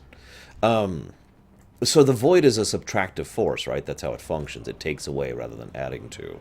So, and extensive use of any kind of force tends to have deleterious effects on the mind. I mean, we've kind of seen it. No, I don't actually like Lovecraft. However talented he may be, I do not like his stuff at all. So, having lengthy exposure to any kind of energy can screw you up. And void energy in particular has the possibility, especially if you do not have a sufficiently disciplined mind to deal with it, to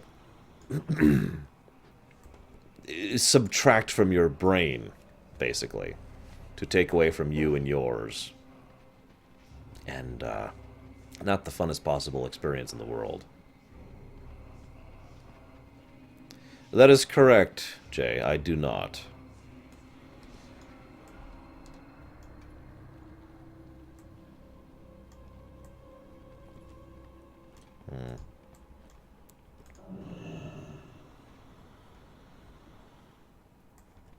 There we go.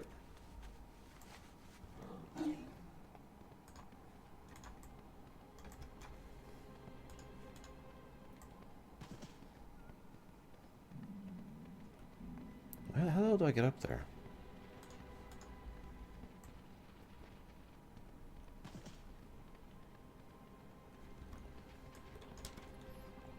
I've got to be missing a path up there or something.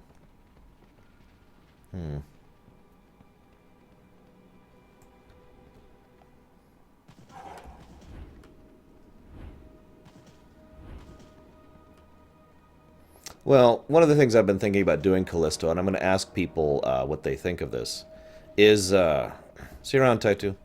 One of the things I've been thinking about doing is literally just sitting here whenever the book shows up in, I guess, about 2 weeks now. Come on, let me up. And reading it out loud for you guys. If you wanted me to, of course. If you don't, I totally understand.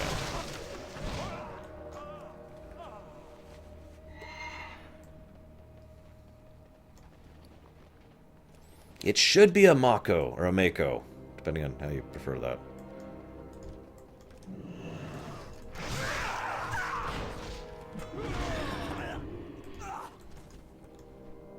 Ah, crap. You may have saved Azshara, but your life ends here. Holy crap! Ah, hi, Caligos.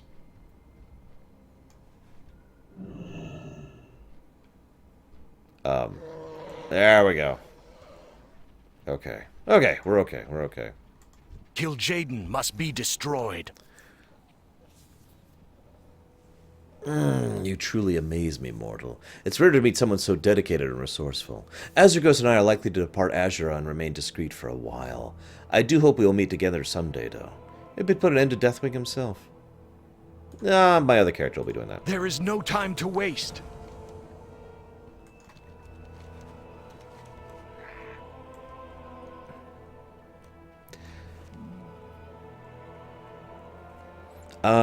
I don't think there's... Okay.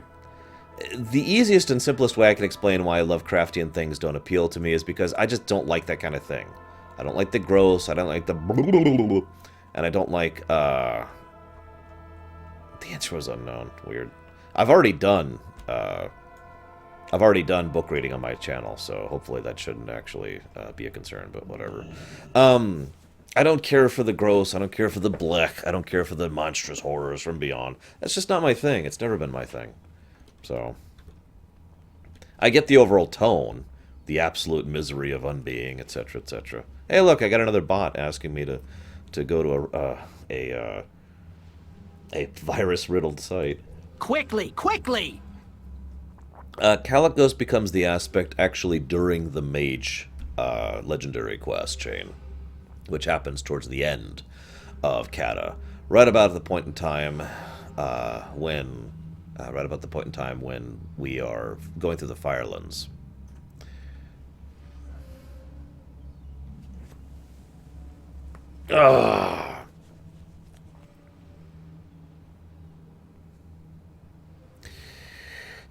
What? So you didn't bring back any of the Drake pieces? Disappointing. I knew I should have made you sign a contract before I sent you. Yeah, they all whisper me. Here, I'll read it to you. Sup, Arshian Gaia, spelled wrong. I saw you of broadcasting World of Warcraft, but unfortunately you do not have much viewers. We are helping you partner with our simple, powerful tool. Interested? Go to this Virus World site. Use this discount code for amazing discount. Thanks. Hope we get you thousands of viewers. Yeah. Hit the road! You looking at me? Hey there, pal. Thanks. Here's your commission. If you excuse me, I gotta get these slackers back to work. Hey, I got your back. So what does Azurgos have to say? Thank you, little one.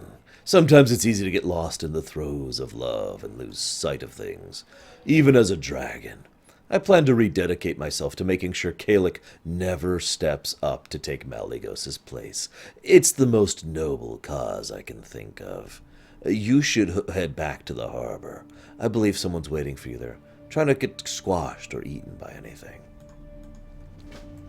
Okay. I can do that. It really isn't, unfortunately, Lukia. Not by their standards, anyways. Not by Twitch's standards, I mean. They wouldn't even give me the time of day if I wasn't breaking 500 regular. And most actual big streamers hit about 3,000 regular. So, I know how small I am. Don't waste my time. On your way. Whee. Quest markers in games. I think they are great if they are optional, to be blunt. Quest markers are there for two reasons. One, someone who doesn't want to bother immersing themselves in the game. And two, someone who doesn't feel like bothering right now. AKA why they're optional, so you can toggle them on and off. Therefore, the only way, however, the only way for lack of quest markers to work is to do the Morrowind thing. Now, credit to Morrowind. Morrowind didn't actually have quest markers. So the way they got around that is they would give you very specific instructions on where to go. They wouldn't just say go north for a bit. They would say go north across the pond. When you see the second tree, turn right. After you turn right, you'll go down a path for about 500 meters, and so forth and so on. It would be very specific directions where you're going. That is how you make a game that has no quest markers work. You have to give them directions. Otherwise, you're just making it another bit of padding for them to actually go and try and find it. So, I don't remember Juju's. I used to keep track, and then I stopped. And yes, that was Blizzard, Isaac. I don't understand that question, Zoan Joker. We will persevere. Hey there. Again. Look, I gave you my hat. It was a gift. I thought you'd make some use out of it. More specifically, though, I thought you'd get the heck away from me. Can you imagine my surprise when Xylem comes by himself to give it back to me? Want to be more like my other apprentices, Serata? Give your hat another try. Not one of my proudest moments. So, what, you just tossed it aside for him to find? No, I don't think so. You're going to take the hat, and you're going to like it. Really. Shorel Aran. And it's a toy that I'm going to toss because I already have it. It's a good toy, though. I feel like there's a quest over here, though.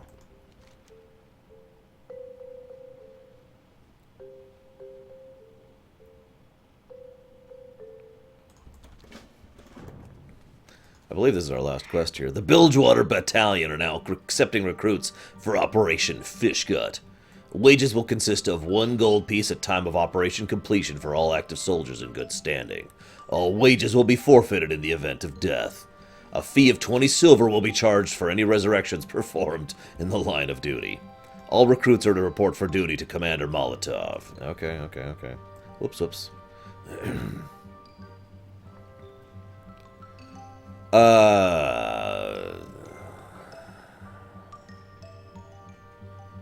See, I still think the answer is both, Zoan.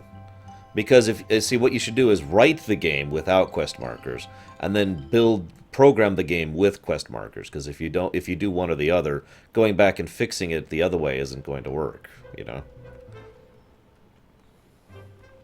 No, there is not, Night Forager. I get no respect around here. Welcome back to duty. Good to have you again. You'll be reporting for active duty immediately. Captain DeSoto is overseeing deployment just down the ramp. Make us rich, soldier. Dismissed! Get lost, will ya? Okay. Probably Nether Hunter. Or they might allow you to pay that 20 silver off in 5 easy payments. Of 20 silver per payment. Smart mouth, huh? Nice to meet you, soldier. Commander Molotov speaks highly of you. Enough small talk. Get on your butt and get to the rocker. Remember, you don't get paid if you're dead. You ever need anything, you know where to find me. What is this called? Surface to other surface transport. Or SOS. Whoop. Okay, we're okay. Gotta love Goblin Harbors. Just look at that.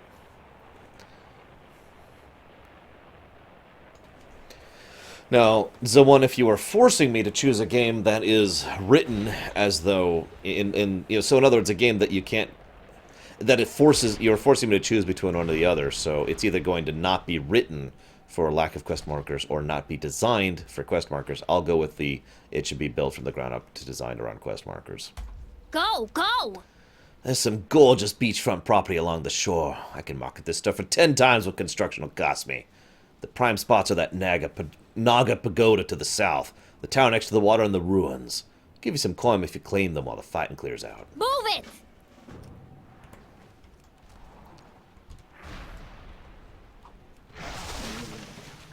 I think insanity as a gameplay mechanic is a great idea.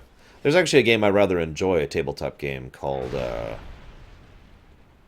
Eldritch Horrors, I want to say is the name of it. And it's a lot of fun. It's a co-op game where we're basically fighting against Cthulhu or whatever. This had better be good. Bumpy ride. There are lots of Naga on the beach. Looks like you've got some wet work ahead of you, son. Remember, patience, discipline. In terms of pure gameplay design, yes. Big shot, huh? We got soldiers all over the beach trying to get out of their work by dying on us. Find the slackers and use this flare gun to call in a priest to take care of the situation. Can't have our men thinking they'll get off easy. Don't try anything stupid. I've played it quite a bit, Maz. It's a lot of fun. It gets really hectic. It's one of those great slow and rage games where you start off, it's like, okay, we've totally got this. And then after not a particularly large period of time, it just gets worse and worse and worse and worse. And it increases the rate of getting worse. Have I got a heal for you? Back to work.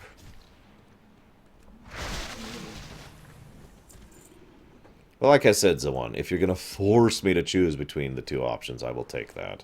But I would rather have both. I love the smell of salvation in the morning. I'll just take my fee out of your paycheck. I got the best heals anywhere. I love these puns.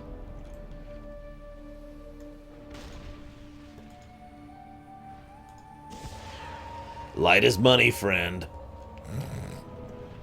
Goblin priests. We are truly doomed.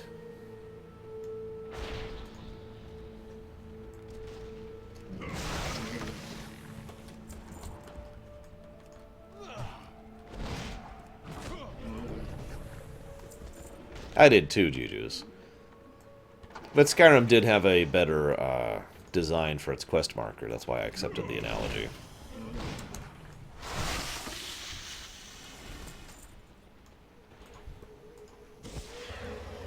No, he says salvation pretty clearly there. Only the goblins would think of doing airborne priests, too. That's another kind of a neat little feature there, if you think about it. This is why the Horde are better than the Alliance. We've got airborne priests. Worst food I've ever had?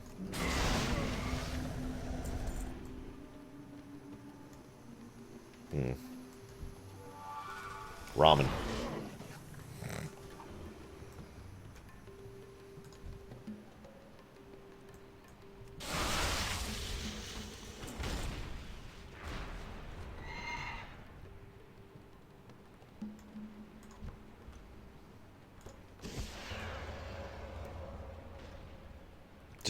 in case you're now okay, it's probably worth noting that I should clarify that. I know that there is actually such a thing as real quote-unquote ramen.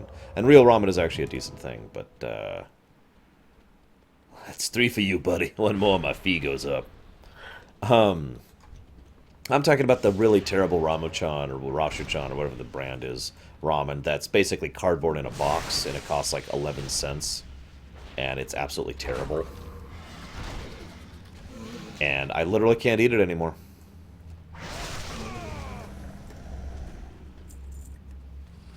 I have no answers for you on that, Lucia. As I've said many, many, many times, the way you get anywhere in this business, Maruchan, that's correct, thank you. The way you get anywhere in this business is you get lucky. And I know that sounds really discouraging, but it's 100% true. That's true in all of the entertainment industry in general. All of the big singers, all the big actors, all the big channels, they all got lucky. Something happened, and people noticed them, and they became big after that. That's true even for PewDiePie.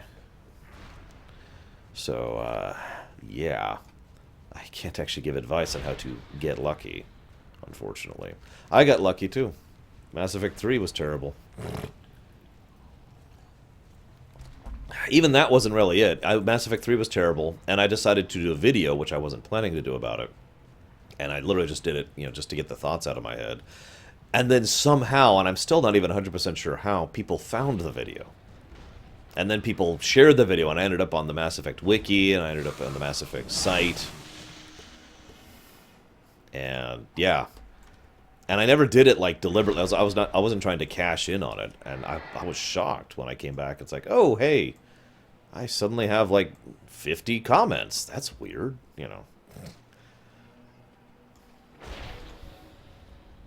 And now what Nether says is true. There is such a thing as striking while the iron is hot, which has pluses and downsides. But when you're still trying to become big, when you're still trying to get started, there's a good thing for doing striking with the iron is hot. Because when you do that, you are more likely to be found.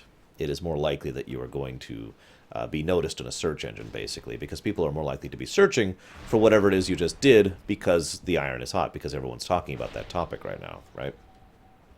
So, that is a strategy. It is still luck-based. I'm just going to be 100% honest with you. But it is still a strategy you can do. I admittedly try to cover stuff when it's concept. I try to strike while the iron is hot, so to speak. But I'm not actually doing it for the same reason. I'm doing it because it's relevant. I try to cover things, like I tried to cover Fallout 4 as it came out. I tried to cover Legacy of the Void as it came out. Because it was relevant, because it was on people's minds. And I wanted to discuss it. But, yeah. Excuse me. Have I ever played the Total Wars? Yes. I've played many Total Wars, except for whatever the recent one was. I was told it yesterday, and I've already forgotten because I'm stupid. It's my way or the highway, pal. Fine job, bud. We'll have this beach cleaned up in no time. If you can make it here, you can make it Net positive, G-Juice. What would you ask of death? I know, Maz. I've actually detailed to people exactly how PewDiePie became big. It was still a bit of luck involved, though. Our time will come.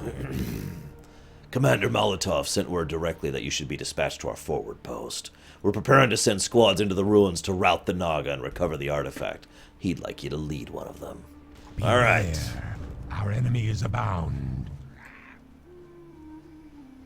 I hate this mount so much. Do you know how many years it took me to get this stupid mount? It's one of the easiest ones to farm, too. I never got it. Well, I mean, obviously I do have it, but ugh. What? On your way.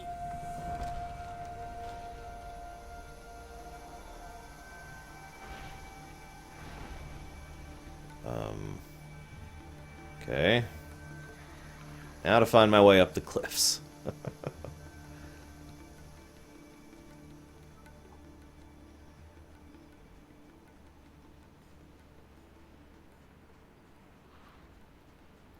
Interesting, Permeus. I didn't even know about that. Still learning new things.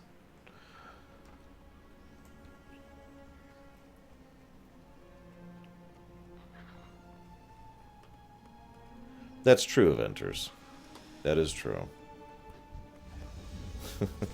You guys wouldn't believe the negative comments I've been getting on my Fallout 4 videos. Because I've been getting a lot of them basically bashing me for being a terrible gamer, to summarize. Which, I mean, you know, it is valid. But it's funny because there's no constructive feedback or no actual anything. It's just, you're terrible, you're terrible, you're terrible, you're terrible. And I just shake my head at it. Really, Z1? That's interesting. I didn't think anyone watched that video. Seriously. I got, like, no feedback on it. Ah, the poor Archeangonian. He is now suffering forever. I ain't getting paid to chat. You made it in one piece. Good. We got a lot of work for you to handle this inside the ruins. We're sending you in with the best to take care of it. You're working with Gamma Force now. Goblin Army mergers and acquisitions. Molotov says you can handle it. That's all I need to hear. This gig ain't so bad. Commander Molotov found a party in the secret lab willing to act as a buyer for the artifact you scouted out earlier.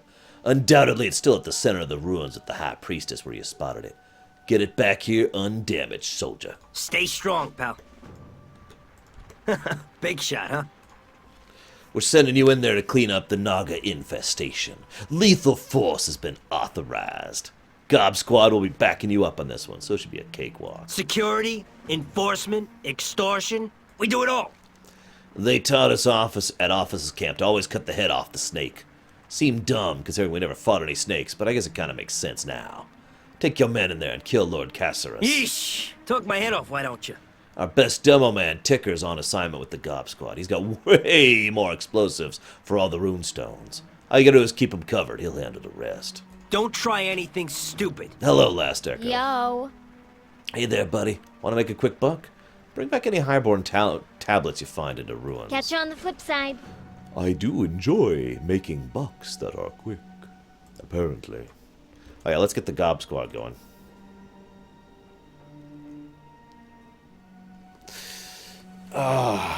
Really, Zoan? That's interesting.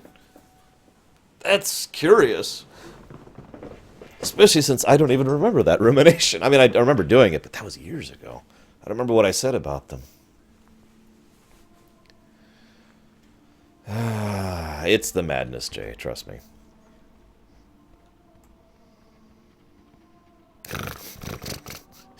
Wow, Permeus. So this is you actually working with the Gob Squad.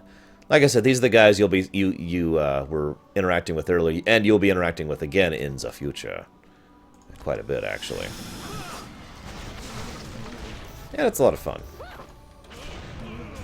The A-Team, as was previously paralleled towards.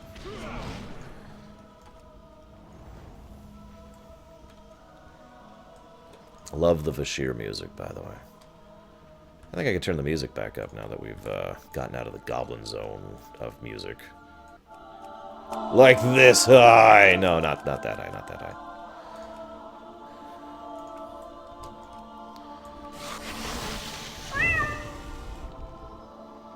That's the cat.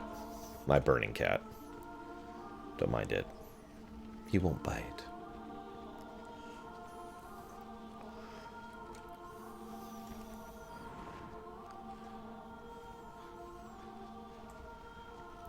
I like how peaceful this music is when we're effectively going through a war zone here. With an elite squad, no less. Come on, bomb this sucker. Ticka, blow this thing. On it! Yes, that was the flaming kitty. Oh, Naga!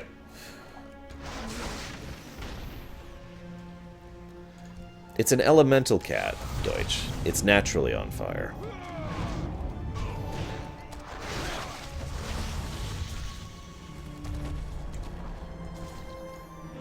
Seriously, it's literally an elemental in the shape of a cat.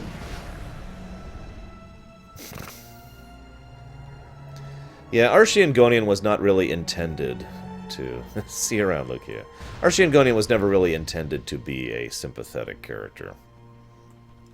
Which is funny, because then we had... wow, Corwin. Because then we had Matthew, and then everyone in the world just absolutely hated Matthew. Oh my god. That was way back. That was before I moved out into the cubicles, when I did the Warcraft 1 and 2 analysis. God. Terrible, terrible memories. I am so glad I'm not working at that place anymore. I hated that job towards the end. Loved it at the beginning, hated it at the end.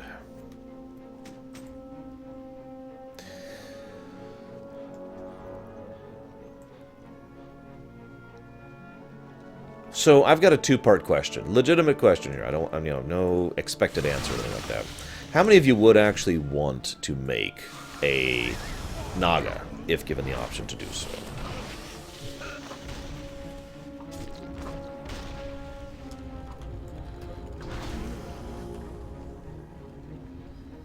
The second part of the question is, what class would you make?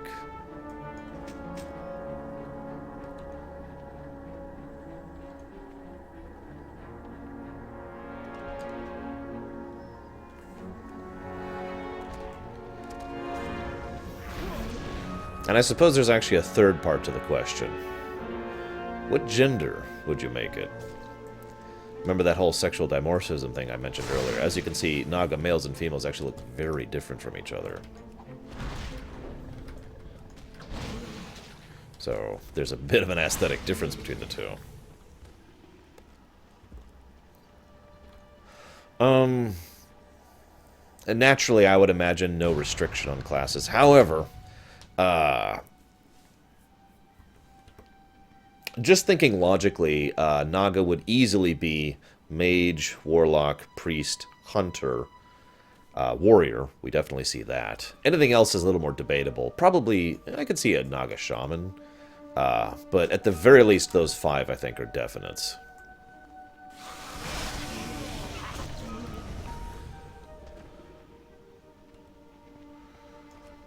I'm not sure if I'd make male or female. I'd be really torn on it. It would depend on which class I make, honestly. A Death Knight Naga. Theoretically possible. There are plenty of Naga who were around back when the second Lich King was doing his thing, so that is possible.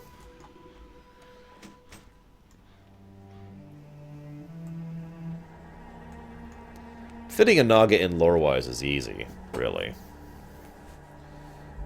As I've said many, many times, it's not that hard to picture us playing a Naga rather than all Naga. I was working, Zoan. I had to deal with stuff. Naga Druid forums. Ooh, that's kind of a cool idea, actually. There's a lot you could do with that.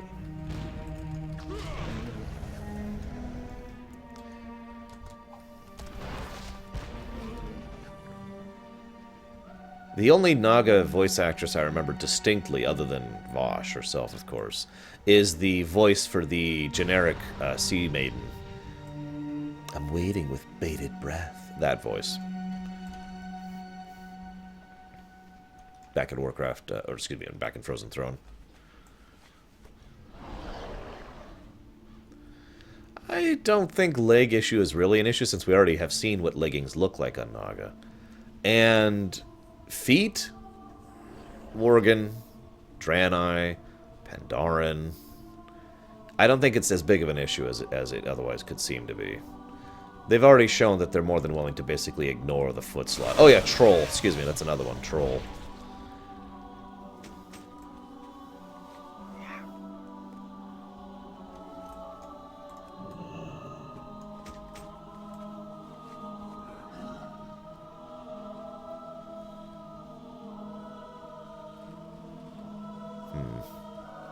And we've already talked about how they would fix the mount issue, so that's not really a huge issue. So yeah, in lore and in gameplay and in art style, Naga are basically ready to go. Oh, Tauren, there's another one, thank you. So in basically every way, Naga are pretty much ready to go as a playable race.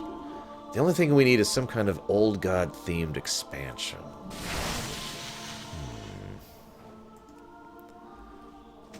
Where we finally found out what happened to frickin'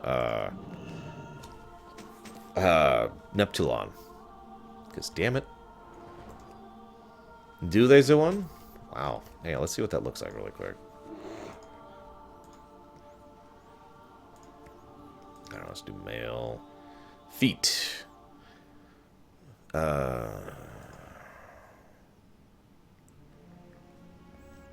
we go. Dwarf. That's not too distorted. I mean, it is definitely distorted. Also, I like how I'm suddenly a Death Knight dwarf. Just for no reason. That's kind of weird, but whatever. Yes, Neptulon, the Tide Hunter. No. So, there's an animation that plays. Okay, so the boss of that place, Azumot, I think is his name. Let me verify that, because I'm bad with names. Turn of the Tides, there it is. Azumot, I was correct. So we fight Azumot, right? Well, we don't actually kill Azumot.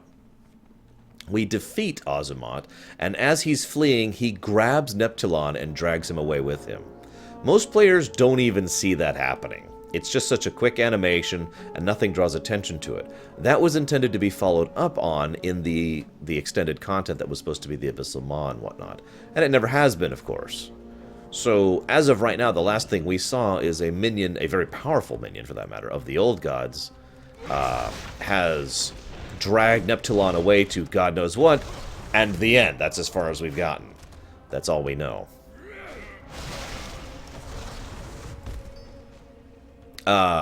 When I make, yes, that's why, Vinatria, that's why I make so many characters.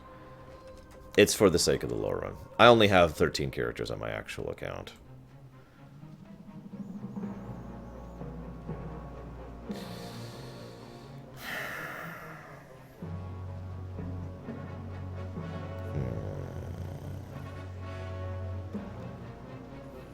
That's a good question, Zawan, because there's a lot of things that need to be evened out with that. I actually like an idea that was actually postulated by one of my viewers, and it's something that I love as an idea in general. So there's been talk from Blizzard that will give back the artifacts at the end of Legion, which, to make it clear, I don't like that idea at all. You know what idea I do like? Us making our own brand new artifacts.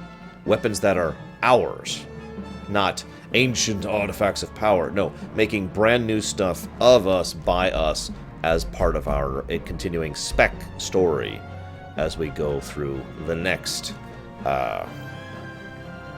expansion.